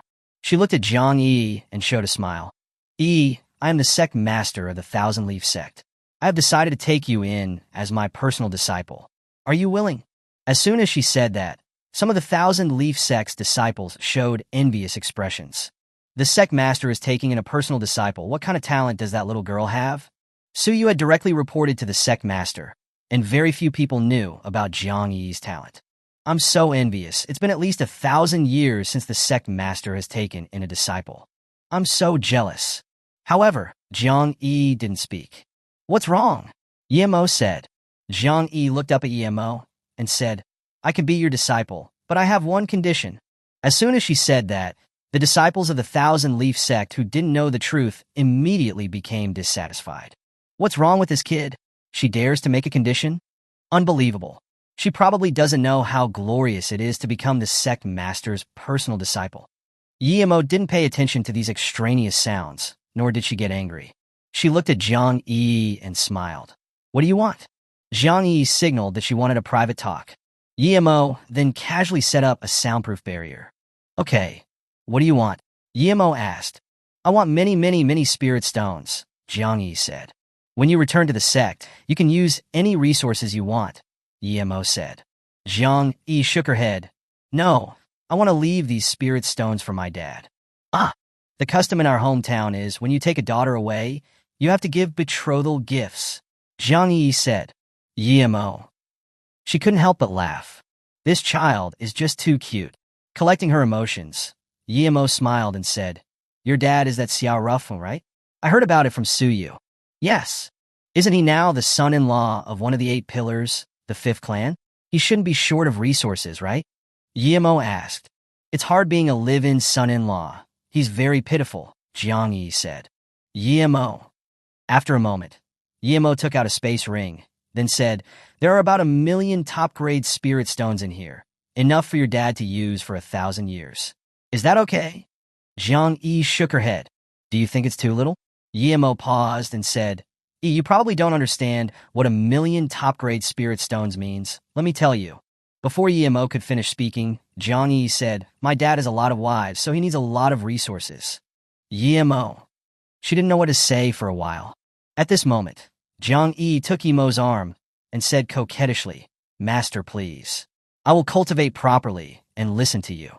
When this child acted spoiled, her power was immense, and even Yemo was a bit unable to withstand it. Okay. Yemo took out another storage ring. There are 4 million top-grade spirit stones in here. Give it to your dad. This is the limit of what I can give. You can't ask for more. Jiang Yi was overjoyed. Thank you, Master. After saying that, Jiang Yi took the 2 space rings that Yemo had given her and ran back to Xiao Rufeng. Daddy, for you, Jiang Yi said. What's this? Betrothal money. Cough, cough. Xiao Rufeng choked. Jiang Yi giggled, then gave the storage rings to Xiao Rufeng and ran back to Yemo. Goodbye, Daddy. With that, Jiang Yi turned around, turned her back to Xiao Rufeng, and her tears fell like rain.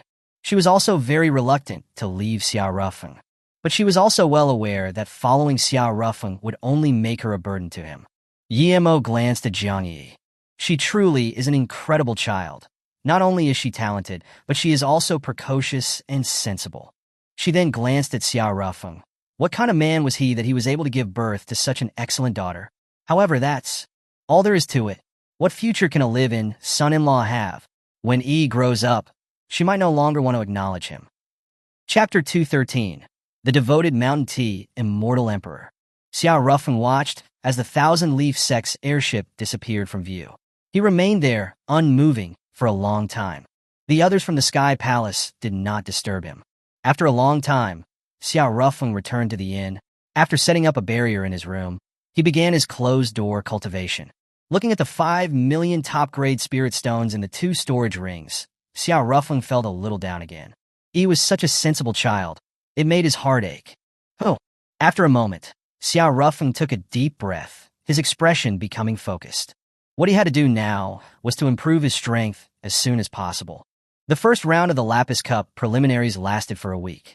In this week's matches, except for Xiao Rufeng, who automatically advanced due to Wu Yin's withdrawal and was considered a dark horse, the other matches were uneventful and generally in line with pre-match odds. Of the 5 representatives from Sky Palace, besides Xiao Rufeng, Nangongha and He Tianlei also advanced successfully, while the other 2 were eliminated. Ever since Xiao Rufeng went into closed-door cultivation, Wu Yin had been coming to the Sky Palace almost every day. Hey, Xiao, is Xiao Rufeng avoiding me? Wu Yin asked. I've already told you, he's in closed-door cultivation. Even I can't see him, Xiao said. What do you mean even you can't see him? It's normal for you not to see him, right? I'm his fiancé. It's abnormal if I can't see him, Wu Yin said. Xiao didn't want to argue with Wu Yin and turned to leave. Xiao, wait. Wu Yin called out again. Is there anything else? Xiao turned around, looking at Wu Yin calmly. What is your relationship with Xiao Rufeng? Wu Yin asked. We have no relationship, just agreed to travel together through life. Xiao replied calmly. Wu Yin's face darkened. That was a line she had said before. Back then, when Xiao asked her what her relationship with Sun Wu was, Wu Yin had answered. We have no relationship, just agreed to travel together through life. The first round of the preliminaries is over. Tonight is when they will do the drawing for the second round. Xiao Rufeng should come out of closed-door cultivation as well. I'll come again tomorrow. After saying that, Wu Yin left. Xiao continued to sit at Xiao Rufeng's door. She was also acting as a protector for Xiao Rufeng. At night, a woman came over. Hanyu. The 2 women stood at Xiao Rufeng's door, neither of them speaking. Last time, as soon as they had come face to face, Hanyu had been ready to unleash her ultimate move to kill Xiao. Thanks to Xiao Rufeng, who had bravely jumped up and kissed Hanyu, waking up Gong Ye's soul, Xiao had managed to escape. Xiao wasn't the type of woman who talked much. She might not have said anything about her gratitude towards Xiao Rufeng, but she remembered it in her heart. However, when Hanyu woke up this time, she didn't attack Xiao again. Who was the Mountain Tea Immortal Emperor to you? Hanyu asked. The blessing edict you used that day was an original spell created by the Mountain Tea Immortal Emperor. How did you learn it? Xiao didn't speak. She looked at Hanyu, remained silent for a while, and then said, Do you have a feud with the Mountain Tea Immortal Emperor? Yes, Hanyu said calmly. She didn't hide it. I was once a maid of the Mountain Tea Immortal Emperor, and the Mountain Tea Immortal Emperor was my master. Xiao paused, then, looking at Hanyu, said calmly, I am willing to die in place of the Mountain Tea Immortal Emperor. Hanyu didn't make a move. She glanced at Xiao Rufeng's room and said calmly, If I were to kill you, Xiao Rufeng would definitely resent me. He is for now my brother-in-law, and since you are his maid, you are one of his people. I won't kill you. After saying that, Hanyu was about to leave. Just at this moment, boom, a powerful aura emanated from the room, and the barrier that Xiao Rufeng had set up directly cracked. Xiao and Hanyu both focused their gaze. The aura of the mid-stage Golden Core realm. The speed at which this guy cultivates is terrifying. Hanyu was shocked internally. Although her cultivation speed was faster, she was different from Xiao Rufeng. She hadn't been reborn after reincarnation, and she possessed the complete soul of a quasi-immortal emperor. Moreover, she herself was extremely gifted in cultivation. Plus, Hanyu's physical talent was also very good. Multiple reasons had contributed to her realm rising so quickly. But what was up with Xiao Rufeng? Moreover, although it was just the aura of the mid-stage Golden Core realm, it was so terrifying. The barrier that was powerful enough to withstand an attack from the peak of the Spirit Transformation realm had cracked. But Xiao Rufeng still didn't seem to intend to come out of his cultivation. Just then, Yuan Ling came running over, panting. The drawing results are out. Who's the opponent? Xiao asked. Taiyang Sect's Qi Hung. Yuan Ling replied. Taiyang Sect? It seems to be a 5-star sect from the southern borders, similar in strength to our Sky Palace. It's unlikely they have a genius disciple that's even more outrageous than Xiao Rufeng. I also watched that Qi Hang's first round match. He's a beast tamer, but his own strength is average, and his war beasts are also ordinary. For us, it's considered a good draw, Yuan Liang said, walking over. No, Yuan Ling's expression was serious. The war beasts Qi Hung brought in the first round were only the lowest grade war beasts that he had tamed. I heard that he has recently tamed a soul-devouring beast. Hiss. Everyone gasped. There weren't many demon beasts on Earth. Most of the demon beasts on Earth had been created by that extraterrestrial demon 10,000 years ago. The more powerful demon beasts were generally in the Lapis world, where there were even dragon clans.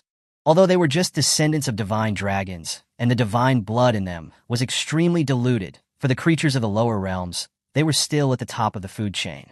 However, the demon beasts of the Lapis world could not come to Earth. This seemed to be a new universal order. In short, compared to the Lapis world, the demon beasts on Earth weren't very strong. After all, their evolution had only lasted for 10,000 years. However, there were also some mutated species on Earth, and the soul-devouring beast was one of them. The soul-devouring beast was a very wild demon beast, capable of producing deafening roars. Its body was tall and burly, with bulging muscles and a back covered with black, coarse thorns that were as sharp as knives. The soul-devouring beast's feet were very large, with barbs all over the soles. But its most terrifying feature was its eyes, which were as deep as an abyss. It could also disrupt and devour an opponent's soul. That's impossible, right? Soul-devouring beasts are extremely rare. Those 9-star sects have always wanted to capture a soul-devouring beast, but they haven't been able to find any traces of them. How did Qi Hung find one? Moreover, soul-devouring beasts have very powerful souls and very high IQs. They generally can't submit to humans. Qi Hung is just at the late-stage nascent soul realm. How did he manage to tame one? I don't know, but what Yuan Ling said is true. Moreover, it's a void realm soul-devouring beast, said a woman's voice. Taiji Sect's Su Miao Miao. With Su Miao Miao was also my Miao. Not long ago, My Meow and Yuan Ling had exchanged places. Yuan Ling had come to the Sky Palace, and my Meow had gone to the Taiji sect. After Su Meow Meow had confirmed it, the expressions on everyone's faces in the Sky Palace slightly changed. If Yuan Ling's information was inaccurate, Su Meow Meow's words were valuable. Everyone's faces were somber. A void realm soul-devouring beast, let alone Xia Rufeng. Even the other seated players in the void realm were not necessarily its match. Why would a soul-devouring beast in the void realm submit to a guy who is only in the nascent soul realm? Generally, even experts in the tribulation realm have a hard time taming a soul-devouring beast in the void realm. I don't know, Su Meow Meow said. The entire place was silent. After a long while, Yuan Ling said, maybe we should just have Xia Rufeng give up. Fighting with a soul-devouring beast, if his soul gets injured, then that's just going to be problematic. The others all nodded in agreement. That's the only way. At this time, the door of Xia Rufeng's room suddenly opened. When's the match? Xia Rufeng walked out and asked. It's still tomorrow, and it's still the first match, Yuan Ling replied. Okay. Xia Rufeng paused, looked at my Meow, and chuckled. My Meow, long time no see. It's not like I came because I was worried about you, my Meow said, looking proud, but her tone was very resentful. In her opinion, she had been driven to the Taiji sect by Xia Rufeng. Xia Rufeng smiled, stretched his back, then looked at Qiu Xiong and said, Qiu Xiong, go make some food. Let's have a feast tonight. Okay. Qiu Xiong then left. The people of the Sky Palace, seeing this scene, had subtle expressions on their faces. What's wrong? Xia Rufeng asked. I've never seen Qiu Xiong be so obedient and docile, Yuan Liang said. The others all nodded vigorously. At this time, Su Meow Meow suddenly asked, You broke through again? Everyone then noticed that Xia Rufeng had already reached the mid-stage Golden Core realm. For a moment, everyone fell silent again. Wasn't he just in the early stage of the Golden Core realm, not too long ago? What is this monstrous cultivation speed? Su Meow Meow was completely shocked. In the Taiji sect, she had always been self-confident as a genius. Even in a star-level sect like the Taiji sect, among the geniuses under 50, besides Fan Wencheng, no one dared to question her if she said she was second. But even so, she didn't have such an outrageous cultivation speed as Xia Rufeng. Xia Rufeng had a smile on his face. Little did they know, he was also internally breaking down. The 5 million top-grade spirit stones that his daughter had given him had almost run out, and he had only broken through a small realm. Xia Rufeng was almost in tears. What kind of money-guzzling beast is this? After recovering from his thoughts, Xia Rufeng suddenly realized that Han Yu was gone as well. Where's Han Yu? Xia Rufeng asked quickly. It seems like she went in the direction of the kitchen, someone said. Xia Rufeng didn't care about the others anymore and quickly ran to the kitchen. At this time, in the kitchen, both Qiu Xiong and Han Yu were there. Neither of them was speaking, but they were cooperating very well while making food. Xia Rufeng breathed a sigh of relief. For tomorrow's match, do you have any confidence? Han Yu suddenly asked. Xia Rufeng smiled. I guess I do.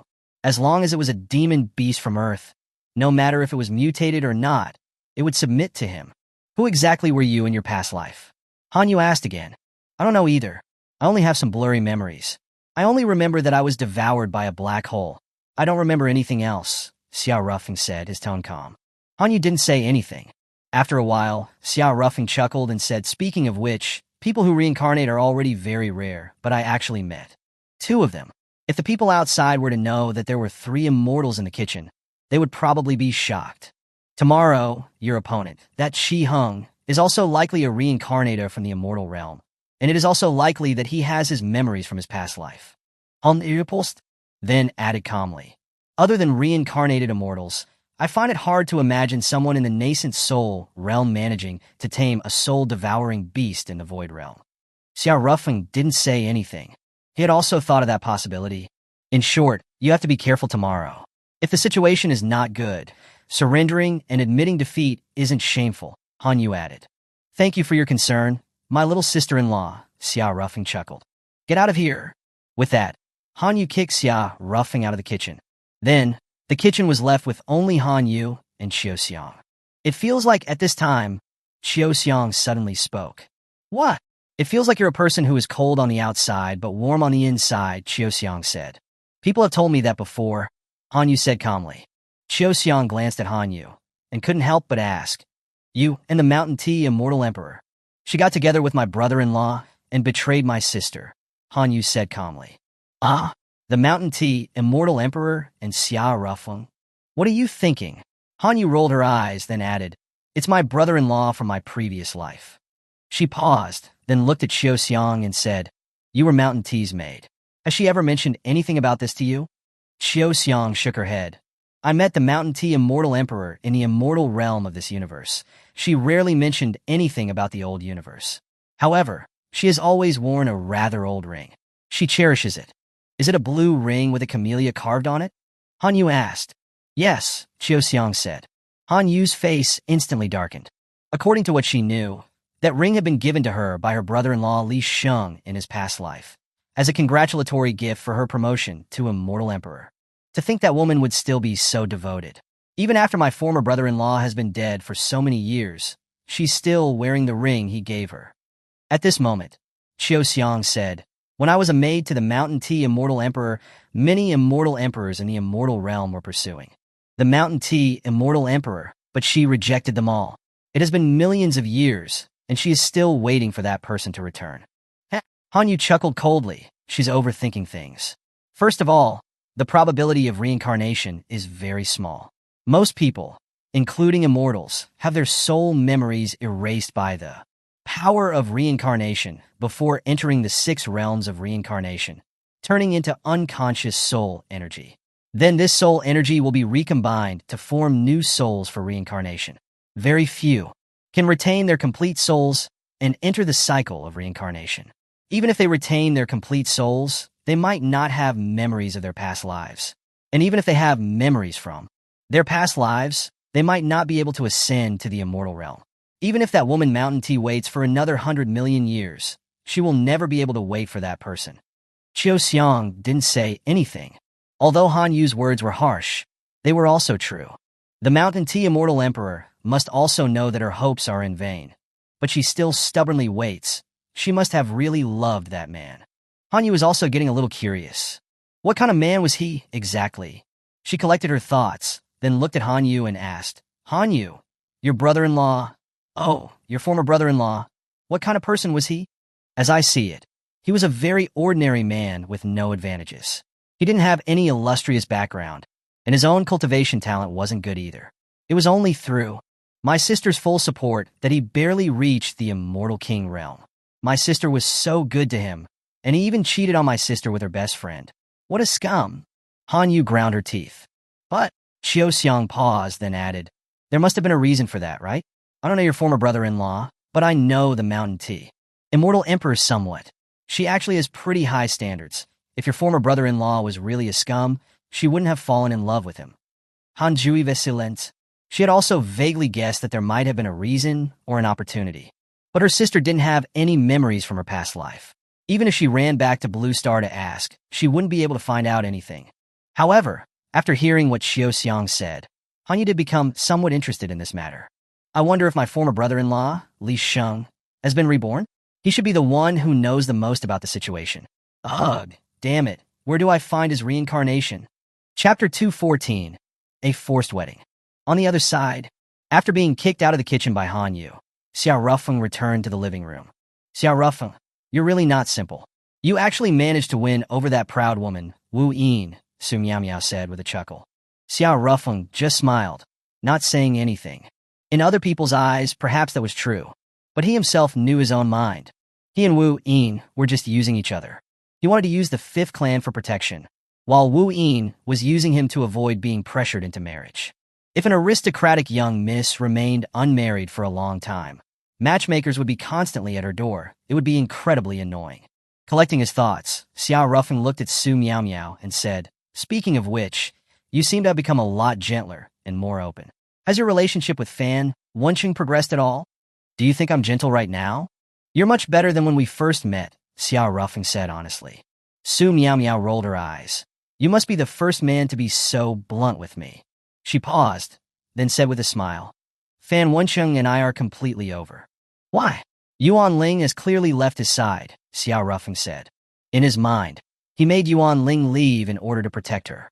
His love for Yuan Ling is earth-shattering. Xiao Rufeng felt a little awkward. Self-inflicted martyrdom, Xiao Rufeng couldn't help but comment. Exactly. That guy is now hopelessly stuck in self-pity. Su Miao Miao paused, then added calmly. Although Yuan Ling said that Fan Wenqing actually loves me, but just doesn't realize it because we've known each other since childhood. I know that he may cherish me, but that's not love. Xiao Rufeng didn't say anything. He wasn't involved in it and couldn't be completely certain about Fan Wenqing's feelings. But it was true that two people who were always together could easily blind themselves to their true intentions. It was like him and Bai Bing. For years, Bai Bing had been by his side. He got used to it. He thought that he just treated Bai Bing as a younger sister, that it was a pure familial love. But later, after Bai Bing left, he realized that his feelings for Bai Bing weren't that pure. As for whether or not Fan Wenqing was experiencing the same situation, Xiao Rufeng didn't know, and he didn't have any more energy to care about other people's feelings. After all, his own personal life was a mess. If Xingyu was here with my current situation, she would probably tear me to pieces. Xingyu, Xiao Rufeng's immortal emperor wife from his first life, was known as the Star Moon Immortal Emperor. She was a woman with extreme control issues and possessiveness. Back then, after abducting Xiao Rufeng and forcing him to marry her, Xingyu had directly chosen to live in seclusion. At that time, as a newly promoted immortal emperor, she was gaining momentum and had been scouted by the three heavenly gods who managed the old universe. She was about to be granted the title of Divine Immortal Emperor. Having the title of Divine Immortal Emperor meant that she could establish an immortal country and rule a region in the immortal realm. It should be known that at the time, throughout the vast and boundless immortal realm of the old universe, there were only a little more than 100 immortal countries. Countless immortal emperors dreamed of obtaining the qualifications of a divine immortal emperor. However, Xingyu had rejected it. According to her, if she became a female emperor of an immortal country, she would have to deal with all kinds of political affairs and would have less time to spend with Xiao Rufeng. Therefore, she refused. She considered Xiao Rufeng more important than anything else, and at the same time, she kept a very close eye on Xiao Rufeng. She didn't let Xiao Rufeng talk to other women, and she was even stricter about him not having any physical contact with other women. After Xiao Rufeng had married Xingyu, over the long years, beside Xingyu, he had only spoken more than 10 sentences to two other women. One was the Mountain Tea Immortal Emperor, and the other one was Xingyu's younger sister, Xiao Rufeng's then sister-in-law, Fengyu. Regarding his marriage with Xingyu, Xiao Rufeng had at one point felt extremely stifled, and had even wanted to commit suicide to free himself. It was at this time that he had secretly gotten together with the Mountain Tea Immortal Emperor, Ji Marin. He knew very well that if it was discovered, he would face a terrible fate. But to him back then, Ji Marin was like a light in his abyss. Her gentleness healed the despair in Xiao Rufeng's heart. She would also often talk to Xiao Rufeng about Xingyu's good qualities and helped him ease his relationship with Xingyu. He had later gradually fallen in love with his domineering, immortal emperor wife. Ji Marin deserved the credit for that. However, even after Xiao Rufeng's relationship with Xingyu had improved, and he had gradually fallen in love with Xingyu, his clandestine relationship with Ji Marin hadn't ended. Until he and Xingyu were swallowed by a black hole, Xingyu didn't know about his affair with Ji Marin. Sigh, although I've been hiding it from Xingyu, which isn't good, but if I were to really confess to her, with Xingyu's personality, I would definitely end up in a terrible state. Xiao Rufeng's thoughts ran wild, making him feel very emotional. At this time, Wu Yin suddenly ran over. Hey, why are you so close to my fiancé? Wu Yin glared at Su Miao Miao. Oh dear, Su Miao Miao looked at Xiao Rufeng and said, Xiao Rufeng, are you sure you want to marry a woman with such strong control issues? Xiao Rufeng just smiled. After all, Wu Yin wasn't being sincere. Moreover, her possessiveness was nothing compared to his immortal emperor wife. Yin, why did you come? Xiao Rufeng collected his thoughts and asked Wu Yin. Wu Yin looked resentful. You come out of closed-door cultivation and don't even tell your fiancé? You ask why I'm here? Don't you think that's going too far? Okay, my bad. Xiao Rufeng paused and added, So, why are you here? Wu Yin rolled her eyes at Xiao Rufeng, then threw the information she was holding at him. What is this? Some information about the soul-devouring beast. But even if you know these things, it's still impossible for you to win tomorrow. It's best to just concede, Wu Yin said. Xiao Rufeng smiled. Actually, rather than information about the soul-devouring beast, he was more interested in information about the Taiyang sect and that Shi Hung. Regarding the Taiyang sect, Xiao Rufeng had learned a bit about it during his time in the Phantom Beast sect. This sect and the Phantom Beast sect had originally come from the same lineage, but because of a woman, they had split up and were now mortal enemies for thousands of years. Now that the Phantom Beast sect was his own faction, although a 4-star sect couldn't provide much combat power, it was after all the first sect Xiao Rufeng had stated after coming to Earth, and he still cared about it a lot. He was the type of person who cherished the past. Even just for the Phantom Beast sect's sake, he would have to crush Chi Hung tomorrow. If a monster like Chi Hung was allowed to grow, it would definitely pose a huge threat to the Phantom Beast sect. Speaking of which, it seems that there is also a contestant from the Phantom Beast sect who has entered the second round. Xiao Rufeng's eyes flickered. I should go visit the Phantom Beast sect. After making up his mind, Xiao Rufeng looked at Wu Yin. Wife, I'm planning to visit some friends. Do you want to come along? Xiao Rufeng's casual use of the word wife instantly made Wu Yin's face flush red. Although she wanted to deny it reflexively, she eventually held back. After all, she was now indeed Xiao Rufeng's fiancé. At this time, Qiu Xiang came over. Are you going out? Wu Yin saw this and immediately wrapped her arm around Xiao Rufeng's. Xiao Rufeng and I are going out. You all eat on your own. After speaking, Wu Yin pulled Xiao Rufeng and left the inn in a display of possessiveness. After leaving the sight of the others, Wu Yin let go. Who are you going to see? Wu Yin asked. Some friends from the Phantom Beast sect, Xiao Rufeng replied. Phantom Beast sect? Wu Yin thought for a moment, and then said, is that the faction that is enemies with the Taiyang sect? She had also learned about the Phantom Beast sect when she was researching information about the Taiyang sect. After all, as the young miss of one of the 8 pillars, she wasn't very interested in a small 4-star sect like the Phantom Beast sect. Yes. Xiao Rufeng paused, then added, I was once a disciple of the Phantom Beast sect for a while. I see. The Phantom Beast sect, as a 4-star sect, had 4 spots in the Lapis Cup preliminaries. But only one of them had made it to the second round. His name was Lu Tai, and he was the most outstanding disciple the Phantom Beast sect had recruited in the last 10 years. He was 40 years old, with a mid-stage golden core realm cultivation. This talent wasn't much on a talent-filled stage like the Lapis Cup. However, he was a beast tamer. A beast tamer's fighting strength mainly came from their war beasts. Lu Tai's war beast was a blood leopard, a mutated species of leopard demon. It was a demon beast at the nascent soul realm, but its combat power could reach the early stage of the spirit transformation realm. Although it couldn't compare to the Phantom Beast sect's current divine beast that was in the spirit transformation realm, the single-horned lightning beast, among the war beasts tamed by the Phantom Beast sect, it was considered a powerful breed. During the time Xiao Rufeng had been in the Phantom Beast sect, Lu Tai had just taken his blood leopard out on training, and the two had not crossed paths. At this moment, in an ordinary and where the Phantom Beast sect was staying, a man was enjoying the flattery of his fellow sect members. It was Lu Tai. Brother Lu, are you confident in winning the second round? Easy peasy, Lu Tai said, smiling slightly.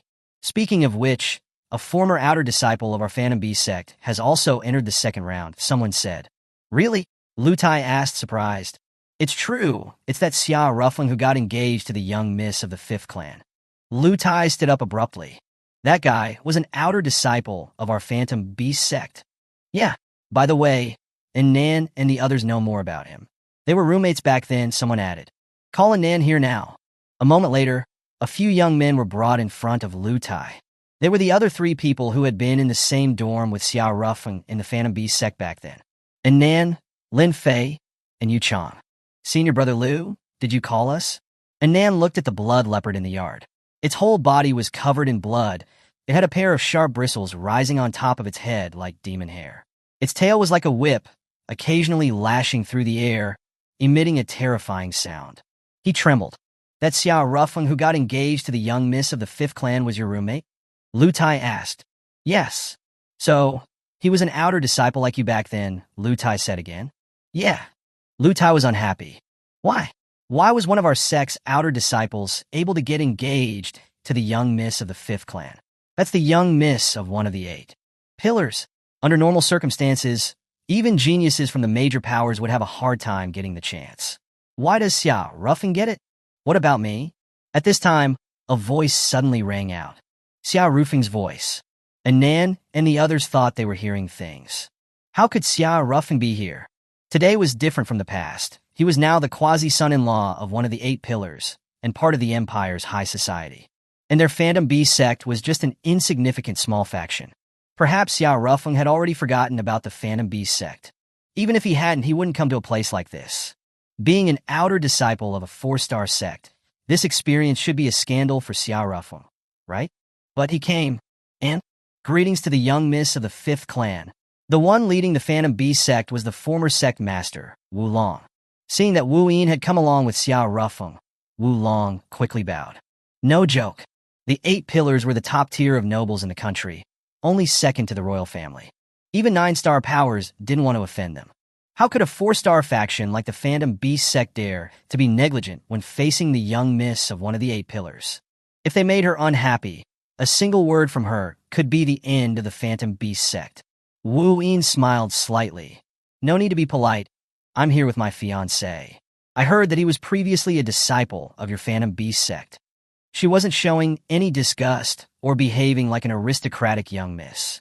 Xia Ruffing actually liked that. Wu Long glanced at Xia Ruffing, his expression complex. Who could have imagined that the outer disciple who had been expelled back then was now a noble son-in-law? That guy is so lucky. Wu Long didn't know that the spirit beasts in the Spirit Beast Forest were controlled by Xia Ruffing. Within the entire Phantom Beast sect, only the current sect Master Song Yi knew about this. At this moment, Lu Tai suddenly came before Wu Yin and said, "Young Miss Fifth, my name is Lu Tai, and I'm the only member of the Phantom Beast sect who made it into the 2nd round of the Lapis Cup." "Is that so? Congratulations," Wu Yin said indifferently. She didn't like people who were overly familiar with her. However, Lu Tai, who was excited, didn't notice Wu Yin's coldness. He pointed at the blood leopard in the courtyard and said, "This is my war beast, the blood leopard. With a cultivation in the Golden Core realm, I managed to tame a demon beast in the nascent soul realm. Even the sect master said that I was a genius that appears once in a century." A blood leopard? At this time, Xia Ruffing suddenly came to stand before the blood leopard. Seeing this, Lu Tai smiled slightly, then said, "Xia Ruffing, right? I advise you to stay away from it. My blood leopard doesn't have a very good temper. If it were to hurt you..." His words stopped abruptly. But then, Xia Ruffing reached out and touched the blood leopard's head. And the blood leopard was also lying prone on the ground. Everyone was dumbfounded. That posture, that's complete submission. Wu Long suddenly recalled that when he had visited the Sky Palace previously, the single-horned lightning beast had suddenly become uncontrollable after seeing Xia Ruffing.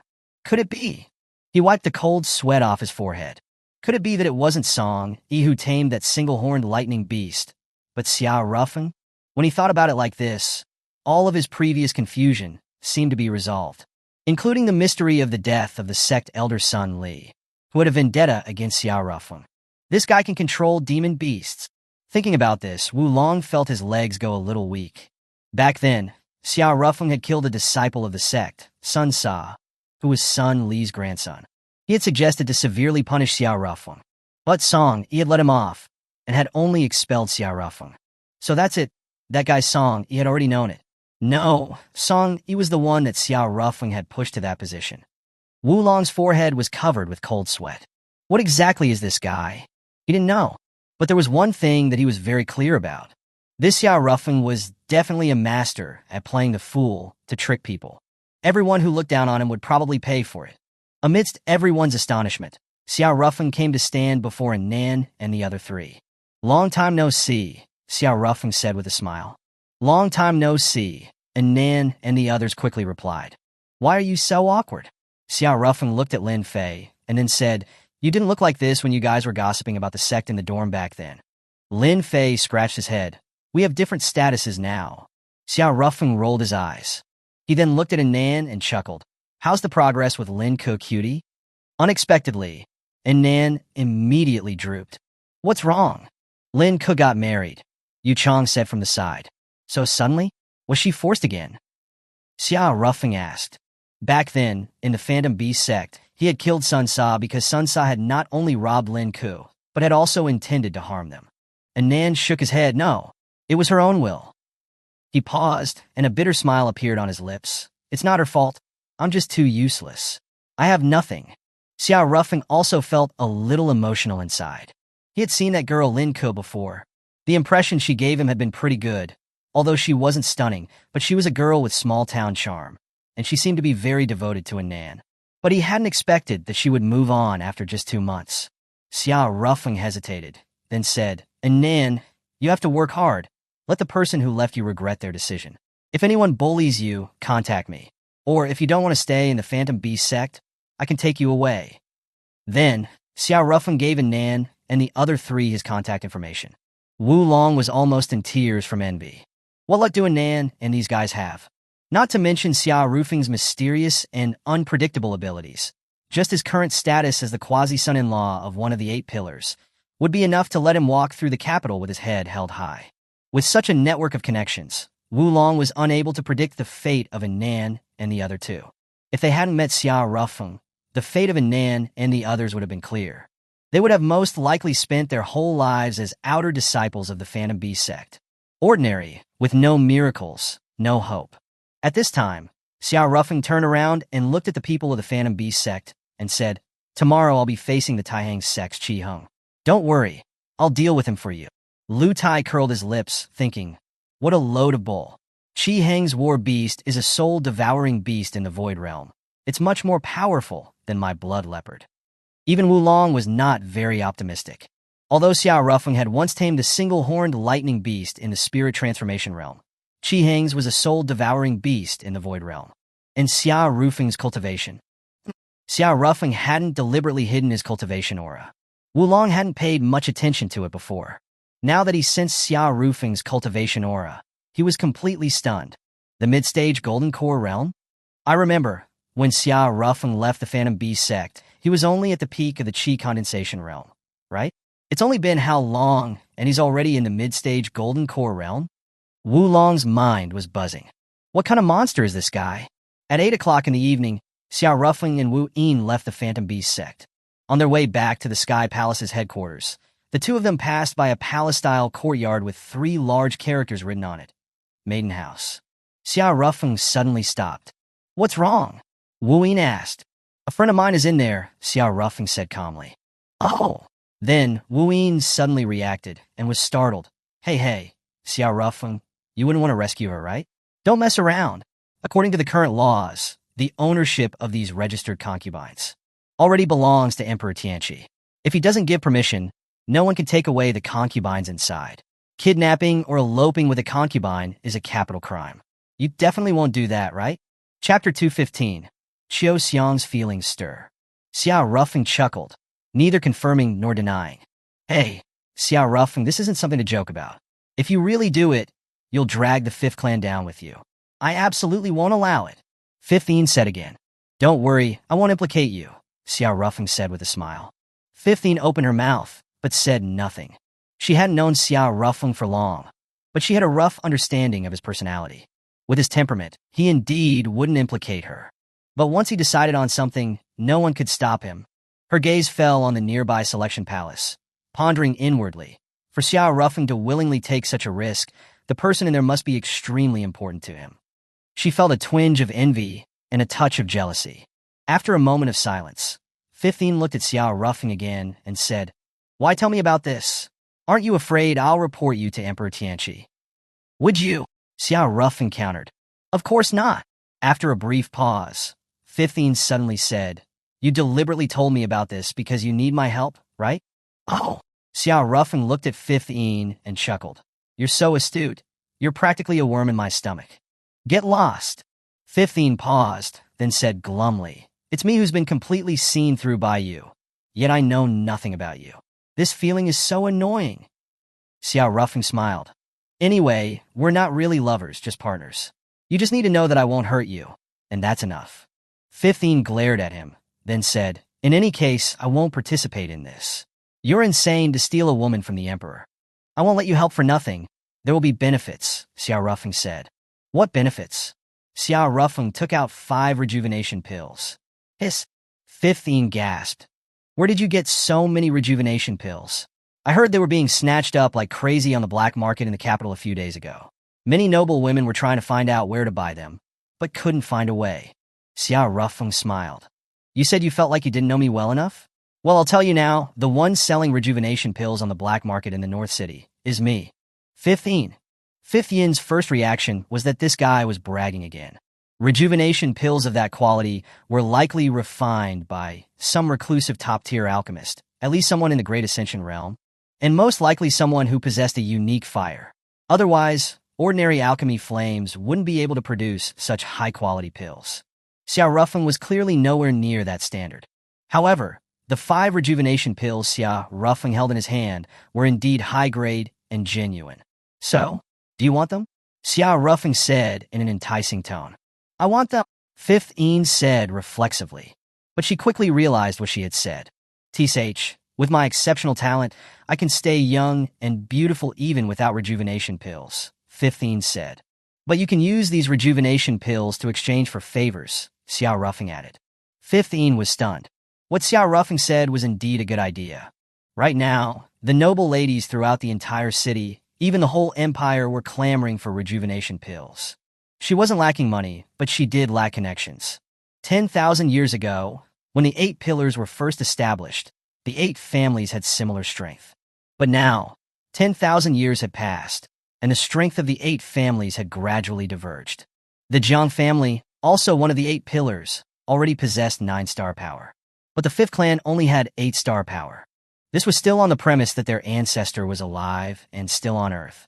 But what outsiders didn't know was that their ancestor, worried about being caught by the celestial realm's gravity, could only hide in an independent space and dared not come out. Even if the 5th clan was being besieged now, their ancestor might not come out to save them.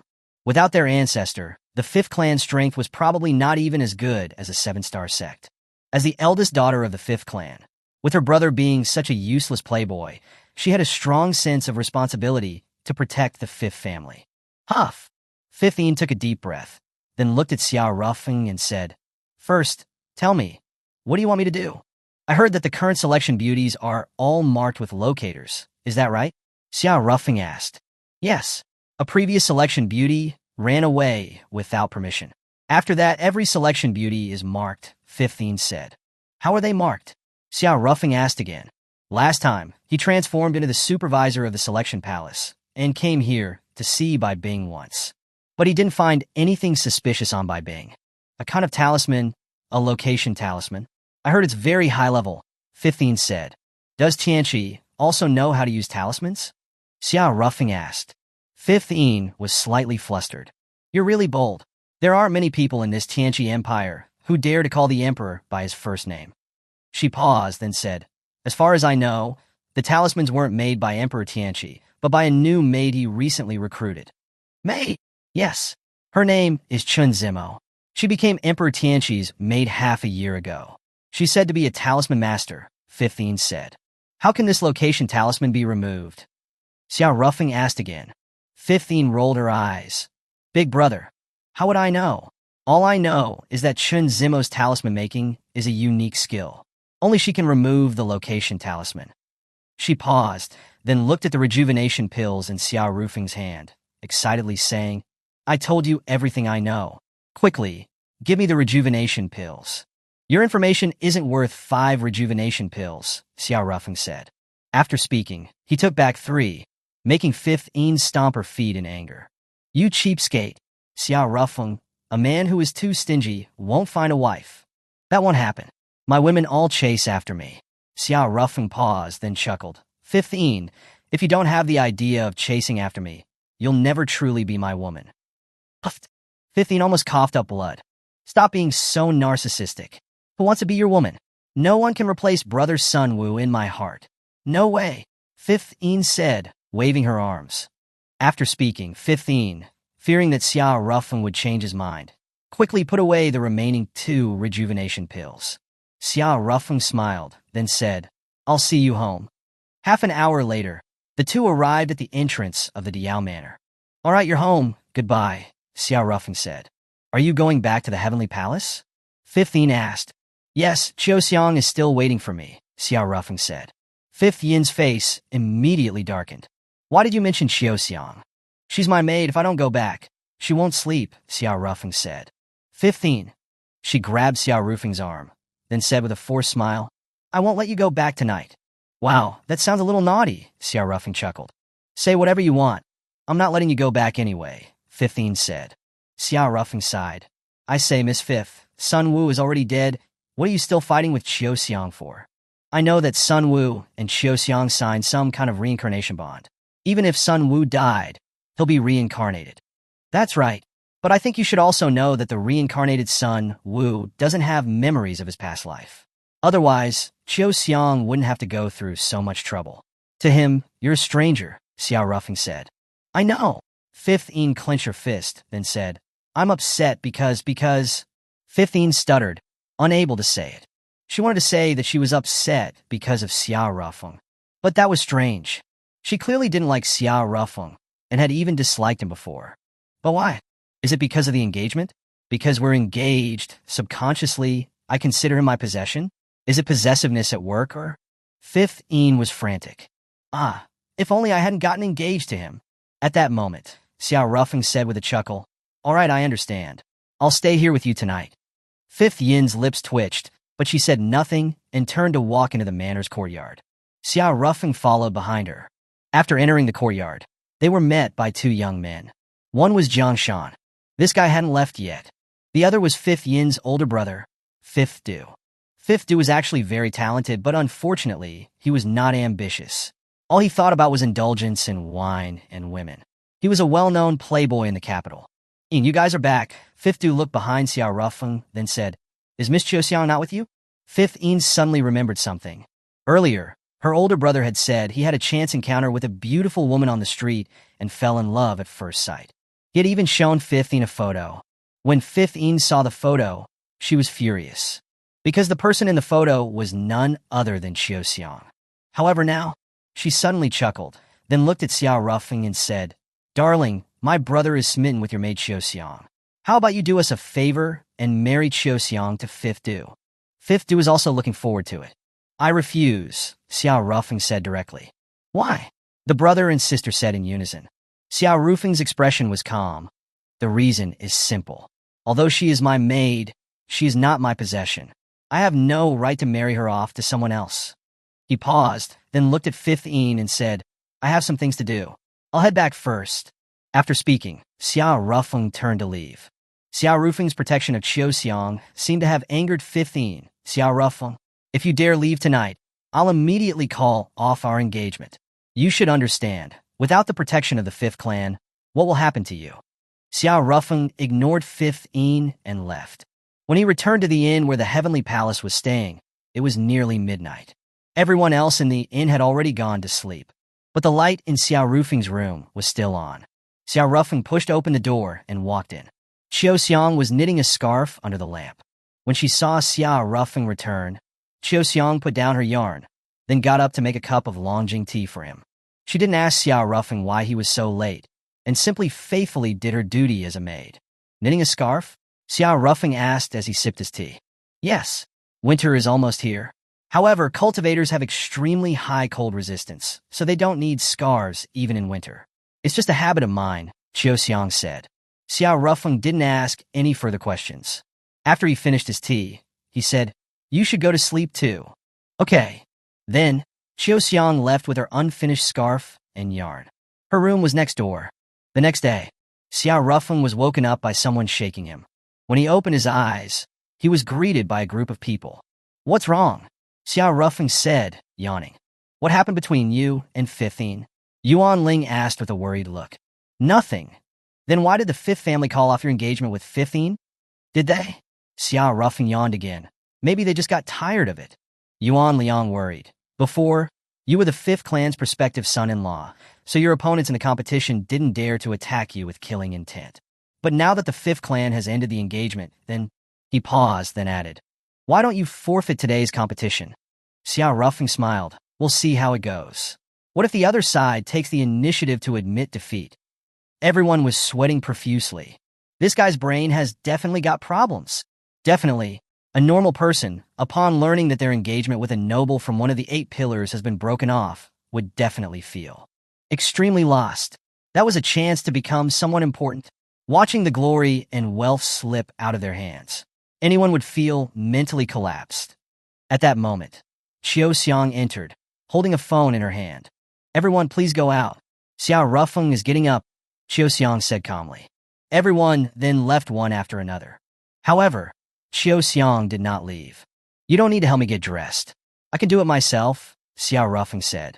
I just called 15, Qiu Xiang said calmly. Why? Qiu Xiang looked at Xiao Rufeng and said, Is it worth it to offend one of the 8 pillars for someone like me? Xiao Rufeng, while putting on his clothes, said calmly, I never do things that aren't worthwhile. If I did it, it must be worthwhile. He paused, then chuckled. I'm destined to offend a royal family anyway. It doesn't seem to matter if I have another one of the 8 pillars as an enemy.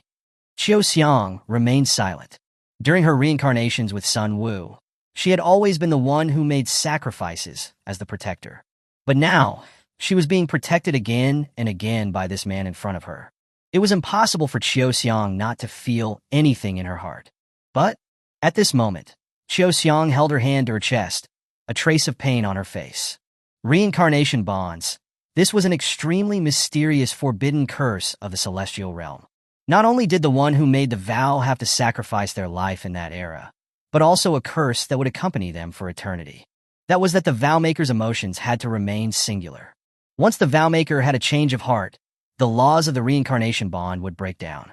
And the vow-maker, as the carrier of the reincarnation bond, once the reincarnation bond's order was completely broken, there would be only one consequence, and that was death from a shattered heart. After the reincarnation bond was broken, the vow-maker wouldn't be able to reincarnate. That would be total death. And the current Qiu Xiang's heart hadn't reached the point of being completely shattered, but cracks were beginning to appear. The reason this was happening was that another man's figure was beginning to take place in Qiu Xiang's heart. Her feelings for Sun Wu were starting to waver. Chapter 216. Xiao Rufeng's Second Battle. Seeing the pain on Qiu Xiang's face, Xiao Rufeng quickly rushed over. Qiu Xiang, what's wrong? I'm fine. Qiu Xiang took a deep breath, then looked at Xiao Rufeng and said, I won't stop you from continuing in the lapis lazuli cup, but I hope you will make preserving your life your primary goal. She paused. Then after a moment of silence, she added, Don't die. Xiao Rufeng smiled. I promise you. Qiu Xiang didn't say anything more and turned to leave. At 8 o'clock in the morning, as soon as Xiao Rufeng appeared on the stage, the whole arena erupted in boos. What's going on? Anan and others from the Phantom Beast sect looked confused. At this moment, Lu Tai from the Phantom Beast sect had a gleeful look on his face. Anan, haven't you heard? That Xiao Rufeng's engagement with the 5th clan was called off. Ha! It said that he set the record for the quickest to be dumped. Ha! Why? Anan was puzzled. Yesterday, when that Miss 5th came to our Phantom Beast sect with Rufeng, everything was fine. It said that this Xiao Rufeng is a heartless playboy. Although he was engaged to the eldest daughter of the 5th clan, he was still flirting with other women. Ajanan, he deserves to be dumped. Lu Tai paused, then looked at Anan and the others, adding, Yesterday, that guy was also shamelessly saying he would be your backer. It's hilarious. I don't think he'll live past today. No way. Anan was worried. Will Rufeng be killed? Definitely. The Tying sect already knows that Xiao Rufeng was once a disciple of the Phantom Beast sect. They will definitely take this opportunity to kill him. Anan and the others were anxious, but they couldn't do anything. Inside a private room in the VIP area of the arena. Clang! 15 slammed a teacup onto the ground, furious. Why did you cancel my engagement with Xiao Rufeng without my permission? Didn't you say it yourself? Zhang Shan said calmly, Last night, you said that as long as Xiao Rufeng left, you would break off the engagement with him. You did say that, 5th said. At this moment, Zhang Shan looked at 15, then said calmly, He doesn't love you at all. You can't not feel that, can you? 15 fell silent. At this moment, the live broadcast screen in the arena lit up, showing the guest panel. There were 3 guests in total. 2 were regular guests of the Lapis Lazuli Cup, Guan Zhe and Song Qingfeng, both unaffiliated cultivators in the Great Ascension realm. Unaffiliated cultivators here refers to those who don't belong to any power. They were contracted by the television station specifically to provide commentary and act as guests for various martial arts competitions. In addition to these 2 regular guests, a masked mysterious guest had also been invited today. Although masked from the figure, it was clearly a woman. At this moment, the host said, Everyone, we have invited 3 guests today. Master Guan Zhe and Master Song Qingfeng are all familiar faces, so we won't explain much. He paused, then pointed to the masked woman and said, "This is our new guest today. Her name is Chinzimo. She's a new maid recruited by Emperor Tianqi, and although she's young, she's already a tribulation transcending realm expert." As soon as these words came out, the entire arena instantly erupted in excitement. Emperor Tianqi's maid represented the royal family. No one had expected that the royal family would be paying attention to the Lapis Lazuli Cup as early as the second round of the preliminary. Did any potential newcomers emerge in the first round? If we have to say so, it should be Chi Hung from the Taiyang sect. It's said that this guy hid his strength in the first round and brought an ordinary battle pet, but he also has a Void Realm Soul Eater beast in his possession. I heard about that too. That's incredible. A Void Realm Soul Eater beast. I'm afraid even a tribulation transcending realm expert would have difficulty taming one. That Chi Hung might be an unparalleled genius. Indeed. Otherwise, the royal family would have no reason to watch the second round of the preliminaries. Not necessarily. In the first round, the masked Nangonghi from the Heavenly Palace was also very strong. Nangonghi, compared to her combat power, I'm more curious about what she looks like under that veil. Amidst the crowd's discussions, a roar could be heard, and a black ferocious beast walked into the arena majestically. It was none other than the mutated Soul Eater beast. And on the back of the Soul Eater beast sat a young man. His expression was calm and unhurried, and he seemed quite mature. "It's Chi Hung," someone shouted. Subsequently, the entire arena erupted in excitement again. Taming a Void Realm Soul Eater beast with a nascent Soul Realm cultivation base. Judging by his talent as a beast tamer, this was definitely a super genius that appears once every 10,000 years.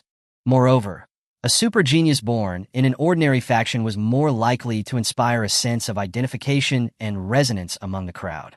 Xiao Rufeng, who had already arrived at the arena, just looked calmly at Chi Hung, who was walking towards him. Earlier, Hanyu had said that this Chi Hung was also very likely to be a reborn individual from the immortal realm. But this matter was difficult to verify. The only way to verify it was to test the other party's soul. If he was a reborn immortal, his soul strength would be far greater than an ordinary soul. But a person's soul information was their greatest secret, and they wouldn't allow anyone to test it. While Xiao Rufeng was observing Chi Hung was also observing Xiao Rufeng. Although many people outside were dismissive of Xiao Rufeng, saying that Xiao Rufeng's advancement was a fluke, that his opponent had forfeited, and that's why he had advanced. But Chi Hung didn't think that Xiao Rufeng was weak.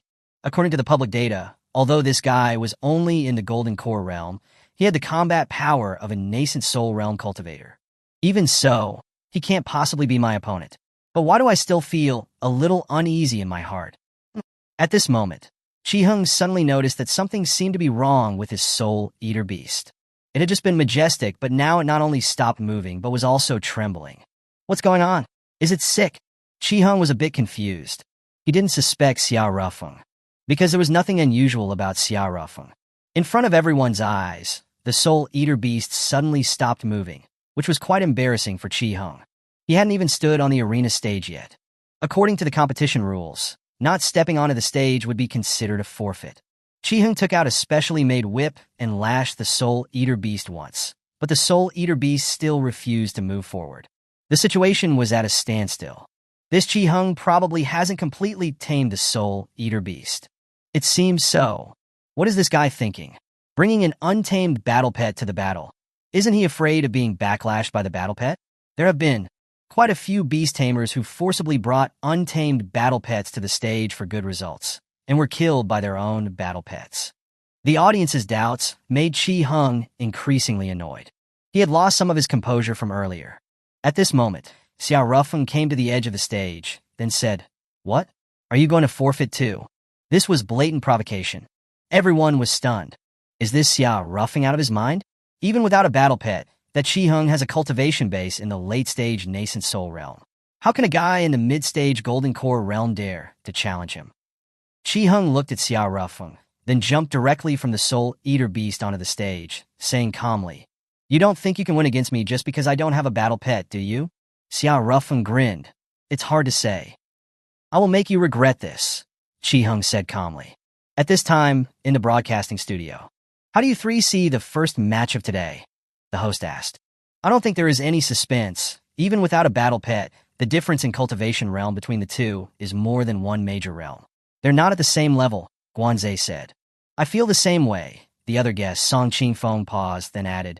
If you had seen Qi Heng's first match, you would know that although he is a beast tamer, he basically won his first match on his own.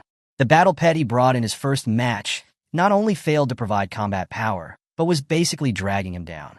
The host nodded, indeed. He paused, then looked at Chun Zimo, who hadn't said a word, and asked, Miss Zimo, what do you think? Chun Zimo still didn't speak. The host was a little embarrassed but dared not say anything. After all, she was the Emperor's maid. Luckily, at this moment, the referee in the arena blew the whistle, signaling the start of the match. After the match started, Qi Heng reached out his hand. He gathered cold energy in his palm, condensing it into slender ice arrows. The surrounding area immediately plunged into extreme cold, as if the entire world was sinking into a winter abyss. Ice-type magic? Xiao Ruffing smiled slightly. A ball of fire suddenly emerged from his palm, and he chuckled. What a coincidence, I just happen to know fire-type magic. Qi Heng also grinned. Then let's try it. After speaking, a cold light suddenly flashed through Qi Heng's eyes. Immediately, almost in an instant, hundreds of ice arrows appeared in the void. Go! With a point of Qi Heng's finger. Those ice arrows immediately shot towards Xiao Ruffeng from all directions. The dense ice arrows tore through the air, like meteors in the sky, drawing beautiful arcs in the air, shining brightly, like icy flowers blooming in the sky. But everyone present could feel the coldness contained in those ice arrows, as well as their terrifying power. Xiao Ruffeng stood there without moving. He had originally planned to use wind blades to cut all of these ice arrows, but he suddenly changed his mind. He wanted to try a new way of defending. Using the new ability he had developed using the black hole gravity in his Dantian. With the increase in Xiao Ruffeng's cultivation realm, his control over the black hole's gravity in his Dantian was also becoming increasingly adept. Before, he could manipulate gravity to trap opponents, but it consumed a lot of his energy. Later, Xiao Ruffeng thought, why not guide instead of block? If he could use gravity to pull the energy attacking him off course, preventing it from hitting him, wouldn't that be better? That way, he could save a lot of energy. With the increase in Xiao Ruffeng's cultivation realm, the coverage of his Dantian's gravity had also expanded to 100 meters. When these ice arrows entered within Xiao Ruffeng's 100-meter range, Xiao Ruffeng immediately activated his black hole's gravity. Under the disturbance of the black hole's gravity, the ice arrows that had originally been aimed at Xiao Ruffeng were all pulled off course. But due to inertia, they could only continue along the wrong trajectory. Many of the ice arrows landed around Xiao Ruffeng, but not a single one pierced him. Hey, Qi Heng, aim properly before you shoot. Are you nearsighted? Xiao Ruffeng chuckled. Qi Heng was extremely embarrassed and also a bit enraged. After a moment, he took a deep breath, then extended his finger again. In that instant, the temperature of the entire arena, even the entire stadium, seemed to drop, and a bone-chilling coldness swept in, seemingly able to freeze everything around it. A faint blue light burst forth from the tip of his finger, and gentle snowflakes weaved in the light, like a slowly blossoming ice lotus. With Qi Heng softly shouting, the ice lotus suddenly exploded, and countless ice arrows flew out, covering the entire sky like raindrops. The ice arrows flew rapidly across the sky, making crisp, piercing sounds. Along their trajectories, they left behind dazzling blue lights, like dreamlike flowers dancing. Wow, so beautiful. Yes, it's like a work of ice art. In the audience, many spectators, especially female ones, showed expressions of pleasant surprise. But Xiao Ruffeng's expression was grave. He could feel that although they were all ice arrows, the power had increased by at least several times. Inside the broadcasting studio. Xiao Ruffeng is finished. Qi Heng's attack has already reached the mid-stage deity transformation realm. There's no way a mid-stage golden core cultivator can withstand such an attack, Guanze said. This Qi Heng is really a genius. Not only is his talent in beast taming outstanding, but even his conventional cultivation talent is also so amazing, Song Qingfeng said. He paused, then looked at Chun Zimo and said, Miss Zimo, this Qi Heng can be recruited into the Imperial Guards for training. Chun Zimo still didn't speak. Song Qingfeng was beginning to suspect that Chun Zimo was mute.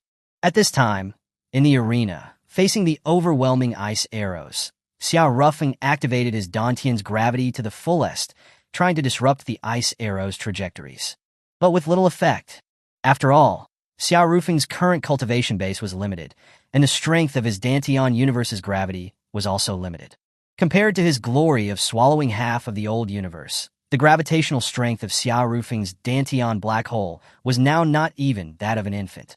As his gravity manipulation failed, Xiao Rufeng could only conjure a spirit sword formed of spiritual energy, then swing it with force. The sword light was like a shooting star tearing through the sky, extremely fiery and emitting a sharp aura that made one's heart tremble with fear. Wherever it passed, the air was cut through in an instant, forming a blurry afterimage of sword energy. Then, the sword light slowed down, and the sword energy spread out, instantly rotating, transforming into a vortex, forming a scene resembling a small hurricane that sucked all of the surrounding ice arrows into it. Most of the ice arrows were absorbed by the sword energy vortex that Xiao Rufeng created, but 3 ice arrows still managed to break through the vortex, piercing Xiao Rufeng's legs. And another ice arrow pierced Xiao Rufeng's abdomen. This one seemed the most dangerous, but was actually the safest. After all, the Dantian was located in the abdomen. The ice arrow that pierced the abdomen was instantly absorbed by the black hole. On the other hand, the 2 ice arrows that pierced Xiao Rufeng's legs instantly eroded the nerve tissues in his legs with their contained cold energy. Due to the immense pain and the freezing of the local nerves in his legs, Xiao Rufeng's legs buckled downwards. But just as his knees bent, at that moment, driven by some unknown stubbornness, Xiao Rufeng directly endured the intense pain and straightened his body. A man kneels only to the heavens, the earth, and his parents. He would never kneel to others. That was Xiao Rufeng's determination. Seeing this scene, many cheered for Xiao Rufeng. There were also people who mocked Xiao Rufeng. I knew it. That Xiao Rufeng was just lucky in the first round. He got his promotion because someone else forfeited. He definitely won't go far. In the end, he's just in the Golden Core realm. If he doesn't kneel now, he will still have to kneel later. No, he might not even have the chance to kneel before he's killed. That Chi Hung is clearly aiming to kill Xiao Rufeng. Unlike those spectators, Chi Hung was extremely shocked. Why? Why is he still standing? My move should have been a sure kill. My attack just now was comparable to a mid-stage deity. Transformation Realm Strike. It didn't kill Xiao Rufeng? That guy's only in the mid-stage Golden Core realm, right? The Lapis Lazuli. Cup prohibits the use of defensive spirit tools. How did he withstand my strike? Even if he destroyed most of my ice arrows. And even if the 2 arrows in his legs were not fatal. But the arrow in his abdomen was definitely a fatal wound. But why? Chi Heng's mind was spinning. There were too many things he couldn't understand. Just then, Xiao Rufeng grinned, then said, "You've shown off for so long. It's my turn to attack now, right?" Chapter 217. Fellow countrymen from the Demon Island. After speaking, Xiao Rufeng raised his right hand.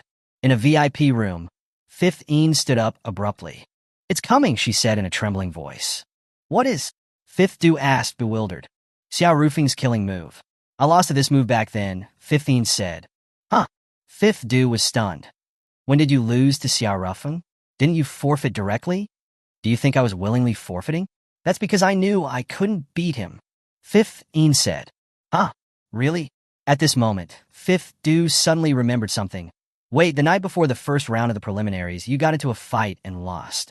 You were even caught by the Black Rose Patrol. Could it be that you fought Xiao Rufeng then?" "Yes." Fifth Du plopped down onto the ground. "How is that possible? Xiao Rufeng was just in the Golden Core realm back then. How could he defeat you? Someone with the battle power of peak nascent soul realm?" "The truth is I lost," Fifth Een said calmly. At this moment, in the arena, as Xiao Rufeng's palm went up, a scorching flame erupted from his palm, like a beast roaring as it pounced out. This flame, mixed with stellar energy, blazed fiercely, its blinding red light illuminating thick smoke, which then spread out in all directions. The intense heat wave distorted and rippled the surrounding air for a moment.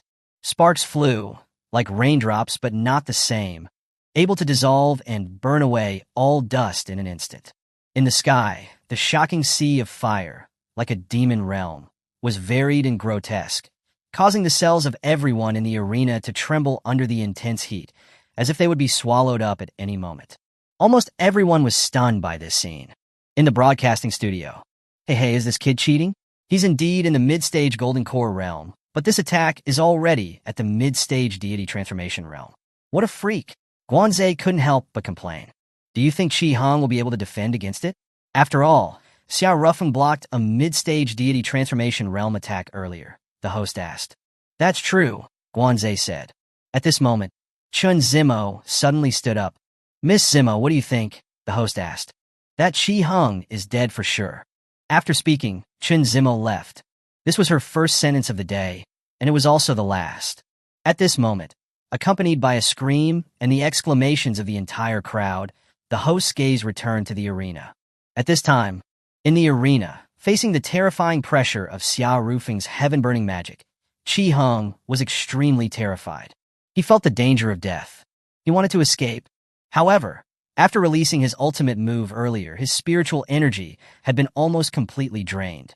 He was not even able to escape the arena stage. According to the rules of the Lapis Lazuli Cup, you could concede before the match or by jumping off the stage, but not during the battle. This was to ensure the continuity of the battle and also to protect the attacker. Some attacks, once released if forcibly withdrawn, would be very likely to backlash against the caster. The arena stage that cultivators used looked small, but in fact it contained an independent space. Its standard size was roughly equivalent to 10 football fields. And at this time, Chi Hong was still hundreds of meters away from the edge of the stage. Xiao Rufeng wouldn't give him this chance. Xiao Rufeng indeed had no intention of letting him go. However, at this moment, the Void Realm Soul Eater Beast that had been wandering outside the stage suddenly jumped into the arena. This unexpected change instantly caused an uproar. Even Chun Zimo, who was about to leave, was pulled back to her seat by this development. Teachers, is this considered a violation of the rules? The host asked, looking at Chun Zimo and the other two. No, this is not a violation. As a beast tamer, the battle pet is part of his combat power, Guanzhe said. However, with the addition of the Void Realm Soul Eater Beast, the situation has completely reversed, right? The host asked again. Very obvious. That's a Void Realm Soul Eater Beast. Even if it's just early stage Void Realm, it's not something a Golden Core Realm cultivator can contend with. The other guest, Song Qingfeng, shook his head. It's a pity. If that Xiao Rufeng had been more decisive, then victory would have been his. However, the situation on the stage seems to have come to a standstill, the host said at this moment. At this time, in the arena, the situation had indeed come to a standstill. Although the Soul Eater Beast had jumped into the arena, it did not attack Xiao Rufeng, but instead ran to Chi Heng's side, wailing incessantly. Others could not feel the emotions of this Soul Eater Beast, but Xiao Rufeng could. It was begging for mercy from Xiao Rufeng. Interesting. Knowing to beg for mercy from Xiao Rufeng indicated two things. First, this mutated Soul Eater Beast had a deep emotional connection with Chi Hong. Second, this mutated Soul Eater Beast had already developed intelligence. This was not simple. Soul Eater Beasts were not intelligent types of demonic beasts. Even Soul Eater Beasts in the Great Ascension realm rarely had intelligence. However, even after gaining intelligence, it was still under the absolute control of Xiao Rufeng. After all, he was their creator. If he forcefully ordered the Soul Eater Beast to kill Chi Hong, even if the Soul Eater Beast was unwilling, under the cosmic laws of the absolute command of the creator, the Soul Eater Beast would be forcibly twisted, and it would carry out Xiao Rufeng's orders. However, this approach was somewhat cruel. The stalemate that outsiders saw was actually mainly because Xiao Rufeng was hesitating. During his hesitation, the fiery clouds in the sky, like flames from hell, instantly turned into fragments of spiritual power and dissipated in the air. Maintaining such a large-scale spell consumed a great deal of his three powers. The so-called three powers were spiritual power, physical strength, and mental strength. During Xiao Rufeng's entanglement, his three powers quickly depleted to the point of exhaustion, and he could no longer maintain the spell's form. Upon seeing this, Chi Hong was overjoyed. Fortunately, his spiritual energy had also recovered a bit. Moreover, he had a Void Realm Soul Eater Beast to help him. This was a good chance for a comeback. Chi Hong, you should concede, Xiao Rufeng suddenly said. Huh? Chi Hong even felt like he was hallucinating. Me concede? Are you joking? Xiao Rufeng, it seems like you haven't seen the situation clearly. My Soul Eater Beast has entered. Do you think you still have a chance of winning? Chi Hong said. As soon as he finished speaking, The soul-eater beast beside him suddenly roared, directly biting Chi-Hung. Then with a jerk of its head, it threw Chi-Hung off the arena. The entire arena was silent. No one could understand what was going on. The referee was also a bit confused. He originally thought that Chi-Hung was going to make a comeback, but unexpectedly, he had failed again and still crashed. Regardless of how Chi-Hung had gone out, according to the rules of the Lapis Lazuli Cup arena, as long as one left the spatial range of the arena, they would lose. Huff! Taking a deep breath, the referee stepped onto the arena stage, then raised Xiao Rufeng's hand and announced, "The winner of this match, Xiao Rufeng." The whole arena booed. That Xiao Rufeng is so lucky. Yeah, in the first round of the preliminaries, his opponent forfeited. In the second round, his opponent was accidentally thrown out of the arena by his own battle pet. But it is said, things do not happen more than 3 times. He definitely won't have that good luck in the third round of the preliminaries. A guy who advances based on luck will reveal his true form sooner or later. There were many similar comments. In the broadcasting studio, Guan Zhe and Song Qingfeng also felt that Xiao Rufeng's luck outweighed his strength. Chen Zimo shook her head at their comments. These people completely forgot that Xiao Rufeng just unleashed mid-stage deity transformation realm combat power with a mid-stage golden core realm cultivation. Throughout the entire history of cultivation on Earth, there are very few people who have accomplished that. If that Jiang Shan from the Jiang family is a genius that appears once in a millennium, then Xiao Rufeng is definitely a super genius that appears once in 10,000 years. Chun Zimo's eyes flickered. Should I report this to Emperor Tianqi?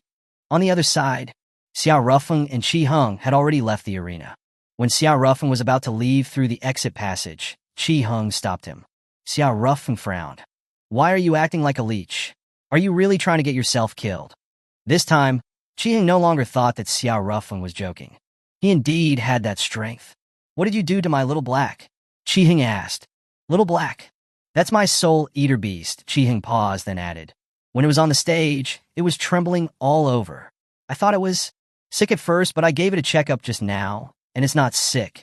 It was trembling because it was afraid. It's afraid of you." "Is that so?" "I didn't notice," Xiao Rufeng said calmly. The corners of Chi-Hung's mouth twitched. This guy really won't tell me. However, he was now very sure that his soul-eater beast was indeed very afraid of Xiao Rufeng. "If there's nothing else, I'm leaving."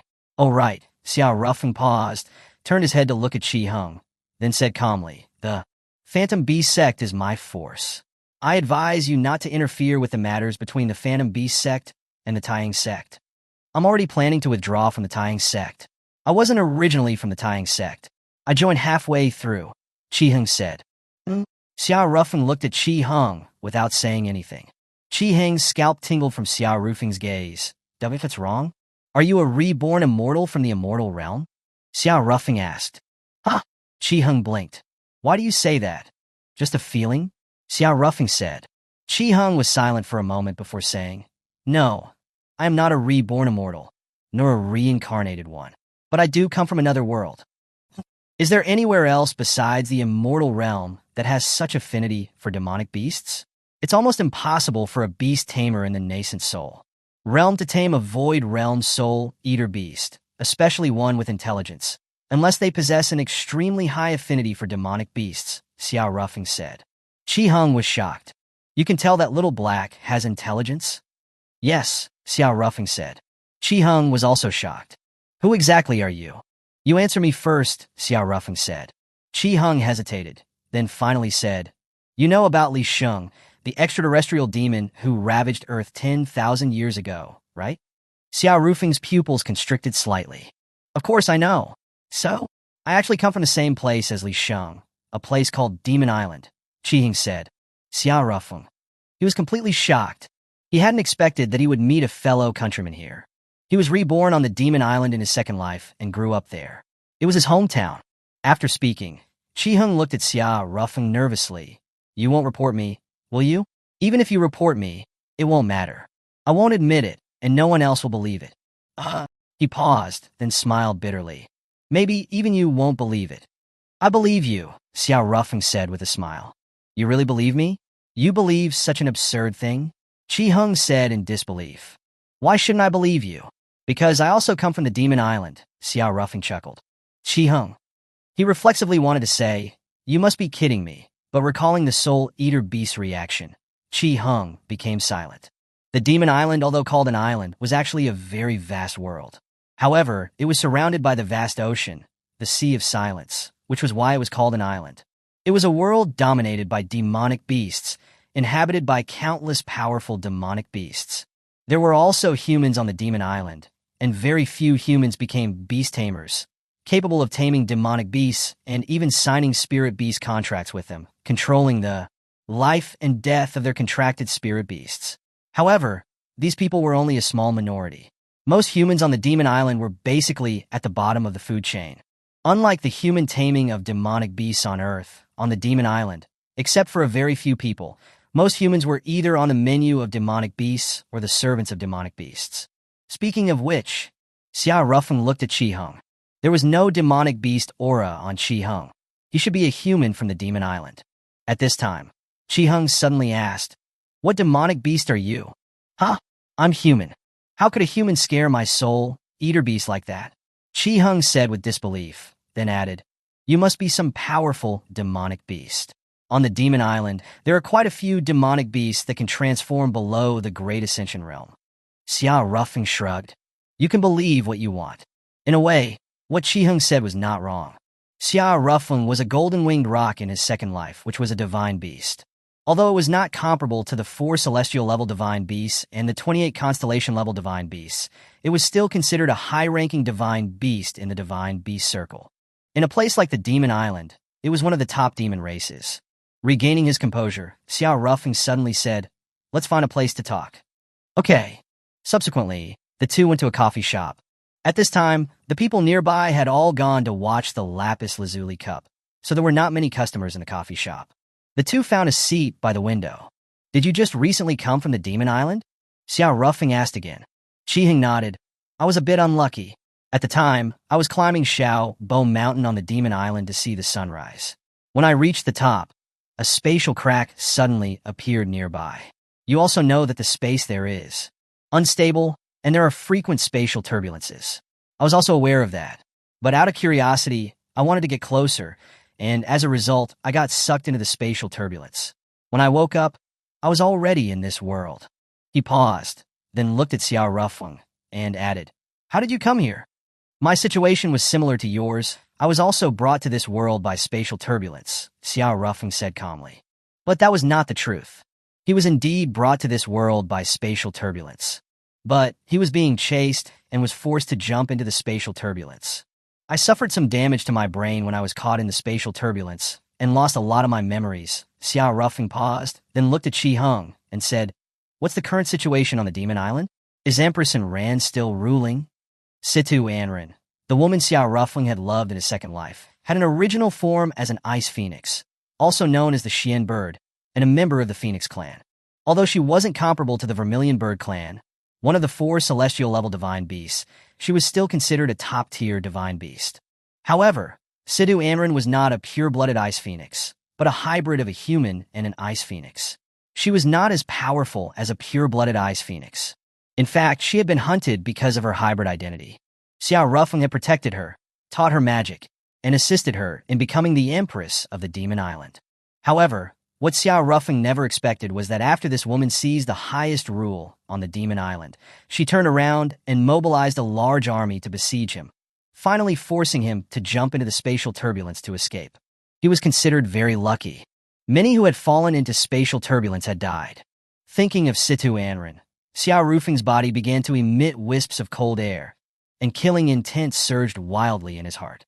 However, he managed to control his emotions, preventing Chi Hung from noticing anything unusual. Yes, Empress Ran has now conquered the entire Demon Island and has also seized a large part of the Sea of Silence's territory, Chi Hung said with an excited expression when talking about Situ Anren. It could be seen that he greatly admired Situ Anren. Xia Rufeng's gaze was cold. That woman actually started a war with the Sea of Silence. The vast sea area surrounding the Demon Island was known as the Sea of Silence, and various ancient demonic beasts lived on the seabed of the Sea of Silence. Life on any planet was born from the sea. The plane where the Demon Island was located was also the same. But, unlike Earth, The terrestrial creatures of the Demon Island today were all forced to migrate to the land after losing the struggle in the Sea of Silence billions of years ago. Although the species that gradually evolved into land creatures after migrating to land slowly became stronger, they were still no match for the ancient demon races in the Sea of Silence. So, all along, the terrestrial creatures of the Demon Island had never dared to think of doing anything about the Sea of Silence. Just how strong has that woman Situ Anran become now? Xiao Rufeng felt a little depressed.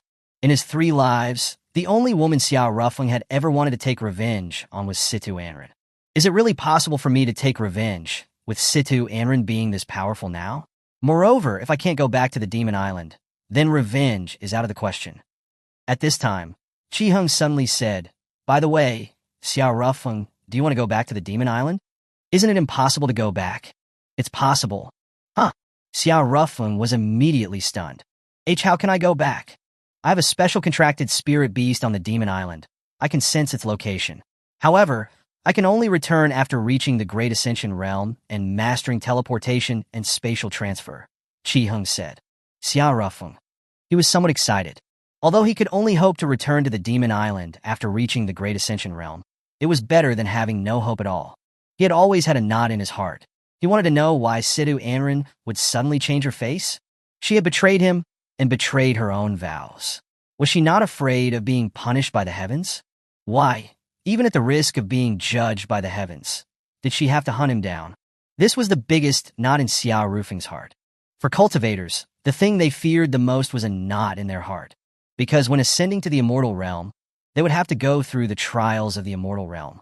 If there was a knot in their heart, this would cause them to cultivate wrongly on their way to ascension.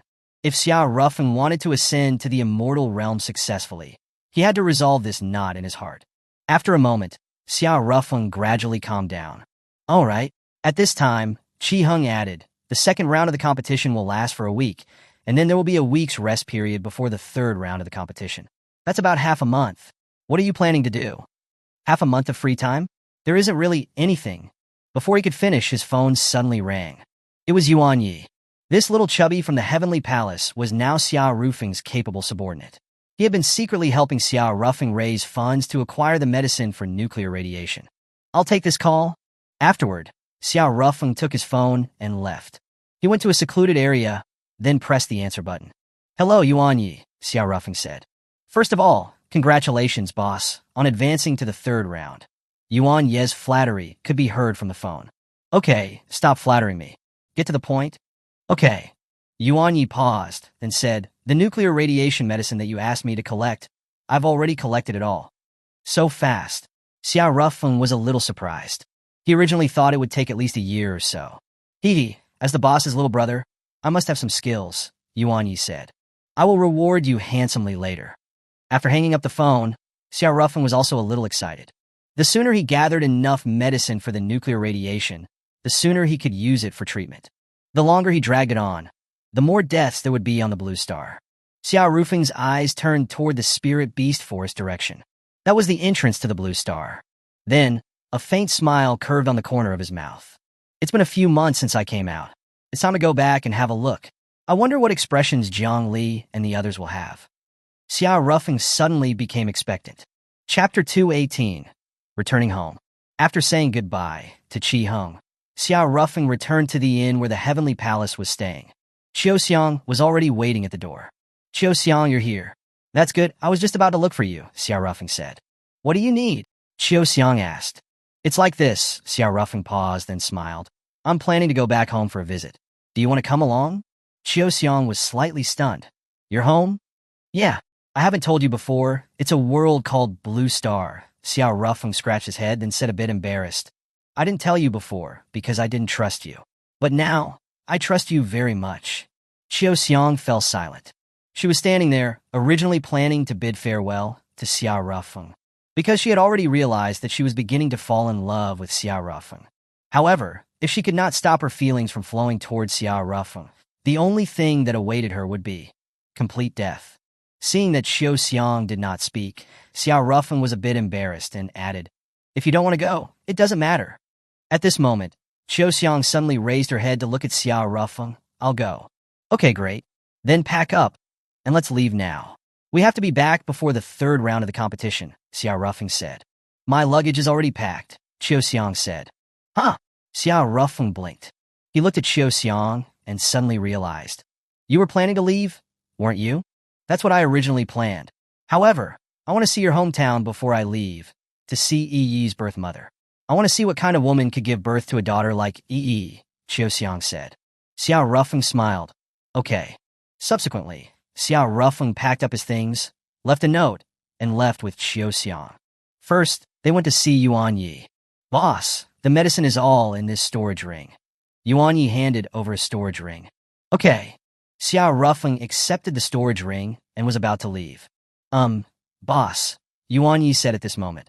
Oh, the reward, right? I'll definitely give you a big reward when I get back. If you're worried. No. Yuan Yi quickly shook his head. He paused, then added. Is boss going back to his hometown?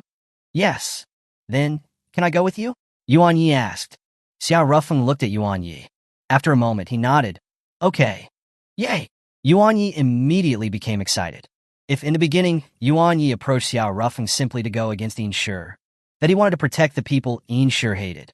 But later, after witnessing Xiao Rufeng's near-legendary cultivation and terrifying combat power, he had completely turned into a fanboy of Xiao Rufeng. In the evening, Xiao Rufeng and the other two arrived at the Spirit Beast Forest. Yuan Yi was feeling nervous inside. Boss, what are we doing here late at night? It's said that there are demonic beasts with void realm combat power here. Even if the three of us combined, we wouldn't be able to beat them, Yuan Yi said worriedly. That was indeed the truth.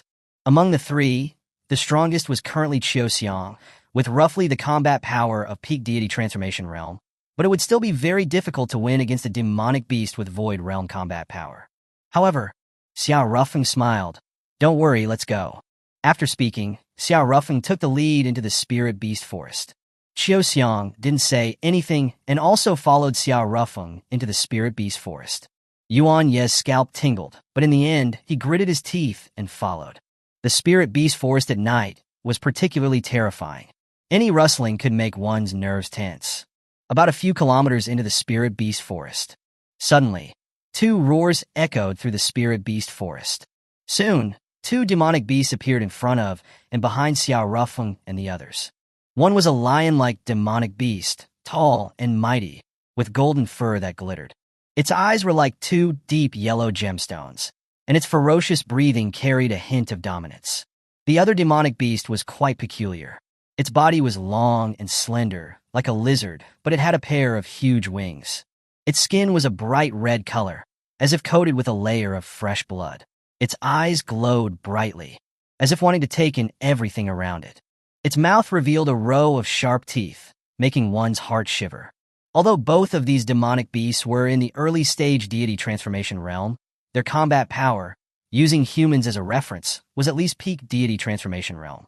Two demonic beasts with the combat power of peak deity transformation realm were definitely a terrible threat to Xiao Rufeng and his group.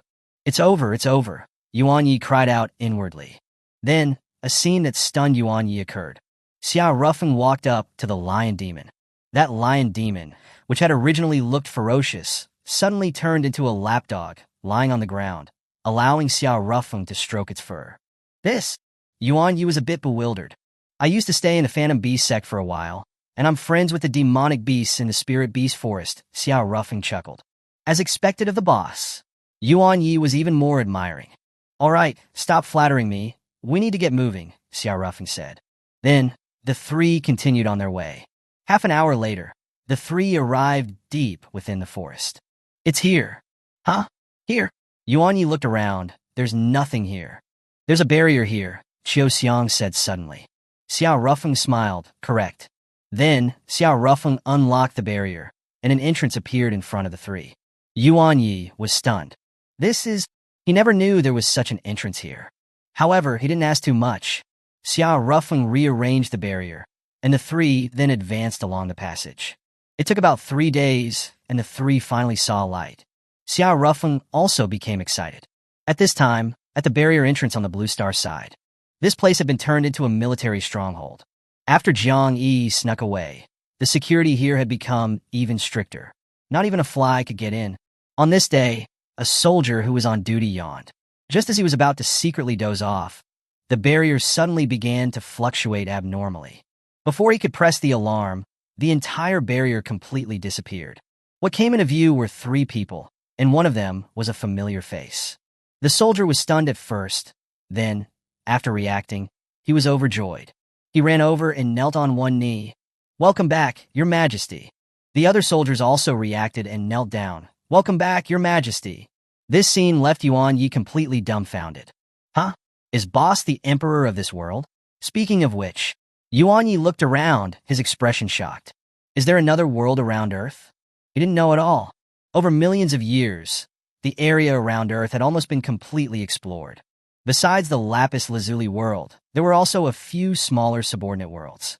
But he had never seen this world called Blue Star. Speaking of which, the spiritual energy here is so thin, and this world feels so fresh, as if it's a newly born world. Yuan Ye's intuition was correct. In the current universe, there are many planes and planets that were from the old universe. After billions of years of evolution, they had developed very well. Millions of years ago, the old universe was swallowed by a black hole. Countless lives and planets died, celestial bodies collapsed, order was destroyed, and the entire old universe faced the crisis of extinction. During that crisis, Xiao Rufeng's biological father, who was also the creator god of the new universe, used great powers to transfer a large number of surviving planes and planets from the old universe into his universe. Earth and the lapis lazuli world were all celestial bodies from the old universe. Even the immortal realm was directly transported from the old universe. And Blue Star was a celestial body born in the new universe. 1,000,000 years was too short to produce spiritual energy. It was also unlikely for life to develop. The original source of life on Blue Star was an unknown mystery. But no matter what, the current Blue Star had already developed an independent civilization.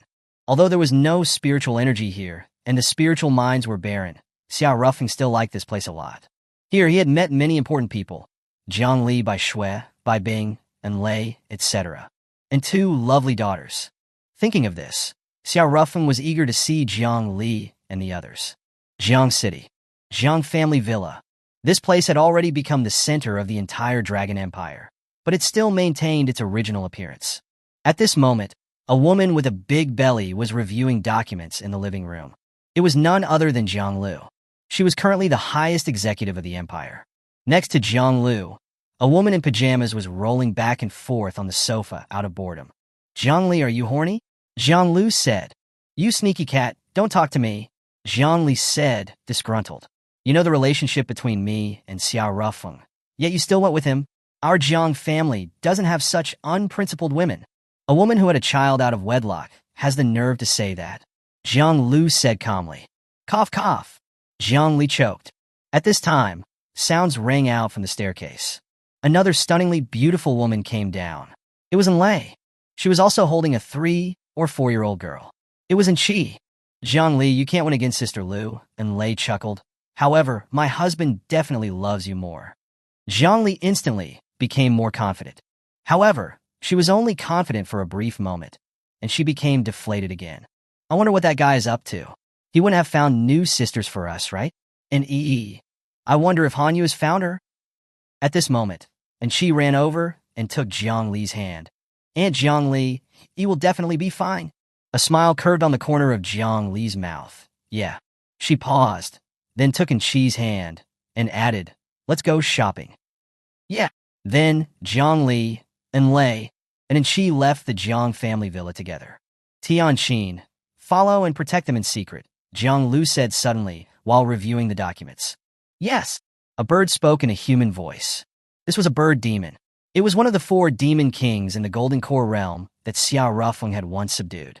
Its name was Tianqin. Tianqin was the only one among the 4 demon kings whose intelligence had reached the level of humans. She had always been Jiang Lu's personal bodyguard. Tianqin did not disturb Jiang Li and the others as they went shopping. Instead, she flew high in the night sky, watching over the surrounding area.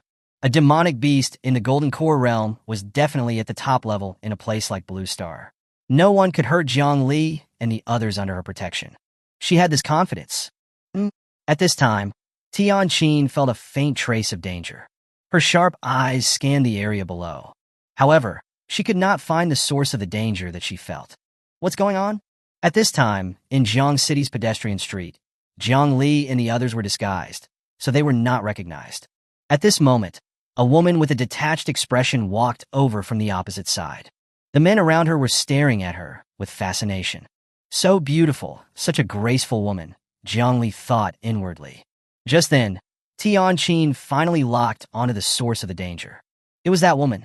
Seeing that the woman was walking towards Jiang Li and the others, Tianqin then let out a sharp cry, then swooped down like lightning, directly pouncing at the woman. But immediately, she was caught by a terrifying gravitational force, then pulled back to the ground, unable to move. Jiang Li was extremely shocked. Tianqin was a demonic beast in the Golden Core realm, yet she was powerless against this woman. Mistress Jiang Li, run quickly. This woman is too strong, Tianqin said. Jiang Li didn't run. Instead, she frowned and said coldly, "Who are you?" Before the other person could speak, a young man ran over. "Sister Xiaoxiang, what are you doing? Boss said that we shouldn't cause trouble." The young man was none other than Yuan Yi, and the stunningly beautiful woman was Xiaoxiang. "This newbie attacked me first," Xiaoxiang said calmly. "Newbie." Tianqin felt as if she had been critically hit. Yuan Yi was also a bit flustered. He looked at Jiang Li and the others and said, "I'm sorry, this is a misunderstanding." Although Xiaoxiang was good at taking care of people, she was not good at socializing. In the sect, her relationships with the people around her had always been tense. Compared to her, Yuan Yi seemed very smooth and tactful. That was a compliment. "It's nothing." Jiang Li took Enqi's hand and said, "Enqi, let's go." Hearing the name Enqi, Xiaoxiang was stunned. On the way, Xiao Rufeng had told her that he had 2 daughters. Besides Jiang Yi, there was another adopted daughter called Enqi. As Jiang Li and the others were about to leave, Yuan Yi suddenly whispered to Xiaoxiang, "Is boss's other daughter called Enqi?" Jiang Li heard these words and suddenly stopped walking. She turned her head to look at Yuan Yi and Xiaoxiang, then said, "Who are you?" "We're travelers," Yuan Yi said. "Where is your boss?" Jiang Li asked again. "He has something to take care of. He told us to go to his house first," Yuan Yi said casually. Jiang Li's expression became suspicious. "Aren't you travelers? Do you have a home here?" We don't have a home here, but our boss does," Yuan Yi explained. "Let's go," Xiaoxiang said at this moment. Then, Xiaoxiang and Yuan Yi left. It was not until their figures disappeared from view that Jiang Li withdrew her gaze. "Jiang Li, what's wrong?" Enlei asked. "Let's go back," Jiang Li said suddenly. Although Enlei was confused, she still nodded. Then, after a moment, Jiang Li and the others met Yuan Yi again in front of the Jiang family villa. Xiaoxiang was nowhere to be seen. "Huh, where's your beautiful companion?" Jiang Li asked. "She's not my beautiful companion. She's my boss's woman," Yuan Yi said. "All right." Jiang Li paused, then added, "Why are you here?" "This seems to be our boss's home. Boss and Sister Xiaoxiang went on a date. I'm bored, so I came to take a look first," Yuan Yi said. Yuan Yi paused, suddenly realizing something, then added, "You guys also live here? Are you the maids here?" "Maids?" Jiang Li's face darkened. She was about to explode. At this moment, Enlei whispered, "Jiang Li, did our husband return?" "It seems so. He even brought back a new sister for us," Jiang Li said, gritting her teeth. "He finally returned, but instead of coming home to see us, he went on a date with his new lover." Unacceptable. In that instant, the aura around Jiang Li suddenly exploded. The terrifying pressure swept around. Under this terrifying pressure, trees as thick as barrels were directly shattered into dust. Yuan Yi was extremely shocked. What? Why is she so powerful even though she's only in the mid-stage Golden Core realm? Yuan Yi was very scared. If he hadn't run fast, if he had been caught in Jiang Li's aura, he probably would have exploded and died as well. At this time, Jiang Lu ran out of the house. "Hey, Jiang Li, do you want to destroy this place?" Jiang Lu shouted. Jiang Li then gradually calmed down. She retracted her aura. Jiang Lu also breathed a sigh of relief. She glanced at Jiang Li. The corners of her mouth twitched slightly. "Our Jiang family produced a monster. Under the circumstances of having no cultivation resources, Jiang Li actually broke through to the mid-stage Golden Core realm in just a few months. What kind of monster is this girl?" Jiang Li didn't say anything. She knew why she had cultivated so quickly. because, according to Hanyu, she was an immortal emperor in her previous life. However, it was said that her marriage in her previous life was very tragic. Her husband got together with her best friend while she was kept in the dark the whole time. Although Hanyu was very angry about this, Zhongli didn't feel it too deeply because she had no memories of her previous life. And the husband I have in this life is no less. No, he is even more of a scumbag. The image of Qiu Xiang flashed in Zhongli's mind, and she felt a bit nervous. She was not nervous about Qiu Xiang, but she felt Bai Bing's aura in Qiu Xiang cold and gentle. Zhongli knew, and maybe Xiao Ruffing himself didn't even realize, that Bai Bing had long become a part of his life. She was a bit concerned and jealous about the matter between Xiao Ruffing and Bai Bing. According to Hanyu, I was straightforward and hated evil in my previous life. I hated scumbags. If a scumbag cheated, I would not hesitate to kill him and his mistress.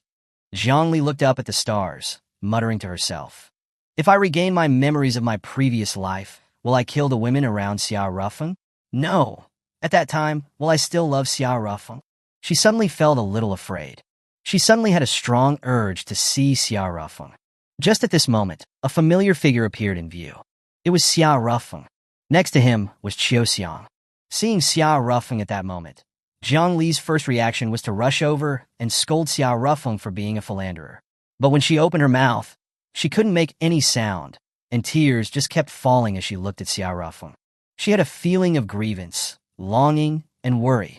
She was afraid that she would lose her memory of Xiao Ruffing if she regained the memories of her previous life. Even though this man in front of her was a philanderer and often made her jealous, she still loved him. Seeing Zhongli's tears, Xiao Ruffing also felt extremely heartbroken. In his heart, the Bai sisters were very important and increasingly important, but Zhongli was still always in the first place. Why did you come back so late? Zhongli said aggrieved. I'm sorry. I originally planned to come directly back to see you, but I wanted to quickly distribute the medicine for the treatment of nuclear radiation and save people sooner. So I was late. Before he could finish speaking, Zhongli directly tiptoed and kissed Xiao Ruffing's lips. Chapter 219. Take care, my husband. A moment later, Zhongli opened her eyes. Xiao Ruffing was looking at her with a smile, his eyes full of indulgence. At this moment, Zhongli's heart, which had been uneasy, suddenly calmed down. She had been very afraid that after Xiao Ruffing left with Bai Bing, he would completely fall in love with Bai Bing and forget her. But now, she was certain that was not the case. Xiao Ruffing's love for her had not diminished in the slightest. All right. At this moment, Zhongli remembered something and quickly said, Yi ran to find you, do you know? Xiao Ruffing nodded, then added, Don't worry. She and her aunt have both been recruited as disciples by a powerful sect on the Earth side. Yi is even the closed-door disciple of their sect master. Oh! Zhongli's eyes widened. As expected of the daughter I gave birth to. After speaking, she gave a deliberately provocative glance at Zhongli, who was walking towards them with a pregnant belly. Hey, Zhongli, he's our husband, not just yours, Zhongli said at this moment. Shut up, you sneaky cat. Zhongli then pulled Enlei to Xiao Ruffing's side, then looked at Zhongli provocatively. Older cousin, you're pregnant, so don't join in the fun. Just focus on taking care of your health. Enlei and I'll take good care of our husband. Enlei pulled Zhongli and chuckled. Zhongli, come with me for a while. No way. If we all leave, wouldn't that let Zhongli enjoy our husband alone? Okay, I want to go somewhere. Come with me. After speaking, Enlei pulled Zhongli away. After Enlei and Zhongli left, Xiao Ruffing came to Zhongli. Compared to when he had left Blue Star, Zhongli's belly was noticeably larger. When is your due date? Xiao Ruffing asked. In another month, Zhongli said. Just a month? Xiao Ruffing's expression showed some regret. He could only stay here for a maximum of half a month. Zhongli was very smart and instantly understood that Xiao Ruffing would not stay long this time. She smiled, feel it. After speaking, she pushed out her pregnant belly slightly. Xiao Ruffing placed his hand on Zhongli's belly. And then, oh, he kicked me, Xiao Ruffing said excitedly. Consider it a greeting to his father. Zhongli paused and smiled slightly. Don't worry about me. Do what you want to do. The corners of Xiao Ruffing's mouth twitched, but he couldn't say anything. Frankly speaking, he didn't have much emotion for Zhongli. The child in Zhongli's belly was just an accident. But after all, she was carrying his child and managing such a large country for him. She was filial to the elderly, and maintained the relationship with his relatives and friends very well. She was practically an impeccable model wife. He reached out and gently pulled Jiang Lu into his arms, whispering, "Thank you." Jiang Lu also smiled slightly. "You're welcome." "There's a question I've always wanted to ask you," Xiao Rufeng suddenly said again at this moment. "What is it?" "Do you love me?" Xiao Rufeng asked. The corners of Jiang Lu's mouth curled into a faint smile, but she did not answer. At this moment, a mature and beautiful woman and an old lady came out of the yard together. It was Su Ji and the old lady of the Xiao family. "Husband?" Su Ji was a little surprised. The old lady of the Xiao family was also a little surprised. "Why is this guy back?" Xiao Rufeng ran over. "Grandma, how is your health now?" "I'm fine." The old lady paused, then tapped Xiao Rufeng on the head and added, "The person you need to care about most isn't me. Su Ji has been taking care of me all this time." "Oh, of course. Jiang Li and the others often come to accompany me. But Su Ji has been the one who is always with me." The old lady was deliberately praising Su Ji. If Xiao Rufeng could only choose one woman, the old lady would not hesitate to let Xiao Rufeng choose Jiang Li. Jiang Li was the granddaughter of her deceased best friend, entrusted to her before her death. However, Xiao Rufeng was now the emperor of the empire and could have multiple wives. Moreover, Jiang Li's position in Xiao Rufeng's heart was unshakable. As such, the old lady began to care about Su Ji. Among Xiao Rufeng's women, Su Ji was the most marginalized. She neither fought nor snatched. The old lady felt sorry for her. After being scolded by the old lady, Xiao Rufeng looked at Su Ji and said with a smile, "Thank you for your hard work." Su Ji's face turned slightly red. "It's nothing." At this moment, two more beautiful young girls walked over from behind. They were Su Ji's two daughters, Sikong Xingya and Sikong Xinglu. Blushing and shy at such an old age, Sikong Xinglu said. Before she could finish speaking, Su Ji walked over with a forced smile. "Who's at an old age?" "Oh dear, the tigress is going to go on a rampage. We must use the 36 strategies. The best strategy is to flee." After speaking, Sikong Xinglu quickly ran away. "Sikong Xing, you did not leave." She looked at Xiao Rufeng. Compared to when he left Blue Star a few months ago, the aura of this man was even more powerful, and the lines of his face had become more distinct and manly. But he was her mother's man. "Xingya, it's been a long." Xiao Rufeng greeted her. But before he could finish speaking, Sikong Xingya turned around and ran. Su Ji's expression was a little complex. Xiao Rufeng was a bit embarrassed. At this moment, the old lady suddenly kicked Xiao Rufeng and glared at him. Xiao Rufeng did not make a sound. In the evening, the Xiao family villa was particularly lively. Some generals of the empire heard that Xiao Rufeng had returned and came to Jiang City one after another. For example, Feng Kai, the former first princess of the Wolf Kingdom, who was now the commander of the most elite First Army Group of the Heavenly Dragon Empire. Also, Ai Ke from the former Gluttony Martial Academy. This woman had made outstanding military achievements in Xiao Rufeng's unification of Blue Star. She was now the leader of the Empire's Demonic Beast Legion, commanding the other 3 demon kings besides Tianqin and nearly 10,000 demonic beast troops under her command. Her combat power was not weaker than Feng Kai's First Army Group. Those who came to Jiang City also included Li Qinli, the former commander of the Southern Territory Army Group of the Dragon Kingdom; Su Qi, the succeeding commander of the Western Territory Army Group of the former Dragon Kingdom; Qin Fun, the commander of the Eastern Territory Army Group of the former Dragon Kingdom; and Lin Sheng, the commander of the Central Territory Army Group of the former Dragon Kingdom. In addition to these generals, some core civilian officials of the empire also came. There were also many old friends of Xiao Rufeng among them. For example, Yun Yin, the prime minister of the empire. This woman, who once had the figure of a lowly, had restored to her adult size after the curse was lifted. She had once developed feelings for Xiao Rufeng, and had even almost gotten into bed with Xiao Rufeng. But this failed attempt at intimacy made her realize that she was not destined to be with Xiao Rufeng. Later, feeling that her master, Mai Miao, also had feelings for Xiao Rufeng, Yun Yin completely sealed away her emotions. Now, she had been appointed as the prime minister of the cabinet by Jiang Lu, and her work, while busy, was also very fulfilling. Xiao Chen also came. He was the only disciple that Xiao Rufeng had ever taken. Although the way he took him as a disciple was a little rushed, Xiao Rufeng did acknowledge that Xiao Chen was his disciple. This guy was now the commander of the Forbidden Army in the capital of the Dragon Empire. He had the same poker face as always. Disciple. Always having such a poker face will make it hard to find a girlfriend, Xiao Rufeng teased. I don't need that.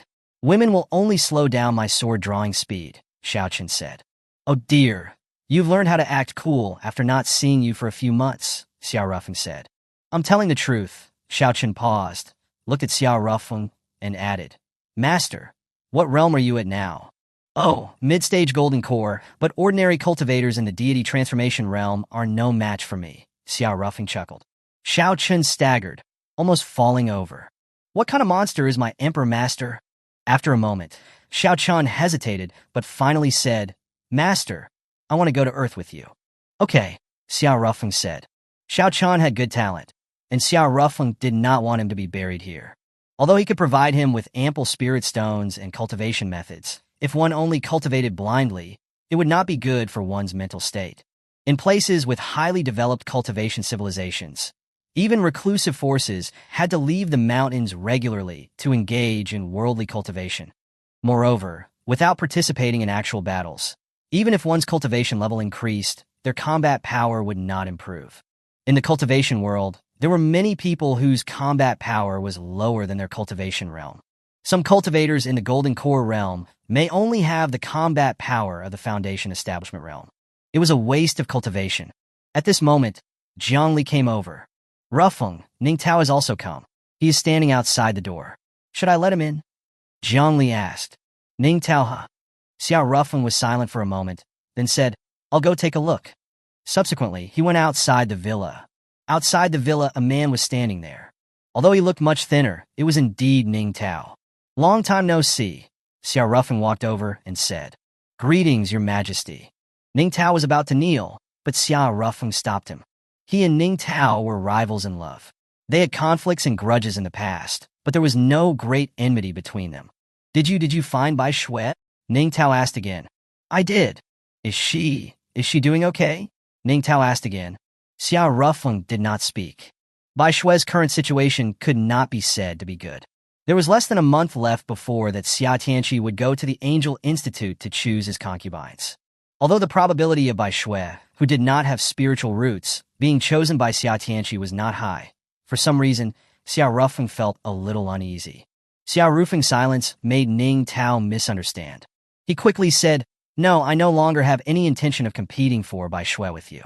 I know very well that the person Bai Shui loves is you. I have a girlfriend now. After speaking, Ning Tao even showed Xiao Rufeng a photo of him with a girl. The girl was a modest beauty, not as graceful as Bai Shui, but she seemed to be quite a good match for Ning Tao. Xiao Rufeng smiled. Congratulations. Thank you. Ning Tao looked at Xiao Rufeng, relieved, and then added, You're still the same as before. Even if you have become the emperor of the empire, you're still that same young man. I know we can't go back to the past, but thank you for once considering me as a brother. After speaking, Ning Tao bowed again, then turned around and left. Xiao Rufeng silently watched Ning Tao's back disappear into the night before withdrawing his gaze. When he turned around, Qiu Xiang was standing behind him. Is the Bai Shui he mentioned the same as Bai Shui? Qiu Xiang asked. Yes, Xiao Rufeng said calmly. I see. Qiu Xiang paused, then added, No wonder you dared to offend the fifth clan, one of the 8 pillars. Since you're destined to turn against the royal family, the 8 pillars are basically all enemies. Whether you offend them now or later, they'll all be enemies anyway. Xiao Rufeng smiled. Correct. Qiu Xiang suddenly sighed. You are truly crazy. For a woman, you actually dare to become enemies with Xia Tianqi. It seems that Bai Shui is very important to you. Yes, Xiao Rufeng said calmly. He paused, turned his head to look at Qiu Xiang, then chuckled. We're actually quite similar. Didn't you also give up your life for Sun Wu, bear a curse, and sign a reincarnation bond back then? Qiu Xiang fell silent. She wanted to say that she was not worthy to be compared with Xiao Rufeng, because she had already changed her heart. Oh, by the way, what do you think of my hometown? You still don't seem to be very interested. Is it boring? Xiao Rufeng asked again. No. Qiu Xiang looked at the stars and added, I actually like it here quite a bit. The flowers are very fragrant, the stars are very bright, and it's not cold even in the winter. So, I've made a decision. She retracted her gaze, looked at Xiao Rufeng, and added, I want to stay here. Huh? Xiao Rufeng was stunned. You want to stay here? Yes, I want to continue my journey here, a solo journey, Xiao said. Xiao Rufeng felt a slight pang of disappointment, but he still smiled. I understand. At 10 o'clock at night, the guests had all left, and only Xiao Rufeng's family members were left in the living room. Everyone, Xiao Rufeng said with a serious expression. I have to return to Earth in a few days. Who wants to come to Earth with me?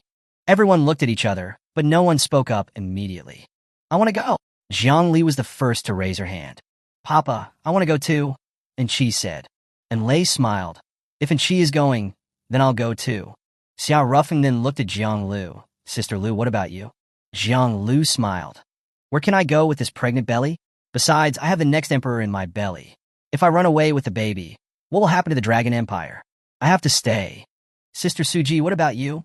Xiao Rufeng looked at Suji again. Suji shook her head. I have to stay and take care of the old lady. However, she paused, looked at Xiao Rufeng, and added, if it's possible, take Xingya and Xing Lu to Earth. Both Sikong Xingya and Sikong Xing Lu, who were also in the living room, were stunned. After a moment, Sikong Xing Lu directly pounced into Xiao Rufeng's arms, grinned, and said, Daddy, I love you. Xiao Rufeng felt a bit flustered. Before she could even speak, Sikong Xingya, with a dark expression, directly pulled her off of Xiao Rufeng and dragged her back to her original position. Xiao Rufeng then looked at Sikong Xingya and chuckled. Xingya, are you willing to go to Earth with me? Sikong Xingya was a little awkward, but finally nodded. Then, Xiao Rufeng looked at his father, Xiao Taijun, and Du Gu Lihua. Before he could even speak, Du Gu Lihua chuckled. We're not going. Unlike my twin sister, I don't have any talent for cultivation. I want to live here with your father. It's good. Xiao Rufeng bowed his head and kowtowed respectfully. Then, Father, I entrust myself to you. He didn't know when he could return this time. He didn't even know if he would be able to return. After all, the opponent he was about to face was Xia Tianqi. That was an existence that made one feel despair just hearing his name. Everyone seemed to have realized something as well, but no one said anything. No one tried to stop Xiao Rufeng from leaving, because everyone knew that once Xiao Rufeng had made up his mind about something, not even 10 horses could pull him back. Zhang Lu stood up, then came to Xiao Rufeng's side and gently hugged him. You're not allowed to die. I and the child will always wait for you to come back. As soon as she said this, many people in the living room instantly cried. Even Yuan Yi, affected by the atmosphere and the alcohol, was crying profusely. Xiao Rufeng's nose was also a bit sore, and he almost shed tears. At this moment, Su Ji suddenly stood up and said, It's getting late. Everyone should go to sleep. She then looked at Xiao Rufeng and added, Husband, will you rest with me tonight? Xiao Rufeng nodded. Jiang Lu was pregnant and should not engage in sexual activity. And Jiang Li and Lei were about to go to Earth with Xiao Rufeng. They would have plenty of time to be intimate with him, so they did not compete with Su Ji for the right to be with him for the night. In the following days, Xiao Rufeng spent the daytime with his family and spent his nights in Su Ji's room. 7 days later, Boss, we have to go back. That space passage is very long, and we can't fly in it. It will take several days to travel through. Yuan Yi reminded him. Xiao Rufeng nodded. We'll leave tomorrow morning. That night, Xiao Rufeng continued to stay in Su Ji's room. After another round of lovemaking, the room became quiet. Su Ji leaned in Xiao Rufeng's arms and said, Are you leaving? Can you feel it? Yeah. People's moods will be discovered through their bodies, Su Ji said. Xiao Rufeng pulled Su Ji into his arms and added, Are you really not going to Earth with me? Su Ji shook her head. She leaned on Xiao Rufeng's chest and added, Will you forget me? Su Ji was very clear about her position. From the moment Xiao Rufeng rescued her and she became his woman, Su Ji had defined herself as Xiao Rufeng's concubine, or even a mistress. She had never swung to receive Xiao Rufeng's love. But Xiao Rufeng had never treated her as a disposable mistress. He kept her at home, let her take care of his very important grandmother, and treated her as his family. Although, Su Ji also knew that Xiao Rufeng's love was not for her. But it was enough. As long as Xiao Rufeng looked at her once, that was happiness for her. But she also had things she was afraid of. She was afraid that Xiao Rufeng would forget her. Xiao Rufeng used his hand to lift Su Ji's chin, then looked into Su Ji's eyes and said calmly, I won't forget you. I swear. Su Ji's eyes welled up.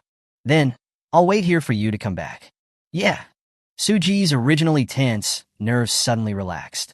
Then, drowsiness swept over her, and she fell asleep soon after. The next day, when Suji woke up, Xiao Rufeng was no longer by her side.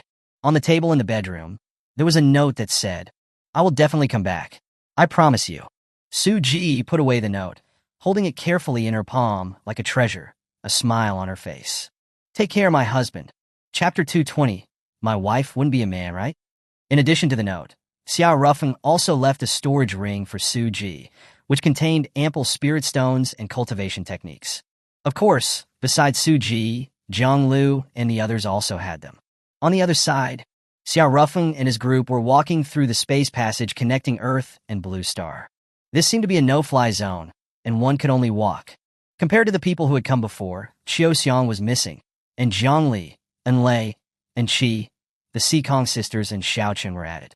Unlike Enlei, who was uneasy, Zhongli was very excited. When Xiao Rufeng and his group returned to Earth, the huge demonic beast that suddenly appeared in front of them scared Enlei into quickly hiding behind Xiao Rufeng. Just as Xiao Rufeng was about to release his soul aura to suppress this demonic beast, Zhongli suddenly rushed out. "Fall back," she shouted. At the same time, a terrifying aura surged from her body, scaring the nascent soul realm demonic beast into fleeing with its tail between its legs. Yuan Ye's mouth twitched as he watched this scene. As expected of the boss's woman, even though she is only in the Golden Core realm, she actually scared away a demonic beast in the nascent soul realm. But Xiao Rufeng's expression was very serious. The aura on a person generally has two types. One was the physical aura. The other was the soul aura. The physical aura mostly displayed the realm of one's cultivation. But the soul aura was not necessarily the same, because some reborn individuals had very powerful souls from birth.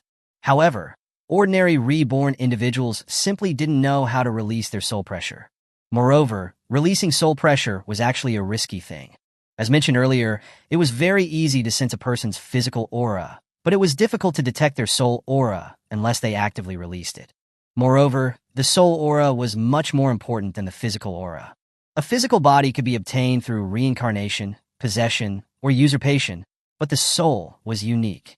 If an enemy knew your soul aura, no matter how many bodies you changed, it would be useless. Zhongli is indeed also a reborn individual, Xiao Rufeng thought inwardly. From the fact that Hanyu was inexplicably close to Zhongli, Xiao Rufeng knew that Zhongli's identity was not simple. However, what exactly is the relationship between Hanyu and Zhongli in their past lives? At this moment, Xiao Rufeng suddenly had a flight of fancy. Could Zhongli have been a man in her past life? And Hanyu was her lover? Thinking of this possibility, Xiao Rufeng instantly felt like he had been struck by lightning. Huh. At this moment, Zhongli turned around, looked at Xiao Rufeng, and added, "Are you all right? Are you so scared by a mere demonic beast in the nascent soul realm?" "Definitely not," Yuan Yi said at this moment. "Our boss has fought with demonic beasts in the void realm." Zhongli was a little surprised. "Really? Really? All right." Zhongli paused, patted Xiao Rufeng on the shoulder, and added, "After all, you're my man. If you don't have some skills, how can you be worthy of me?" Xiao Rufeng rolled his eyes, then pulled Zhongli aside. Zhongli blinked. "What's with a serious face? What's wrong?" "Zhongli, why is your soul aura so powerful?" Xiao Rufeng asked. Zhongli instantly became guilty. Is it? She knew the reason very well. She was an immortal emperor in her previous life. Even if her soul had been weakened by the cycle of reincarnation, it was still very powerful. However, she didn't dare to tell Xiao Rufeng about the matter of being a reborn individual. After all, she was married with a husband in her past life. Seeing Zhongli's reaction, Xiao Rufeng knew that she didn't want to talk about it. He did not press her. What if Zhongli was a man in her past life? Then, Xiao Rufeng was afraid that he would become confused. Zhongli's soul aura is like a person's ID card. Don't release it randomly, Xiao Rufeng said again. Zhongli was stunned. Is that so? Zhongli's reaction made Xiao Rufeng even more confused. Looking at her reaction, does this woman not know about it? That's not right. If she had memories of her previous life, she would know. Could it be that she does not have memories of her previous life? He felt a little concerned, but Xiao Rufeng did not say anything. Subsequently, the two returned to the others, and then, under the cover of night, they left the spirit beast forest. However, Xiao Rufeng was now facing another problem. How should he settle everyone? Zhang Yi had been accepted by the Thousand Leaves sect, and he didn't have to worry about her safety anymore. But what about Zhang Li and the others? Everyone, there's something I need to say. Xiao Rufeng looked at everyone, his expression serious. I've made some enemies here. If you follow me, you might be in danger in the future. Before he could finish speaking, Zhang Li glared at Xiao Rufeng. Hey, Xiao Rufeng, what do you mean? Are you doubting our determination to share your hardships? When you rebelled on Blue Star, did any of us back down? And Lei also nodded. No matter what we will face in the future, I want to be with my husband. Xiao Chen also nodded. Yuan Yi then smiled. From the moment Boss turned against the Fifth Clan, I knew that Boss was a troublemaker. But so what? I want to follow Boss forever. I want to witness Boss's future. What Yuan Yi said was not false. He was tired of a life without purpose, a life of aimless and indulgent pleasure. He had seen miracles in Xiao Rufeng, and he wanted to follow Xiao Rufeng and witness miracles with his own eyes. Then, Xiao Rufeng paused and smiled slightly. Let's go. Tianqi Empire, Imperial City. The inn where the Heavenly Palace was staying. 15 was sitting at the entrance of the inn, her mood a bit anxious. The drawing ceremony for the third round of the preliminaries is tonight. Isn't Xiao Rufeng coming back yet? 15 asked. Yuan Ling shrugged helplessly. I really don't know. He wouldn't have eloped with Qiu Xiang, would he? 15 asked again. Even if you ask me about this, At this moment, a woman suddenly came back from outside. Yuan Ling quickly ran over. Miss Hanyu, you're back. The woman who had returned was Hanyu. She looked at 15 at the door. Why is this woman here again? Did Xiao Rufeng elope with Qiu Xiang? 15 asked, looking at Hanyu. Hanyu said expressionlessly, Miss Fifth, your engagement with Xiao Rufeng has been called off, right? Even if he really eloped with Qiu Xiang, it doesn't seem to have anything to do with you, does it? Yuan Ling broke out in a cold sweat. Besides Xiao Rufeng, this was the second person Yuan Ling had seen who dared to directly confront a young lady from a family of the Eight Pillars. Who exactly is this Miss Hanyu? Hanyu had been living here for this period of time, but the more one understood her, the more one didn't understand this woman. She was cold and aloof and very mature and wise. What shocked Yuan Ling even more was that this Hanyu, who should be less than 30 years old, was already in the Void Realm. This simply refreshed her cultivation knowledge. Luckily, people on Earth don't seem to know Hanyu's actual age. Otherwise, who knows how much chaos it would cause. After being rebuffed by Hanyu, 15 stood up abruptly. Her cheeks flushed, her hands clenched, and then she forced herself to say, I don't want to get back with Xiao Rufeng. I just don't get along with Qiu Xiang. I still have things I need to talk to Qiu Xiang about. Xiao Rufeng taking Qiu Xiang away without my permission has made things very difficult for me. As for when Xiao Rufeng comes back, I don't care at all. As soon as she finished speaking, a familiar voice rang out from outside the door. I'm back. Everyone turned their heads to look. It was Xiao Rufeng and his group. Seeing that Xiao Rufeng had returned, Yuan Ling and Fifth Yin's eyes lit up. However, before the two of them could react, Hanyu had already run over. Just as Xiao Rufeng was about to greet her, he was directly pushed aside by Hanyu, who then threw herself at Zhang Li. Sister, you're here, she said. Yuan Ling, Hanyu, and the others from the Heavenly Palace were stunned. So this woman can smile, thought Yuan Ling. Xiao Rufeng, on the other hand, climbed up from the ground with a dark expression. This perverted siscon. A siscon is still acceptable, but I'm afraid that Zhang Li was her husband in her past life. Xiao Rufeng felt dejected. I wouldn't fall in love with a man, would I? No, it's also possible that Hanyu was a man in her past life, and Zhang Li was a woman? But, just thinking about how he would be involved with either Hanyu or Zhang Li made Xiao Rufeng unable to express himself. While he was thinking, 15 also walked over. Rufeng, who are they? 15 asked. And who are you? Zhang Li asked, suspicious. 15 suddenly grabbed Xiao Rufeng's arm. I'm his fiancé. Zhang Li's face instantly darkened. Xiao Rufeng also felt a headache and quickly shook 15's hand off. 15 was stunned. This was the first time she had seen Xiao Rufeng so afraid of someone.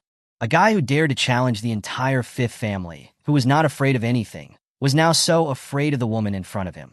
Who exactly are you? 15 asked, looking at Zhang Li. She is Xiao Rufeng's official wife, Hanyu said calmly. Official. 15 paused, then forced herself to say, it doesn't matter. According to the marriage laws of the Tianqi Empire, A man can have 3 official wives at most. Don't even think about it. Even if there are 3 spots, there will be no place for you, Han Yu said calmly. Before Fifth Een could speak, Han Yu added coldly, Miss Fifth, if you're really thinking about Xiao Rufing's good, then don't come here anymore. As far as I know, the Fifth family and the Jiang family are arranging a marriage between you and Jiang Shan. You constantly running over here, except for pulling hatred for Xiao Rufeng. I can't see what other use you have. To be honest, you're just a burden to Xiao Rufeng. Fifth Een lowered her head. She bit her lips lightly and remained silent. After a moment, Fifth Een took a deep breath and a smile appeared on her face. I'm sorry, I've disturbed you. After speaking, Fifth Een bowed to Xiao Rufeng, then flew away. Zhang Li looked at Fifth Yin's departing figure, feeling a little distressed. This woman had always been strong on the outside, but soft on the inside. At least, that was her character in this life. Han Yu, there's no need to say such harsh words, right? Zhang Li couldn't help but say. Han Yu looked at Zhang Li and sighed. You're just too soft-hearted. That's why you have so many co-wives. And Lei, who was beside them, looked a bit awkward. There's nothing wrong with that. I get along with Lei very well, Zhang Li said. Han Yu did not say anything else. However, she also felt a bit emotional inside. Even though they had the same soul, their personalities were so different in 2 lives. If this was her first life, she would have castrated her husband if he dared to be so unfaithful. At this moment, the members of the Heavenly Palace all crowded around. Wow, as expected of the ancestor. Nangongyi came to Xiao Rufing's side and said, the women around you are all goddesses. You better not get too close to me. My family is particularly jealous, Xiao Rufing said with a chuckle. Okay. Then, Nangongyi left. In the second round of the preliminaries, Nangongyi had also successfully advanced. Among the 5 representatives of the Heavenly Palace, only Xiao Rufeng and Nangongyi had advanced to the 3rd round. But He Tianlei had been eliminated. Xiao Rufeng came to He Tianlei's side, patted him on the shoulder, and said with a chuckle, It's okay.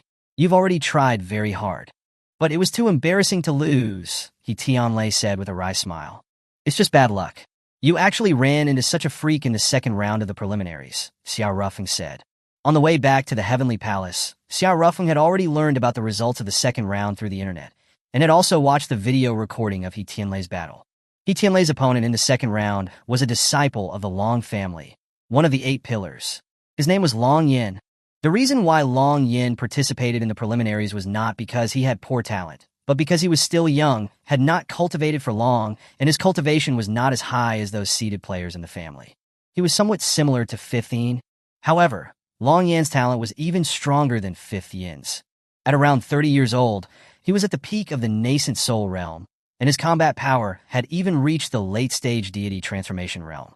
Honestly speaking, this was definitely the strength of a seeded player. In the preliminaries, he was simply a major boss.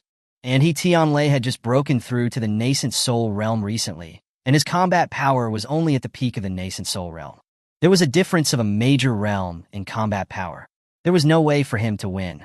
At this moment, someone ran out of the yard. The drawing ceremony for the 3rd round has begun. Everyone immediately entered the inn and gathered around the television.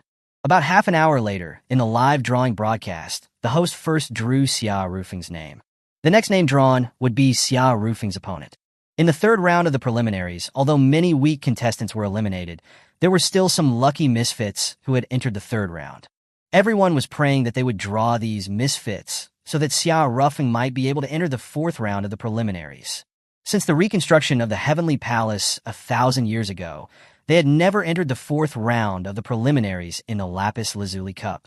Everyone was expecting Xiao Rufeng to create this miracle. As for winning the Lapis Lazuli Cup, no one had ever thought about it. Even the most imaginative people wouldn't dare to think that way. After all, this year's Lapis Lazuli Cup was full of geniuses. Not to mention the other regions. Even in the 8th region, which had a mediocre level of martial arts, several unparalleled geniuses had appeared, whose cultivation levels had reached the Void Realm. What was more, it was said that the number 1 seeded player in the 8th region, Xia Yongheng, who represented the royal family, had a combat power that had already reached the tribulation transcending realm. One had to know that the competition currently being held was the Lapis Lazuli Cup's youth group competition for those under 50. All participants had to be under 50 years old. Under 50 years old, with a combat power in the tribulation transcending realm. What did that mean? That talent would be considered top tier, even in the immortal realm. Of course, Xiao Rufeng also had the freakish example of Han Yu by his side. In just a few months, her combat power had skyrocketed to the tribulation transcending realm. But Han Yu's situation was special. She was not reborn, had not gone through the cycle of reincarnation, and retained a complete quasi-immortal emperor-level soul. Furthermore, Gong Ye's constitution was also very special, similar to a pill furnace, and was very suitable for rapid advancement. Under these advantageous conditions, she had created such a miracle. This was an unreproducible special case, and that Xia Yongheng was purely based on his own personal talent. While Xiao Rufeng was thinking, accompanied by the screams of the crowd, Xiao Rufeng's opponent was drawn on the live television broadcast. Chapter 221, Love at First Sight. Long Yan, Xiao Rufeng's opponent for the third round. Seeing this name, everyone from the Heavenly Palace fell silent. Because He Tianlei's opponent in the second round was Long Yan, and in front of Long Yan, He Tianlei had absolutely no power to fight back. In that match, almost everyone had witnessed Long Yan's absolute power. Peak nascent soul realm cultivation, late-stage deity transformation realm combat power. Although he could not compare with those monsters in the void realm, he was definitely not an opponent that the current Xiao Rufeng could win against. Although Xiao Rufeng had won against Qi Heng in the previous match, in the eyes of many people, Xiao Rufeng's victory was not glorious. Because Qi Heng had been thrown out of the arena by his own demonic beast. Xiao Rufeng also had a serious expression. Late-stage deity transformation realm combat power. His current combat power was barely able to reach the mid-stage deity transformation realm. If he faced an opponent with the same combat power in the mid-stage deity transformation realm, he might be able to win by relying on his combat skills and techniques.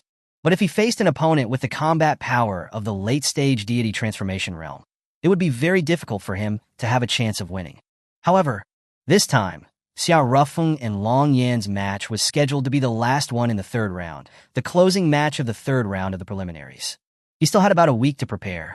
As long as he broke through to the late-stage Golden Core realm within this week, then he would have a chance to make a comeback and win. But the moment he thought about the Spirit Stone resources needed for the breakthrough, Xiao Rufeng's head ached. Last time, from early-stage Golden Core to mid-stage Golden Core, I spent over 4 million high-grade Spirit Stones. This money had been given to him by the Thousand Leaves sect, which could be said to be his daughter's bride price. But this money was not what Xiao Rufeng wanted. He only wanted to find a place where his daughter would be sheltered, not to sell his daughter to the Thousand Leaves sect. It was just that his daughter was very sensible and helped him get the money. Xiao Rufeng was unwilling to repeat such a thing, and he would not use anyone around him to exchange for money again. In that case, then I only have one path. Composing himself, Xiao Rufeng said, I'm going into closed-door cultivation. After speaking, Xiao Rufeng returned to his room. Even Zhang Li, who was the most attached to Xiao Rufeng, did not disturb him. Xiao Rufeng did not cultivate. Regular cultivation would not allow him to break through to the late-stage Golden Core realm in 7 days, no matter what. He sat cross-legged, and his consciousness sank into the black hole in his dantian. That's right, Xiao Rufeng was about to start fishing for treasures in the black hole in his dantian again. Back then, this black hole had swallowed half of the old universe, including planets that contained a large amount of spirit ore. Although, within Xiao Rufeng's current consciousness search range, there was only one star and a few planets without any cultivation resources, but since breaking through to the Golden Core realm, a light had appeared in the originally dead black hole universe. It was the light of a star. Since there was light, it meant that there were atomic movements. The black hole world, which had had its time stopped, was now alive. Various celestial movements began to operate, and the originally dead universe had revived. However, Xiao Rufeng's current cultivation was limited. His consciousness control range was limited, and he could not truly master the power of the black hole universe in his dantian. However, because of the restoration of the cosmic order, many celestial bodies, especially meteorites, began to move around the universe. If they entered Xiao Rufeng's current consciousness control area, then Xiao Rufeng would be able to capture them. And if they were meteorites filled with spirit then that would be even better. That was what Xiao Rufeng was imagining. However, reality was somewhat cruel. Xiao Rufeng had been waiting like a hare by a tree stump in the black hole in his dantian for most of the night. Until his mental strength was about to be completely drained, he had not waited for a meteorite containing spirit or to pass by. Just as Xiao Rufeng was reluctantly preparing to leave the black hole in his dantian, suddenly, a touch of deep blue luster was sensed by Xiao Rufeng's consciousness. That luster, that aura, its spirit or... Xiao Rufeng became excited. Regardless of the risk of completely draining his mental strength, he directly pounced on it and captured this meteorite, which was about the size of Mount Fuji. Wow, this is a spirit or meteorite. Although its purity isn't as high as high-grade spirit stones, it's close enough. Xiao Rufeng made a rough estimate. This huge spirit or was worth at least 100 million standard high-grade spirit stones. Xiao Rufeng's eyes lit up. Jackpot! Jackpot! Subsequently, Xiao Rufeng did not hesitate and immediately cut the huge spirit ore, then took it out of the black hole in his dantian. He couldn't cultivate in the black hole in his dantian. If he didn't take out the spirit ore, he wouldn't be able to use it. In the following days, Xiao Rufeng did not leave his room again. He was going to try his best to break through to the late-stage Golden Core realm. Imperial City, Xiao Royal Residence. Because the capital of the Tianqi Empire was in the 8th region, a large number of nobles of the Tianqi Empire gathered here. Among the 8 pillars, the 5th clan, the Long family, and the Xia family, which shared the same origins as Xia Tianqi, were all in the 8th region.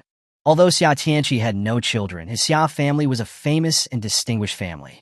After Xia Tianqi became the emperor, his younger brother, Xia Neng, had also obtained the qualifications to become one of the 8 pillars, becoming one of the 8 noble families of the Tianqi Empire, and the only royal family among the 8 pillars. The other 8 pillars were all at the duke level. After thousands of years of family expansion, Xia Neng's line had developed into a large population and a force not to be underestimated. The birth of Xia Yongheng, in particular, had filled the Xia family with anticipation. Now, the Xia family was waiting for Xia Yongheng to grow up, and then, after Xia Tianqi ascended, if he still did not have any children, then Xia Yongheng would have a chance to become the new emperor. At this time, in the Xia royal residence, a young man was practicing his swordsmanship in the yard. He had no sword in his hand, but he was surrounded by sword intent, and everything that approached him would be cut by the terrifying sword energy. It was none other than Xia Yongheng, the number 1 seeded player in the 8th region. At this moment, a middle-aged man walked over, but he did not dare to get too close.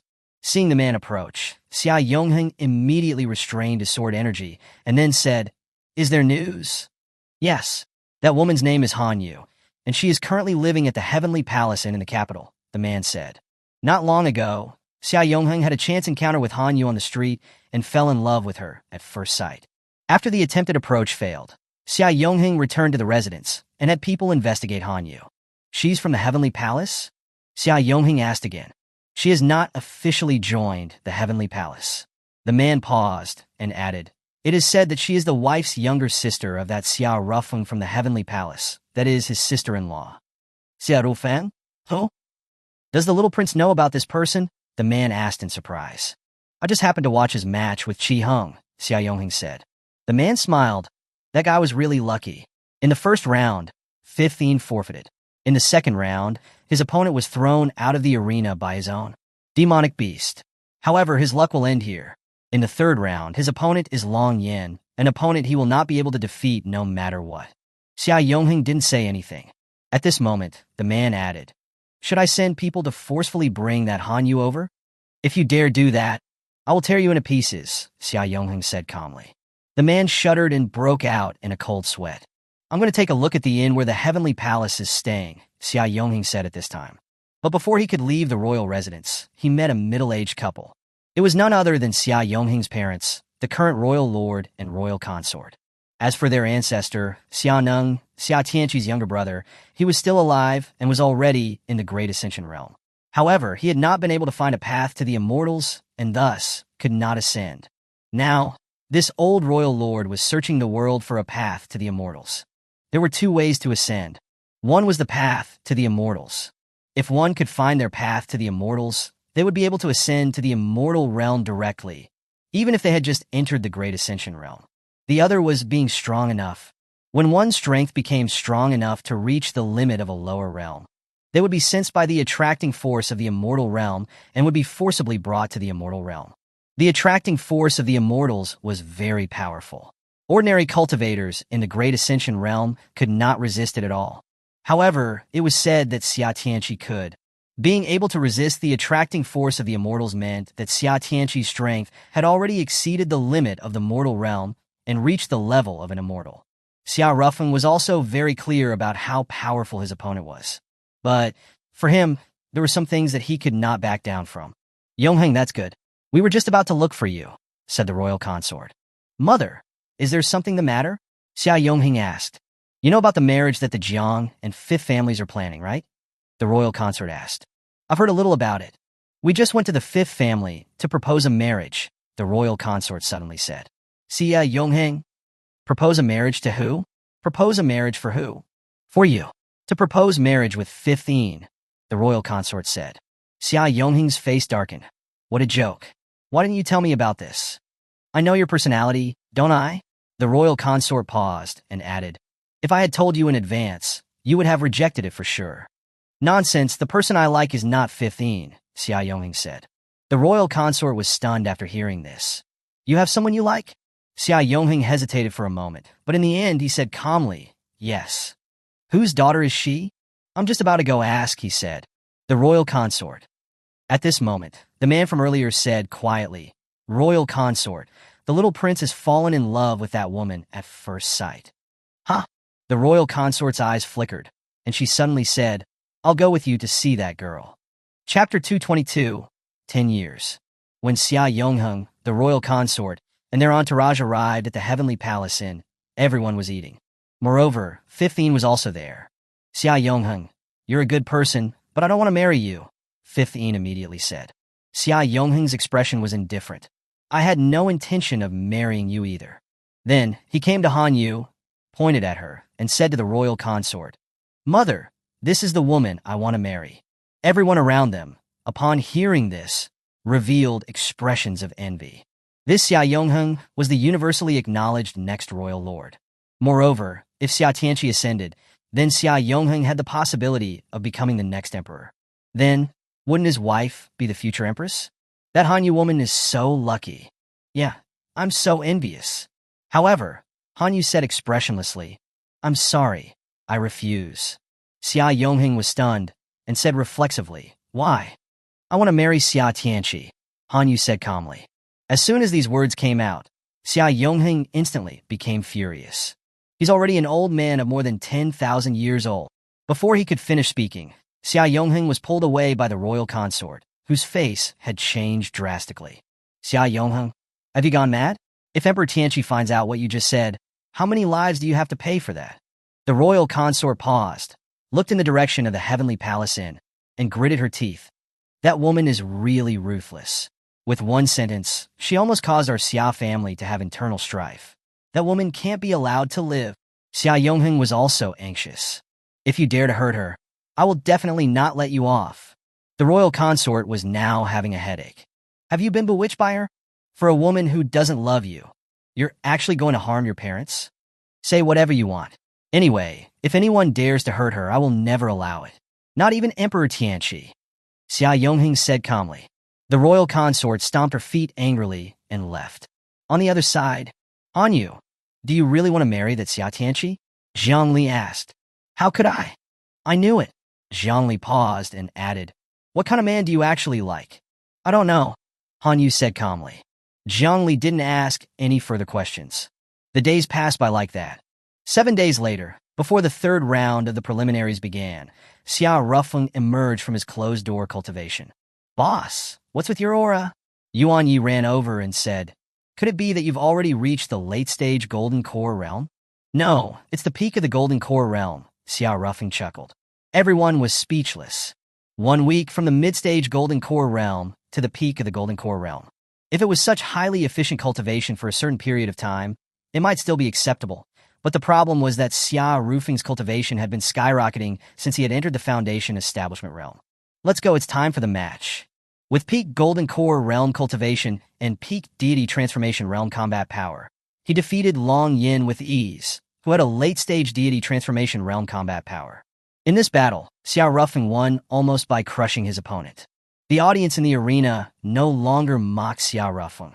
After the match, Xiao Ruffing announced that he was going into closed-door cultivation again. But this was just a facade.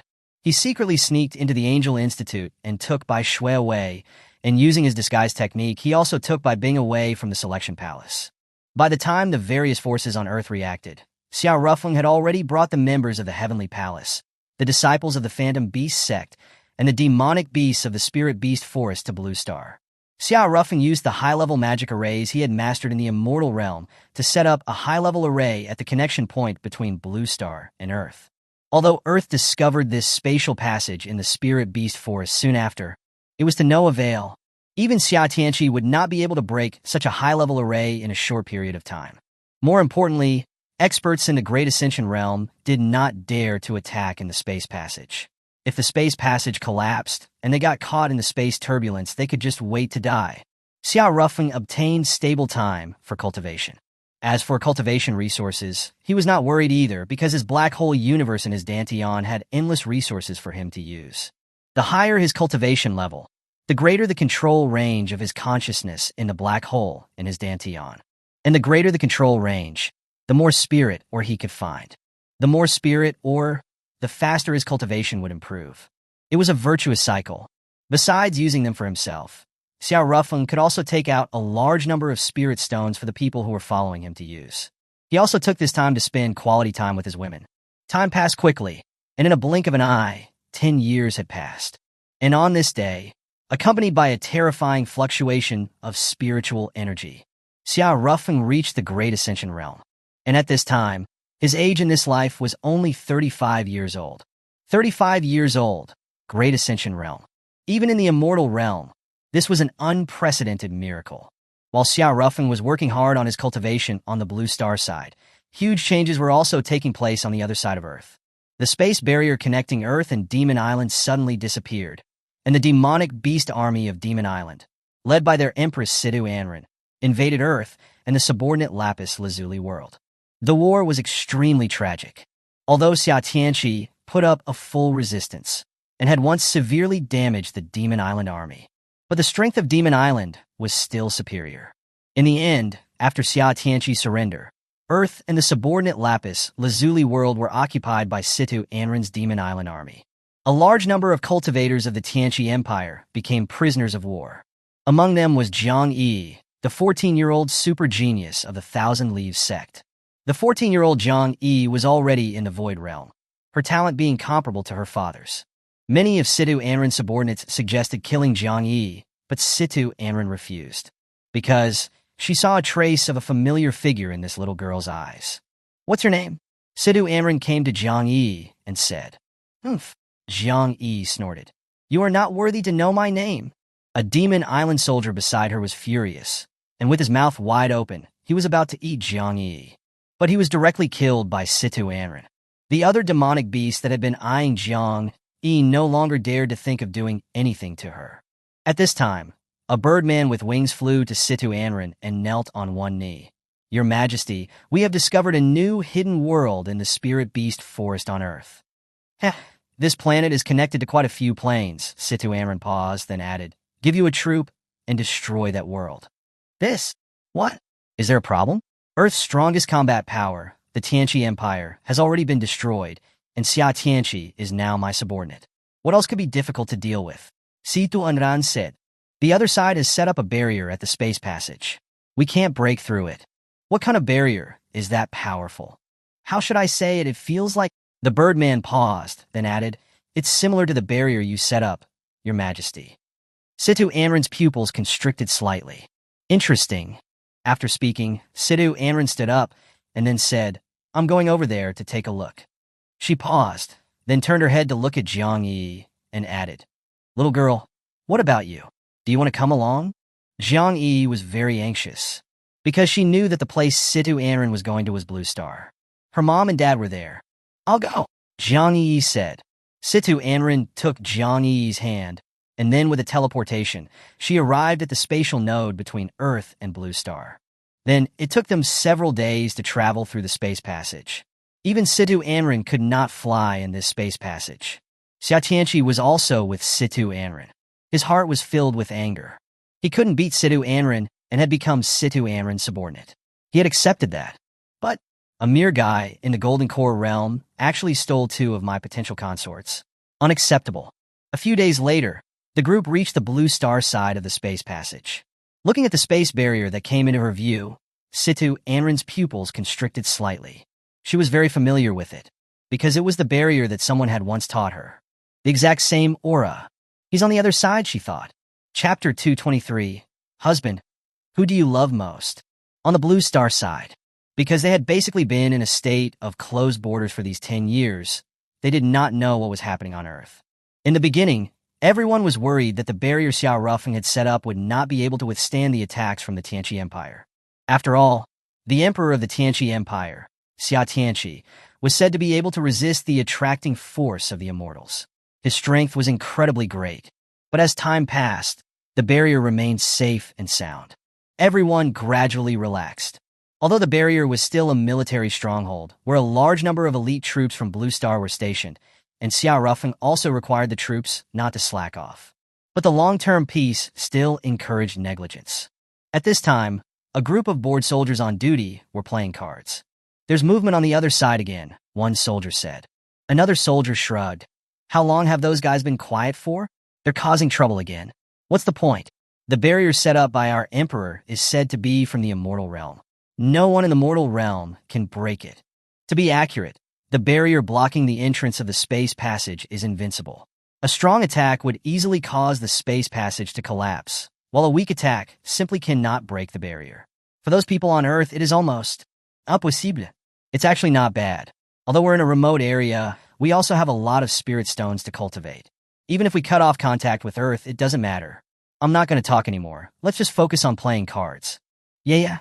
However, about an hour later, the soldiers who were playing cards were stunned as they looked at Situ Anrin and her group and a large number of demonic beasts that had suddenly appeared in front of them. Huh? Where's the barrier? At this moment, those demonic beasts roared and pounced over, wanting to tear the soldiers apart. However, they were directly trapped by Situ Anrin's large-scale gravitational magic. No killing is allowed in this world. Those who disobey will be killed, Situ Anrin said calmly. Your Majesty, why? Xia Tianqi became anxious. Because this is the hometown of my goddaughter, Jiang Yi, Situ Anrin said. Jiang Yi was frantic. Who is your goddaughter? You narcissistic maniac. You're shameless. After speaking, Jiang Yi quickly covered her mouth. She was a little afraid. Although she was not afraid of death when she was captured, now that she had come to Blue Star, she suddenly became afraid of death again. Because she wanted to see her mom and dad. Oh my, this girl is dead. She actually dared to call His Majesty shameless. Only a god can save her. However, what shocked everyone was that Situ Anrin just touched Jiang Yi's head and smiled. Everyone was dumbfounded. Why? Why did His Majesty smile, even after being cursed? No one could understand. Jiang Yi said at this moment. What is it? Situ Anrin said in a gentle tone. Why? Why what? Why are you so nice to me? Jiang Yi asked. Because. Situ Anrin paused, looked into Jiang Yi's eyes, and said, Your eyes remind me of an old friend of mine. Who is it? If I'm not mistaken, we'll be able to pick him up soon. As soon as she finished speaking, a spatial fluctuation suddenly rippled, and then a group of people appeared here. It was teleportation. And to teleport with so many people, it was evident how terrifying their strength was. Papa! Jiang Yi shouted excitedly. The people who had arrived were none other than Xiao Rufeng, along with Han Yu, Zhang Li, Bai Shui, Bai Bing, and others. As expected, it's you. Situ Anrin looked at Xiao Rufeng and added, Long time no see, Li Sheng. As soon as these words came out, the entire place was in an uproar. Li Sheng. This name was unfamiliar to the natives of Blue Star. But for the people of Earth, this was a name that was hard to forget. Because 10,000 years ago, the extraterrestrial demon who had almost destroyed Earth was called Li Sheng. Xiao Rufeng's scalp was tingling at this time. Why? Why is this woman, Situ Anrin, here? Did she come to chase me down? Why? What have I done that is so horrible that she is so obsessed with chasing me? While he was thinking inwardly, Xiao Rufeng suddenly felt that the way everyone was looking at him was not quite right. Li Sheng, Han Yu, and Zhang Li both looked at Xiao Rufeng with suspicion. Recently, Zhang Li had begun to regain some memories of her past life. She already knew that her husband in her first life was called Li Sheng. As for Hanyu, she had known from the beginning that her former brother-in-law's name was Li Sheng. What is your relationship with that extraterrestrial demon Li Sheng? At this moment, Bai Shui and Bai Bing also looked at Xiao Rufeng. They both had a relationship with Xiao Rufeng's second life. One was the woman Xiao Rufeng had loved, and the other was the woman who loved Xiao Rufeng. In his second life, Xiao Rufeng was also called Li Sheng. This, Xiao Rufeng couldn't admit it nor deny it at this time. But Xiao Rufeng's reaction had basically confirmed that he was indeed the extraterrestrial demon Li Sheng. That's great. At this moment, Bai Bing looked at Xiao Rufeng. Her eyes, which were always so expressionless, now revealed a trace of gentleness. Because the man she had loved in her previous life was Xiao Rufeng. And so was it in this life. There was no longer any sense of separation. Bai Shui also revealed a smile. Actually, 10,000 years ago, after the extraterrestrial demon, Li Sheng, had self-destructed, she had discovered that she had already fallen in love with this man without realizing when. That was also why she was so sad at the time. That's great. At this moment, Bai Shui directly hugged Xiao Rufeng. Hey, Zhang Li said, her face darkening. Bai Shui, I'm your original match. Is that so?